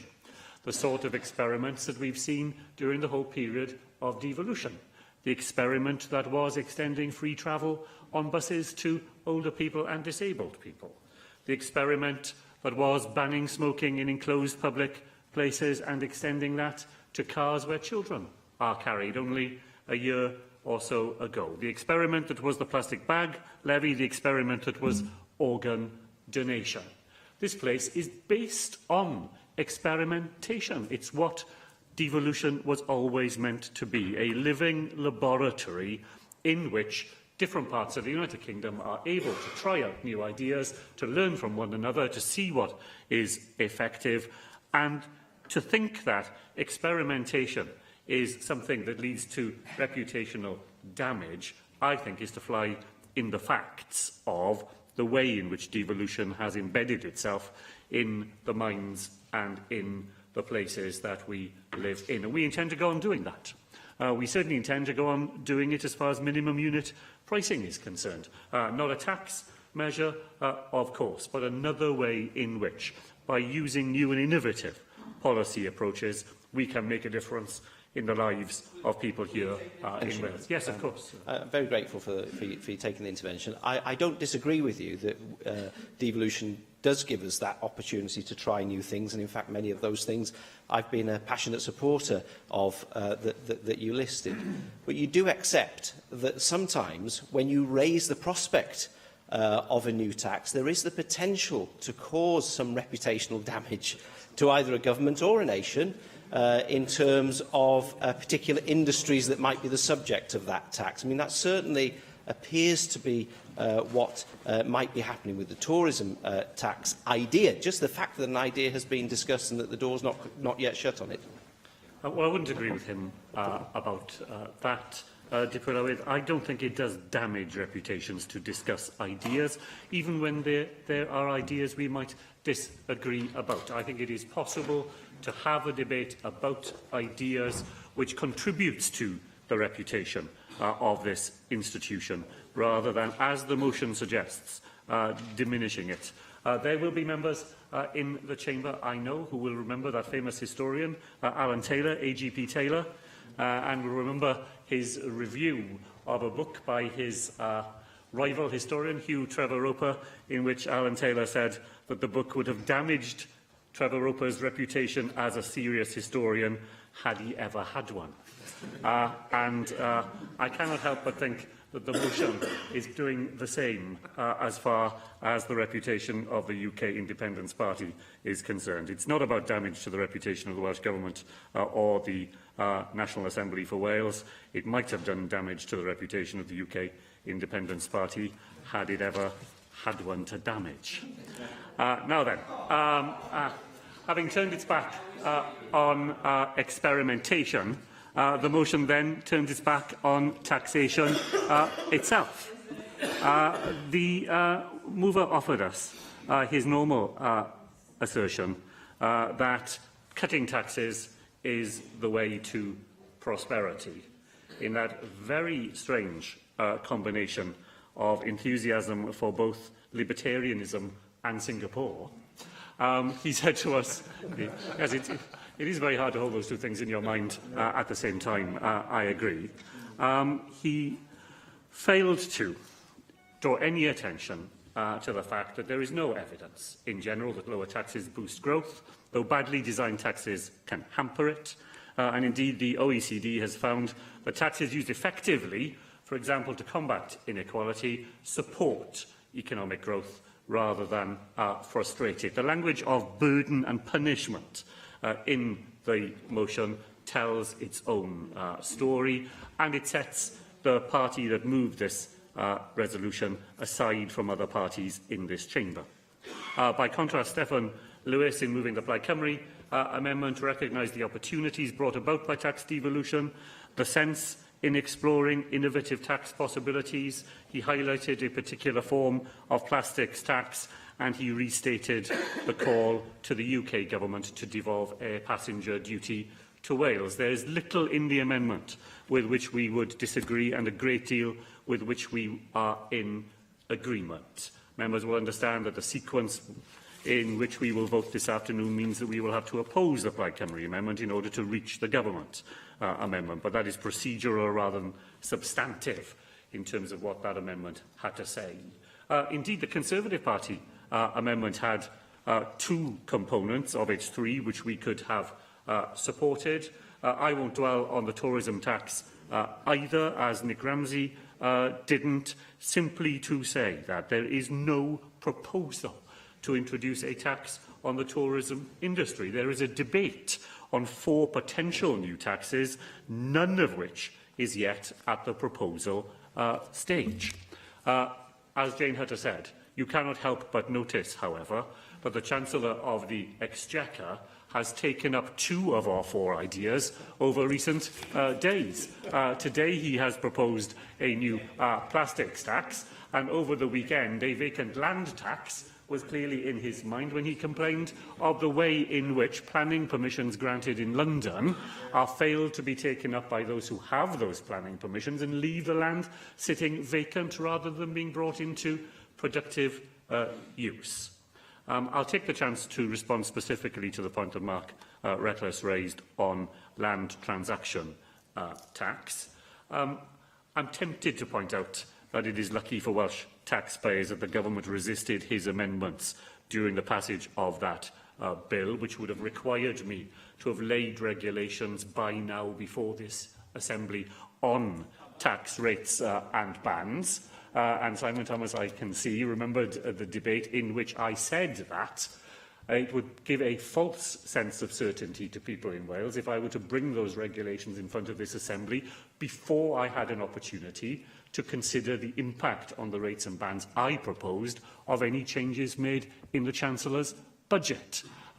Because those regulations are not in front of the Assembly, I now have an opportunity to consider the changes that have been announced today, and I certainly will do that. And the regulations that I will bring forward will be regulations constructed in the light of the full facts. Yes. Now, he talks about not engendering uncertainty, but those first-time buyers, particularly in the higher value sort of areas, who may be rushing in because they fear he's going to increase their tax rate next April, as he said before, would they be wise to do that, or should they hold off? Well, let me at least reassure them of this, that they will not be knocked over in the rush, because the number of first-time buyers in Wales who are buying houses worth £300,000 means that it will be perfectly possible to form an orderly queue in order to get the advice that the member is looking for, and I will do my best to resolve the uncertainty created by the Chancellor today by coming forward with proposals that I will be able to reflect on in the light of today's announcements. Before, in front of the Assembly, set out the way in which this government wants to go about its tax responsibilities, not in the old way of producing conjuring tricks out of hats, as we've heard this afternoon, but in a way that is open, which is engaged, which encourages members of the public to be part of this consideration. In July, we voted unanimously in favour of an approach that was based on that way of doing things. I hope that we'll be able to reaffirm our commitment to this new way of exercising our fiscal responsibilities in Wales again this afternoon. Thank you very much. And I call on Neil Hamilton to reply to the debate. Thank you, Deputy Presiding Officer. I'm delighted to follow the Finance Minister, and I always enjoy his Donish humour and his reference to A.J.P. Taylor, a great historian. A.J.P. Taylor was fearless in championing unpopular people and unpopular causes, so I'm sure he would have been more sympathetic to me than the Finance Secretary. His books contain many great truths. I remember once he said that when asked what the future was going to bring, he says historians have difficult enough in predicting the past, let alone predicting the future. So that's something which the Finance Secretary, of course, will have to do in respect of the effects of the UK budget and the changes which he might make in consequence, if any. But it was an interesting point that Mark Reckless made, that, and it's an interesting illustration of the possibility of tax competition within the United Kingdom, which should, in my view, have a depressing effect upon tax rates. And I think the other point that Mark Reckless made, which is worth remembering, is the Lawson dictum that we should concentrate upon broadening the tax base and then reducing tax rates. And the experience of the 1980s certainly was one of massive increases in public revenues on the one hand, whilst we had substantial reductions in the rates of taxes, particularly personal taxation. And so the great boom at the end of the 1980s, which was wrecked by the exchange rate mechanism, of course, was entirely a result, in my opinion, as a result of the tax reductions in the Howe and Lawson budgets in the 1980s. And if only Nigel Lawson had not got fixated upon Britain's membership of the exchange rate mechanism, the government's economic policy of that time would not have been undermined. Well, we've had an interesting debate. Nick Ramsey took me to task for the colourful language of the motion, but I recall that Stephen Lewis, not so long ago, wrote an article in a newspaper saying about how the Senedd was rather too boring. And so I think that he ought actually to applaud my colourful language in the menu, in the motion today. And just to go back to Nick Ramsey's speech as well, I didn't say that I accepted the Conservative amendments. I did say that I agreed with them. Acceptance and agreement are two totally different things, of course. But there is a broad agreement around the Assembly on devolution of taxes. I'm personally, as I've said before, strongly in favour of them. And, of course, we do have the opportunity to experiment, not against experimentation per se. What I'm against experimenting with is taxes that are likely to do damage to the Welsh economy and the prosperity of our nation. So it's the nature of the use which is made of the freedoms that we now have, and which I hope are going to be extended in due course, which is of the essence of this debate. Mike Hedges made some interesting points in his speech with which I couldn't disagree. Of course, if we want quality public services, we have to pay for them. But you can design a tax system which is going to maximise the public revenues on the one hand or minimise them on the other. And what we need is a tax system which is going to do that. Of course, we're not talking about privatising the health service or education, and therefore they will have to be funded by taxation in some shape or form. But if you look at the history of taxation in Britain since the war, in spite of massive differences in tax policies under successive governments, the tax take as a proportion of GDP has remained remarkably constant at around 35%, even in the years of high-taxing Labour governments and relatively low-taxing Tory governments. That should tell us something, I think, that if we are to succeed in future in making the country more prosperous, then we should go for simpler taxes and lower taxes. Thank you very much. The proposal is to agree the motion without amendment. Does any member object? Therefore, we will defer voting under this item until voting time. Unless 3 members wish for the bell to be rung, I will now proceed to voting time. Okay, thank you. We turn to vote on the Welsh Conservative debate support for the armed forces, and I call for a vote on the motion tabled in the name of Paul Davis. If the proposal is not agreed, we will vote on the amendments tabled to that motion. Open the vote.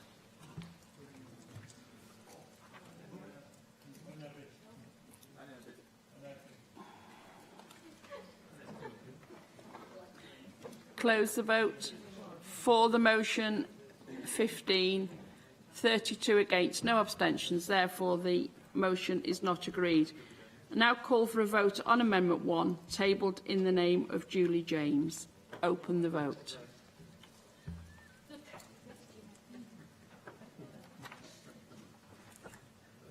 Close the vote. For the motion, 47, no abstentions, no against. Therefore, Amendment 1 is agreed.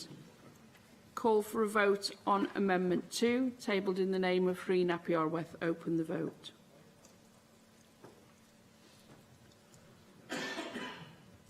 Close the vote. For the motion, 47, no abstentions, no against. Therefore, Amendment 2 is agreed. Call for a vote on Amendment 3, tabled in the name of Rhun ap Iorwerth. Open the vote.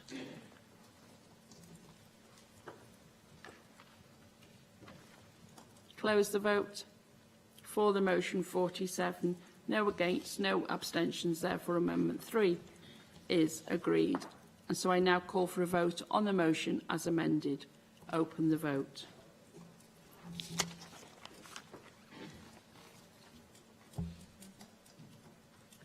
Close the vote. For the amended motion, 47, no abstentions, no against. Therefore, the amended motion is agreed. We now move to vote on the UKIP debate on new Welsh taxes. And I call for a vote on the motion tabled in the name of Neil Hamilton. Again, if the proposal is not agreed to, we will vote on the amendments tabled to the motion. Open the vote.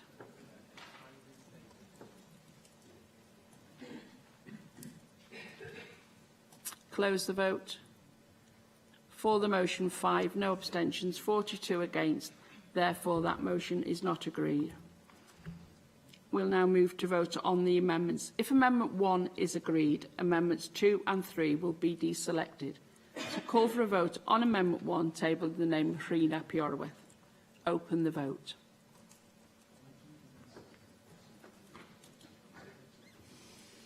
Close the vote.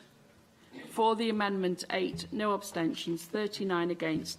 Therefore, that amendment is not agreed. We move to vote on Amendment 2. If Amendment 2 is agreed, Amendment 3 is deselected. So a call for a vote on Amendment 2, tabled in the name of Paul Davis. Open the vote.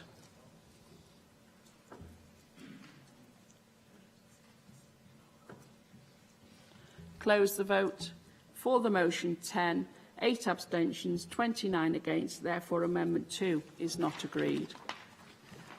I call for a vote on Amendment 3, tabled in the name of Julie James. Open the vote.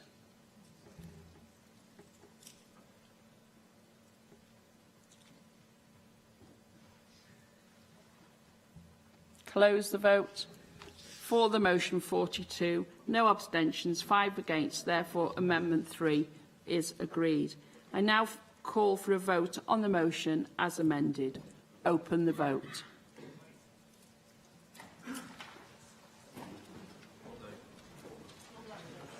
Close the vote. For the amended motion 42, no abstentions, 5 against. Therefore, the amended motion is agreed. We now move to the first of the short debates this afternoon. If you leave in the chamber, please do so quietly, quickly.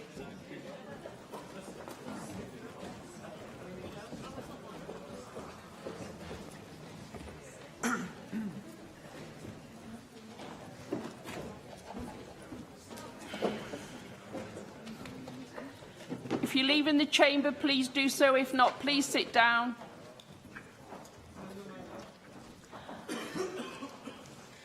I now move to the short debate and I call on Claire Griffith to speak on the topic he has chosen. Claire. Thank you very much, Deputy Presiding Officer. Discuss today an issue that needs to be addressed urgently, in my view, that being the safeguarding response to children who go missing or who are at risk of going missing. And I look forward also to hearing contributions from Dawn Bowden and David Melding in this debate this afternoon. Now, it's a timely issue to discuss because the current All Wales Protocol for Missing Children is being revised as part of updating the All Wales Child Protection Procedures. This revision clearly is welcome, but it is important that in revising the protocol, expertise is drawn from a range of voices to inform how we can better safeguard children who go missing from home or from care. Two voices I would like to commend to the Minister are the Children's Society and the Church in Wales, who earlier this year wrote a report called The Knowledge Gap, examining the safeguarding response to missing children in Wales. Now, the report includes some tangible and achievable recommendations that, if implemented, would help improve our safeguarding response to these children. Many people may be surprised at the scale of missing children in Wales, which last year saw around 4,500 children and young people going missing from home or care.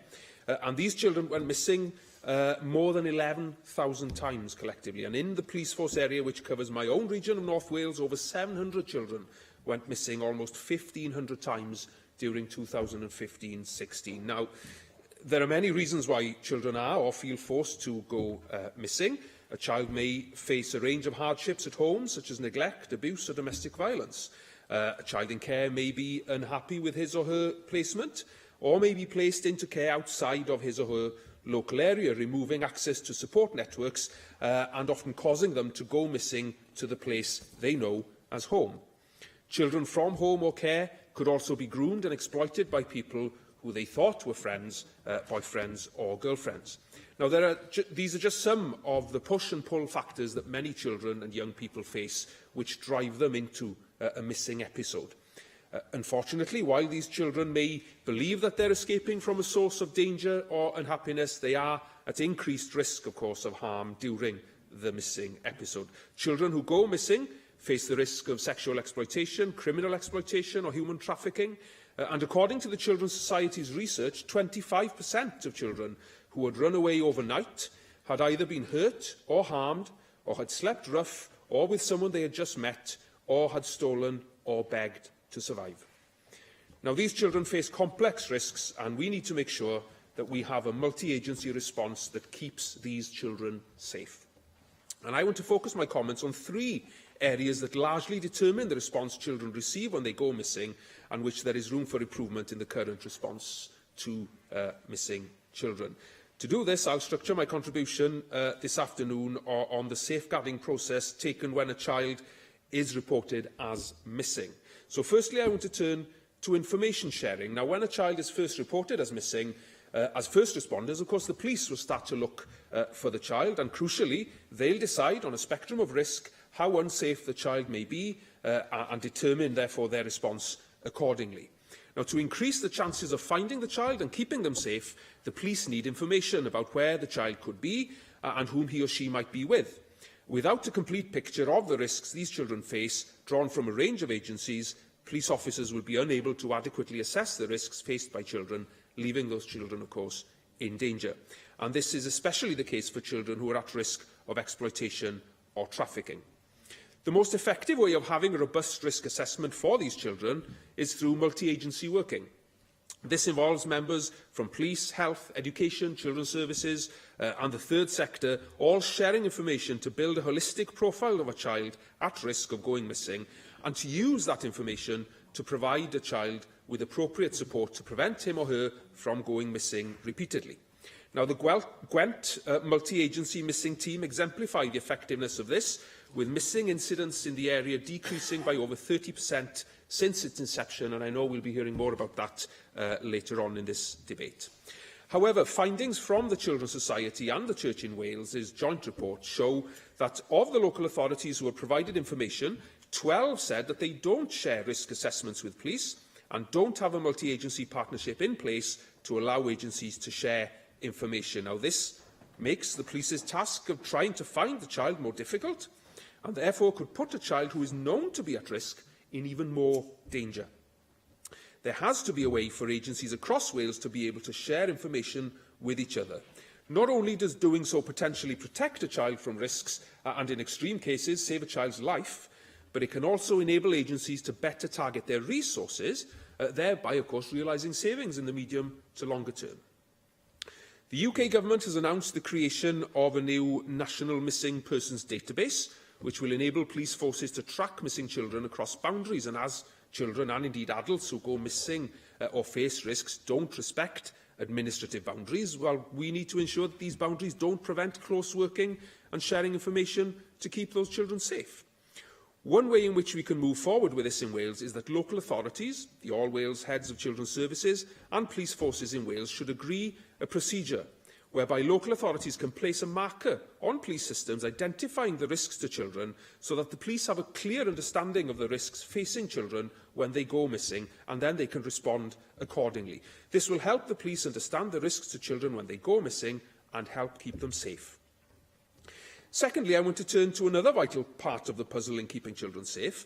When a child is found or returns from a missing episode, he or she should be offered a debrief, which can also be called a return home interview. Now, a debrief gives a child an opportunity to talk about the missing episode, which could involve discussing where the child was during the episode and whom he or she was with. Debriefs also allow practitioners to understand the reasons why a child may have gone missing. Although debriefs by themselves can't stop children from going missing repeatedly, they can be an effective safeguarding tool which can help to provide a child with support that could help prevent them from going missing again. And if the interview provider is independent of statutory services, as they should be, a child may find it easier to trust the interview provider and the process, and therefore this introduces the child to a person in whom he or she could confide in instead of going missing in future. However, under the current All Wales Protocol for Missing Children, offering missing children a debrief is not a statutory requirement, whereas it is a legal duty in England. The Knowledge Gap report illustrates the consequences of this lack of legal requirement. The report shows that 4 out of the 13 local authorities who provided information provide debriefs on a case-by-case basis, meaning that children who go missing aren't guaranteed an opportunity to talk about their experience and given support to potentially prevent them from going missing repeatedly. In North Wales, I know the situation has become urgent. Since the Police Innovation Fund, which paid for debrief provision in North Wales, was discontinued by the UK Government, it's alarming that the average number of debriefs provided per quarter has decreased dramatically. So to help address this, revising the All Wales Protocol for Missing Children provides us with a vital opportunity to make offering debriefs a statutory requirement across Wales. And I look forward to hearing the Minister's comments on this recommendation in particular later on. Finally, I wanted to turn to a group of children who are particularly at risk of going missing and therefore need a particular response. Now, these are children who are in care of the local authority but are placed in another authority area, known, of course, as children placed out of area. In some cases, looked after children may need to be placed out of their home local authority areas to safeguard them from risks identified in their home areas. In 2015-16, around 1,500 children in Wales lived in placements outside of their local authority area. Now, this equates to around 27% of all looked after children in Wales. And it's now known that children who are placed out of their local authority areas are more likely to go missing. One of the key reasons for this being that, of course, they may try to return to any support networks they may have back in their home areas. If a child who is placed out of area has had previous experiences of going missing, then this should be noted in any risk assessments that are passed on from the local authority placing the child to the local authority who is receiving the child into their care. This information should also be shared with the receiving police force, who may be the first statutory agency to pick up the child when they first go missing. Unfortunately, research from the Children's Society and the Church in Wales shows that 13 out of the 14 local authorities who responded to this question don't provide police forces with risk assessments of children placed in their areas, stating that it would be the responsibility of the placing local authority to do so. However, that is contradicted by the fact that only 5 out of the same 13 local authorities stated that they themselves shared a risk assessment with the police when they placed the child in a different area. So it's clear that the police are vital.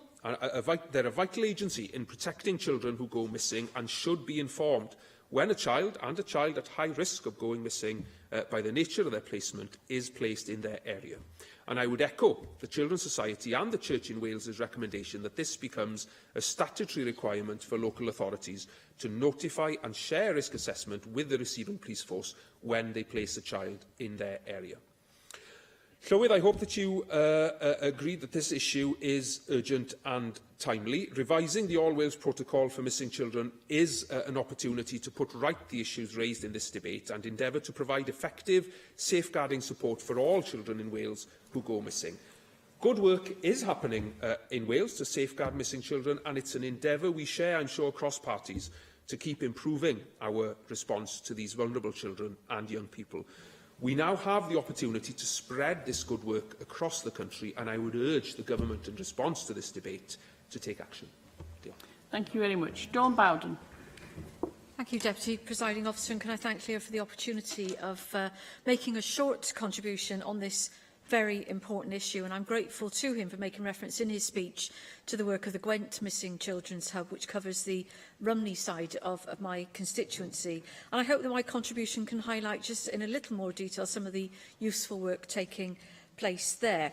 I'd certainly urge members from other parts of Wales who are taking a keen interest in this matter to visit the Gwent project, because it operates pretty much in line with the way that Clear has set out as being necessary to reduce the risk. It brings together a range of partners in one hub that gives the clear benefit of the close working relationships that can act quickly and, most vitally, act together when reports of missing children are received. As Claire has already said, missing children reports are often received by the police as the initial emergency call, but experience shows that other partners may well be involved in the case of a missing child. And partners find that by pooling their knowledge and expertise, then solutions can be found. And the Hub has also allowed more work to develop in response to child sexual exploitation and trafficking. Importantly, the Hub allows for follow-up and support work to young people and their families where appropriate. And there was an evaluation report on the project just last year which pointed to Are you the lessons winding up, learned please? at point in that time.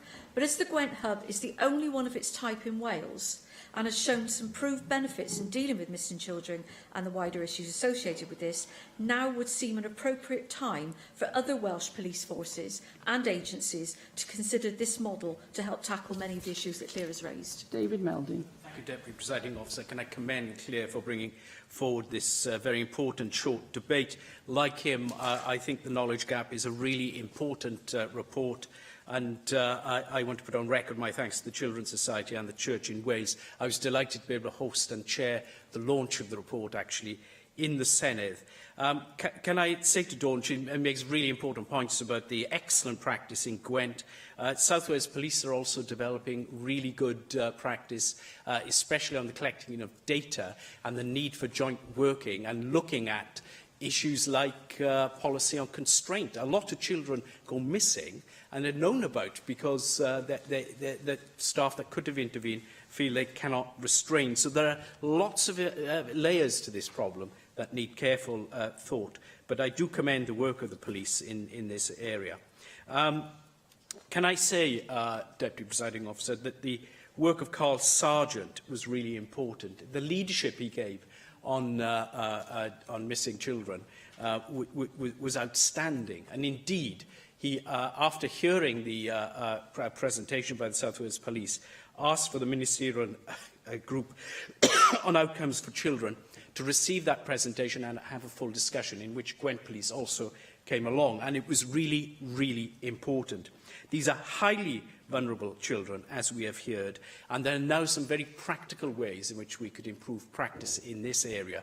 But it is something that needs vigilance and quick action, I think, because the outcomes for some of these children when they're away from where they should be in terms of their exploitation criminally or whatever, it's really, really a critical area that needs attention. Thank you.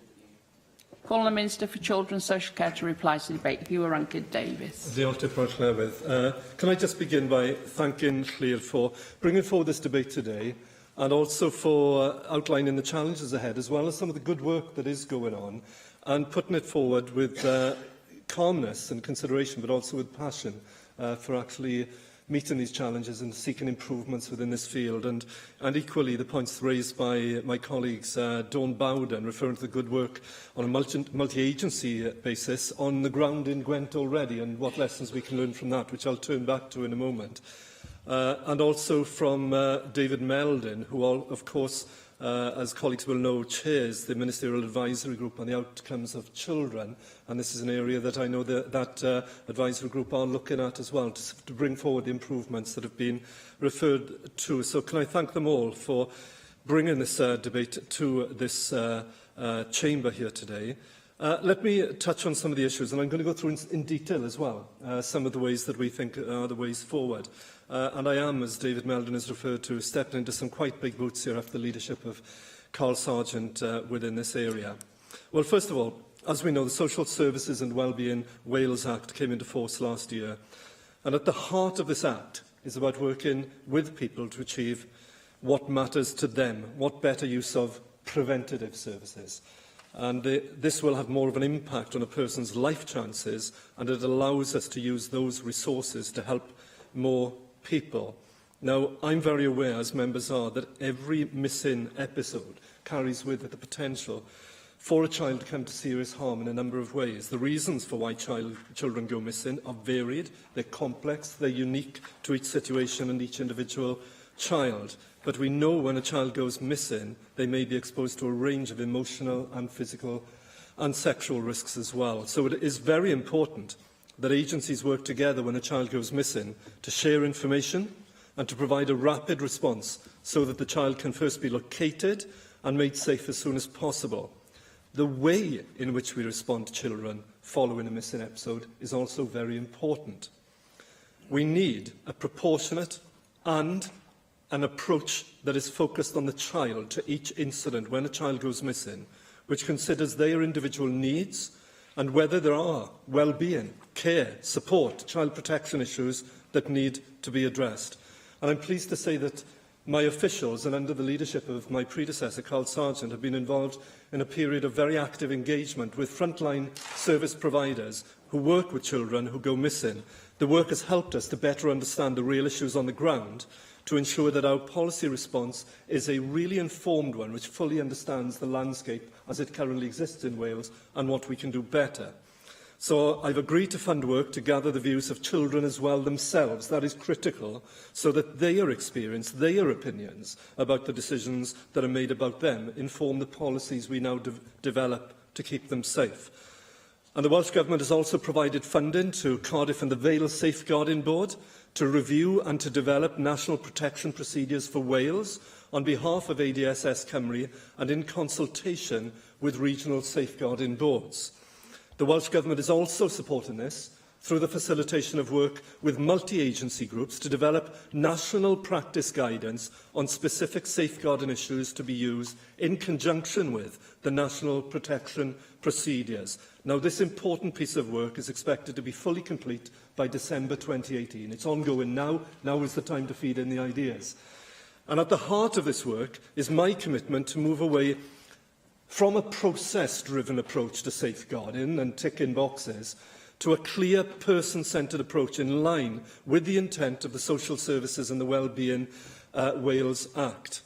So, a multi-agency task and finish group has been established under the Ministerial Advisory Group of Improving Outcomes for Children to consider such an approach in relation to children missing from home or care. This group is developing national practice guidance to be used in conjunction with the national protection procedures. And the national practice guidance on children missing from home or care will support a consistent and a proportionate approach to every child who goes missing in Wales. And this will include arrangements for every child to have their needs for information, for advice and assistance considered in a proportionate way that also promotes their well-being. Now, some children and their families will benefit from information and advice about preventative services. Some children may need to have their care and support needs assessed, and some children will also need a wraparound child protection plan, and those with existing plans may need these reviewed after an episode of going missing. This specific issue of going missing, we can agree, has to be addressed through a multi-agency strategy meeting where required, which will inform a child-centred assessment, planning or review response dependent on the well-being and safeguarding needs of that individual child. And I'm aware, as the member has said, that he's a signatory to a letter from the Children's Society which raised a number of issues in relation to missing children, which I'd like to address, and by the way, happy to meet as well to discuss it.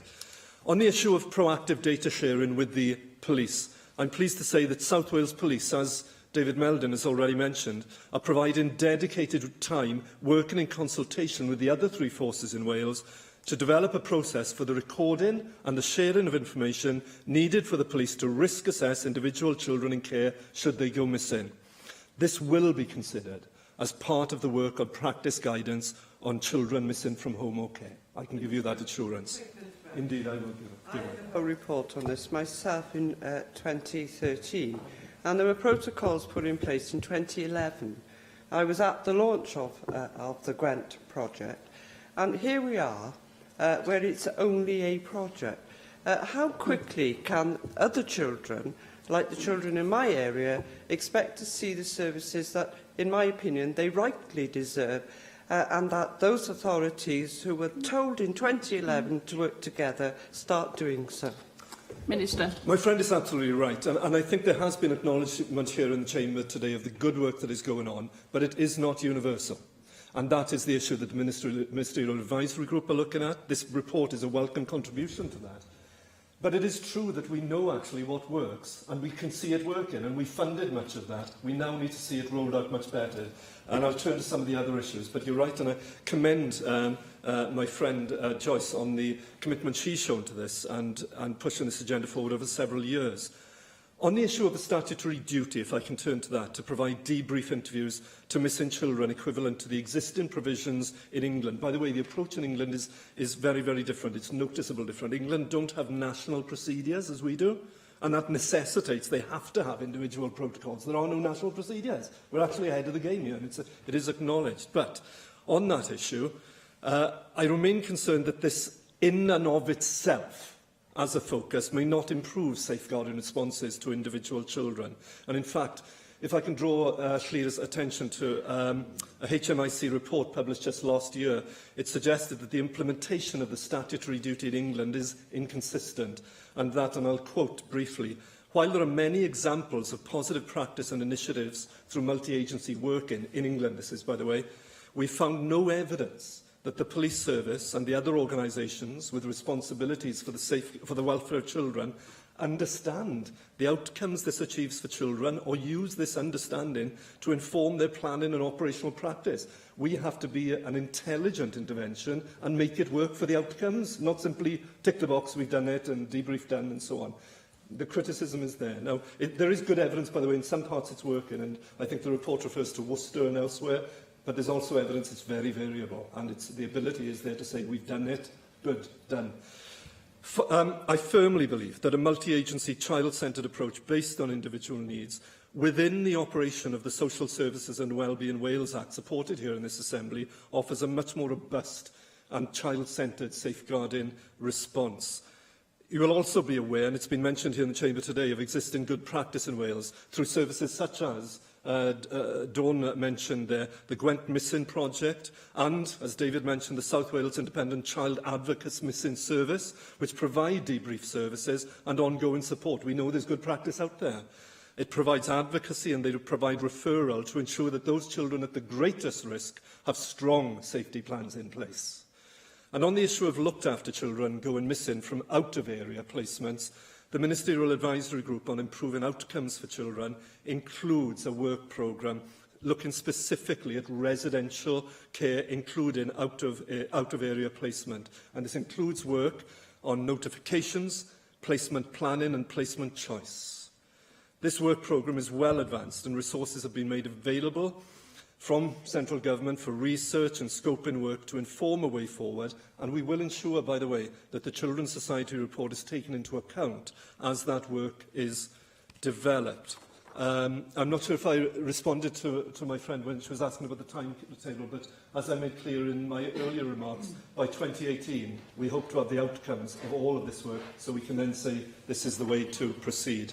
So I would like to thank the Children's Society for their report and the contribution that it makes to informing the evidence that it provides as part of this strategic approach to improving the real outcomes of all children in Wales.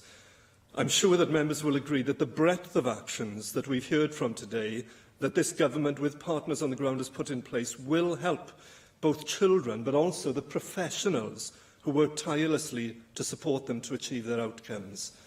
And I would like to thank once again all the members, Llŷr and all others who have contributed to this. And I think it's noticeable to see how many members are here at the close of play today to hear this debate, how important this is, and how actually we can do things differently and better in Wales, and we need to drive this good practice right out across the land. Diolch yn fawr iawn. Thank you very much.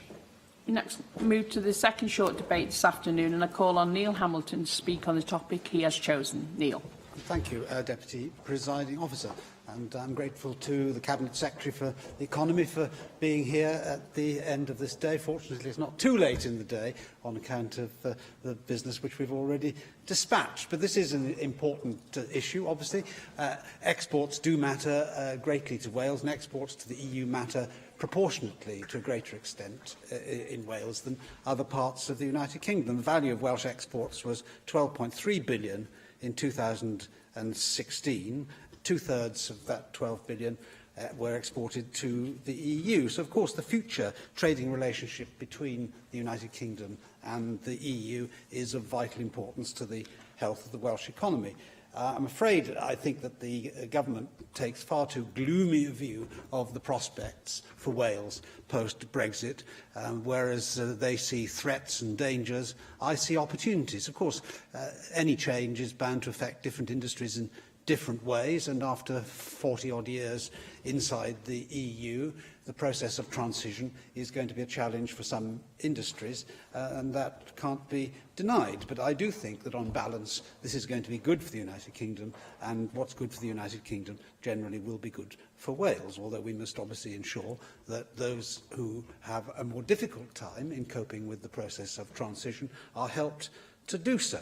But Project Fear is still alive and well in many parts of the country and many industries. But all these fears hitherto, which have been adumbrated, have proved to be utterly false. So far, we're now 18 months beyond the Brexit referendum, and the cliff edge that we were supposed to fall off is still there, and we haven't fallen over it. Even the NFU and agriculture has some particular problems to face if we don't do a deal with the EU on free trade.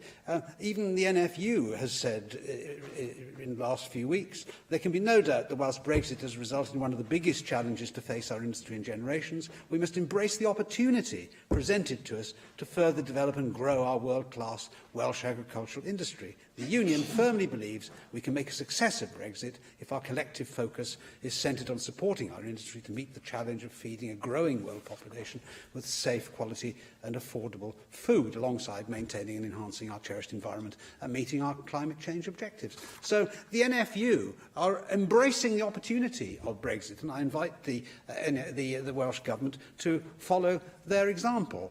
The referendum has happened, we are leaving the EU, we have to get on with the job, and doom and gloom predictions at this stage benefit nobody. They only strengthen the arm of the EU in negotiations with the UK government, which nobody in his right mind in the UK would want. But in the last few days, we've had another interesting reversal of Project Fear, because Siemens, Europe's biggest manufacturing industry, which employs 15,000 people in the UK, has reversed its position on Brexit. Only 2 years ago, Joe Kaiser, the chief executive of Siemens, said Brexit would disrupt the economy in the short term, and we believe the uncertainty about the UK's future relationship with the EU could have more significant and negative long-term effects, which could make the UK a less attractive place to do business and may become a factor when Siemens is considering future investment here. Well, only a few days ago, Siemens announced the cutting of 3,000 jobs in Germany and 1,000 more across Europe, the cutting of 2,000 jobs in the United States, but at the same time they announced a £39 million euro investment in Britain to expand its largest UK plant in Lincoln, which employs 1,500 people. So it's not all doom and gloom, far from it. Michael Bloomberg, who's another massive Remainer, although an American, also was in London only a few weeks ago to open a new European headquarters for Bloomberg in the city, which is 3.2 acres in size, and it's an absolutely massive development. We're opening a brand new European headquarters in London. So 2 big, expensive buildings. Would I have done it if I'd known that Britain was going to drop out? I've had some thoughts, maybe, but we are going to be very happy. Whatever, he says, London and the UK's relationship to the EU proves to be, London's language, time zone, talent, infrastructure and culture all position it to grow as a global capital for years to come, and we are very optimistic about London's future and really excited to be part of it. So, although Wales is not big in financial services, the ripple effects of the financial services industry in London will percolate out to the rest of the country. And obviously amongst those who were pro-Brexit, like Sir James Dyson, you would expect them to be optimistic about the future. But he's a massive manufacturing business who trades worldwide, and he is making huge investments, not that far from Cardiff, 60 miles away, on the Wiltshire-Gloucestershire border. He's investing up to £3 billion in a new technology park to develop electric vehicles, fundamentally, some technology in which Britain leads the world. And I just wish that he had moved slightly further west, as I have done, leading the way to Wales, to put that manufacturing and research facility nearer to Cardiff. But he says there is always uncertainty in business about exchange rates, conditions in markets, natural disasters, etc. But I think uncertainty is an opportunity, and the opportunity here is actually that the rest of the world is growing at a far greater rate than Europe, so the opportunity is to export to the rest of the world and to capitalise upon that. So I think there's every reason to think that the Welsh economy is going to benefit in the medium and longer term, and even in the short term, from Brexit. Now, we have had one of the most ridiculous statements that I've seen from Project Fear in the last couple of years in relation to the chief executive of Aston Martin recently, who was predicting that car production would come to a complete halt at Aston Martin if we didn't do a deal with the EU. That was based upon a prediction that there might not be type approval for cars made in Britain in the EU and vice versa. Well, Aston Martin exported 600 cars to the EU last year, and if they couldn't sell their cars into Germany at 160,000 quid a time, the Germans would not be able to sell their 820,000 cars a year to Britain, which is 14% of their entire manufacturing of passenger cars. 18% of German passenger car exports come to Britain. Somehow or other, I don't think that this is going to come about. And so we need to look at the realities here. The impact of the kind of predictions such as we had from Aston Martin would be so great and disastrous, even to a powerful economy the size of Germany, that it's inconceivable that this would be allowed to happen, particularly now that Chancellor Merkel has some more pressing problems at home trying to form a government, something which has not obtained in Germany since the years of the Weimar Republic. So things are very much changing. There are uncertainties in Germany as well as there are in Britain, and we should reflect upon that as being just a fact of life. Now, obviously, agriculture is very important to Wales, and I want to spend a couple of minutes just talking about that, because there are particular sectors of agriculture for which Brexit will be a challenge, because even if we do manage to do a comprehensive trade deal with the EU, there may be certain wrinkles in relation to agricultural products because of the protectionist nature of the common agricultural policy. This is something which we can't shy away from, and I've never denied that, particularly for exports of lamb, this is going to be a big challenge for us. But we've got to see this in perspective. You know, the market for these products is relatively small compared with the total market. You know, we're talking about £120 million a year exports of sheep meat from Wales. 120 million is peanuts in the context of the economy of Wales and the United Kingdom. If there are temporary and transitional problems in export of lamb, then we will have the resources to deal with them. Because, you know, there's the 8 billion a year net contribution that we make to the EU, which we'll no longer be paying. And there is also, of course, the massive opportunity with import substitution. We're only 66% self-sufficient in the production of lamb. So a third of the market for lamb currently, a lot of it comes from New Zealand, it's true, but a lot of it comes from elsewhere as well. In relation to beef, we're only 2/3 self-sufficient again. Imports of pork, we're only 40% self-sufficient.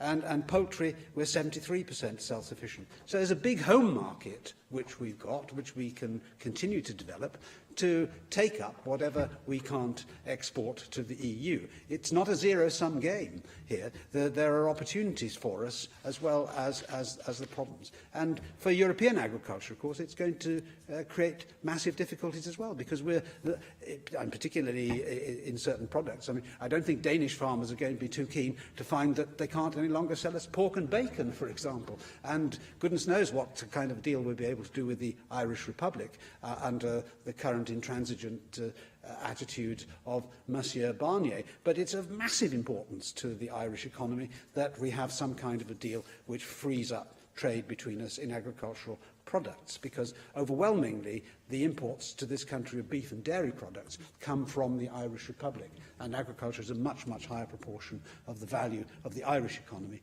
than it is of the British and even the Welsh economy. So I think that there is plenty of scope for us to be optimistic, but the Welsh Government, of course, has to play its part in this as well.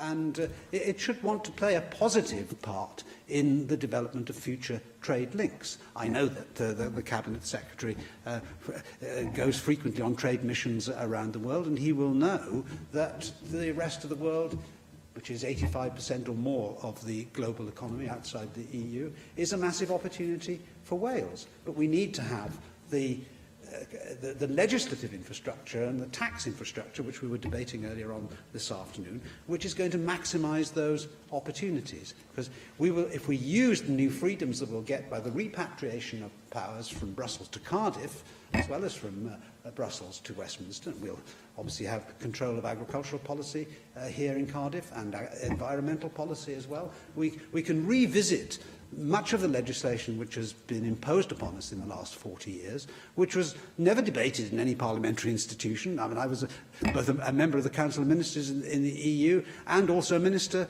in the UK government at Westminster. And I was a member of Parliament for many years, presented with statutory instruments imposing regulations upon us, which we could debate but couldn't amend and certainly couldn't vote down. So much of this legislation has never actually had any formal legislative scrutiny, and there must be scope, particularly where legislation has been on the statute book for such a long time unamended, for us to tweak the details and in a way which will, without prejudicing the interests of the public and protection of the environment, etc., enable us to make life easier for small businesses in particular, and very important in Wales and especially in agriculture, which is the bulk of self-employment in Wales is in rural areas.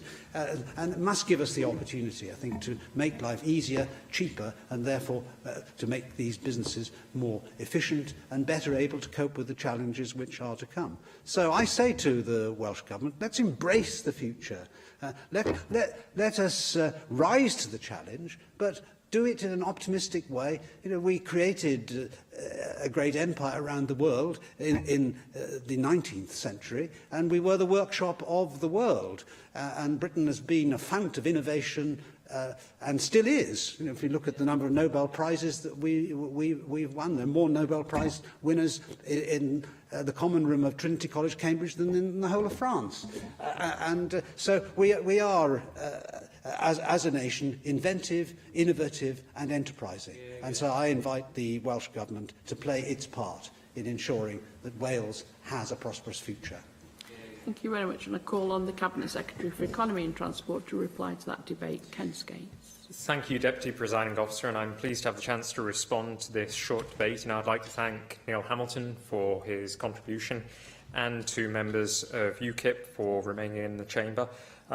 I've greatly valued the opportunity to listen to the member outlining his optimistic vision of a post-Brexit Wales and a post-Brexit UK, but it's still our view that having full and unfettered access to the EU single market for not only goods and services but also capital is a top priority in order to protect jobs and the Welsh economy, because it's vital that businesses in Wales are not disadvantaged through unnecessary tariff or non-tariff barriers to trade.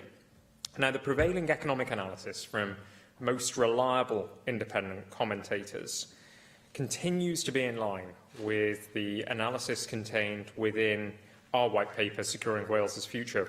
We've also commissioned, though, Cardiff Business School to undertake research to extend our analysis, drawing on discussions with businesses from a range of sectors. The report considers the potential impacts of both WTO tariff and non-tariff barriers across 17 sectors, along with other risk factors such as the susceptibility of different sectors to labour market risks and corporate investment cycles. And the findings of this work bring a Wales perspective to the range of reports and analysis currently being produced on EU exit. It also, I think, contains useful information which aligns well with reports produced by stakeholders such as the CBI and the FSB. We'll be publishing this work as soon as possible. And part of the task that we gave Cardiff Business School was to look at the opportunities, but I have to say that many businesses that we are speaking to have been finding it difficult to articulate what those opportunities might be. Businesses are often too busy focusing on how they can best manage the changes to come and how to plan in this continued period of deep uncertainty, with many telling us that they are currently forced to plan based on the worst-case scenario. Now, much of the future deal, of course, is still unclear, and this presents us with some challenges when it comes to identifying the opportunities and being able to communicate them to businesses.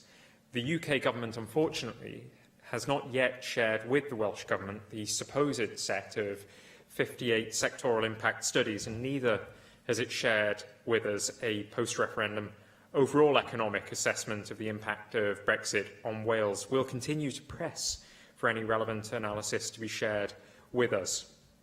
Now, we do continue to engage with businesses on EU transition through our established mechanisms, such as the Council for Economic Development, and EU transition is a standing item on the agenda for the Council, and we've also established a subgroup concerned with this very subject. While we await further information from the UK Government on what the future deal might look like, we continue to engage extensively, not only with businesses throughout Wales, but with key organisations that will be incredibly important to future trading relationships. And one of those organisations, of course, is the World Trade Organization. I visited the WTO at the end of October with the specific intention of building relationships between Wales and the organisation. As the UK leaves the EU, it's essential that we can represent Welsh interests at a WTO level. WTO is an extremely important trade organisation which facilitates trade relationships between countries, as well as providing a set of trade rules for countries to abide by and a place for them to settle trade disputes. And the UK will need to re-establish itself as an independent member of the WTO when we leave the EU. So it's absolutely vital that Welsh interests are considered as part of the process of leaving the EU and becoming a member in its own right again of the WTO. Now, in the absence of clear facts on the Brexit deal, I do believe that it's important to focus some of our efforts on providing SMEs with advice on how to access support and to begin to prepare for some of the changes, whether they be challenges or threats that may lie ahead. And so we're looking at delivering a Brexit portal for businesses. This will provide SMEs with a digital diagnostic that will signpost access to support in key areas and the actions that SMEs can take to mitigate the risk and to maximise the opportunity wherever they may be. And the diagnostic would be updated as further information becomes available. Promoting Wales's place in a globally competitive world is also at the core of our international strategy. We will aim to protect our share of European trade during the Brexit negotiations and indeed beyond, while supporting businesses looking to enter new and expanding markets around the world. We are a world-facing country, and as we prepare for a future outside the European Union, it's more important than ever before to sell Wales to the world and to meet with potential investors right around the globe. We embrace the world and its horizons, and where new trade opportunities open up, we will work with businesses to help our economy prosper. The UK Government launched its Trade White Paper, preparing for our future UK trade policy document in October, and has since, of course, published the Trade Bill and the Taxation Bill this month. But at this stage of the EU-UK negotiations, it's still unclear whether the Welsh Government's priority of maintaining full and unfettered access to the EU single market is fully compatible with the UK Government's desire for an independent trade policy and creation of new free trade agreements across the globe. We are particularly concerned that an independent trade policy in all likelihood would mean leaving the customs union with the EU, and this would likely lead to trade barriers at the border and issues with the border in Northern Ireland. And so we'll continue to push the UK Government on these points. In addition, a soft border in Northern Ireland, as we all know, could create issues for Welsh ports, as there may well be an incentive to route goods through Northern Ireland. Now, we're not convinced that leaving the customs union with the EU would be of benefit to Wales, at least not in the short term, and yet we are yet to see any evidence from the UK government to suggest otherwise. More than 60% of identifiable goods from Wales go to the EU, and that level of trade would not be easy to replace. So, Presiding Officer, Deputy Presiding Officer, our position is that trade with new markets should be in addition to trade with the EU and not an alternative. And we continue to be clear, above all, that a no-deal scenario would not be acceptable to us. Thank you very much, and that brings today's proceedings to a close. Thank you.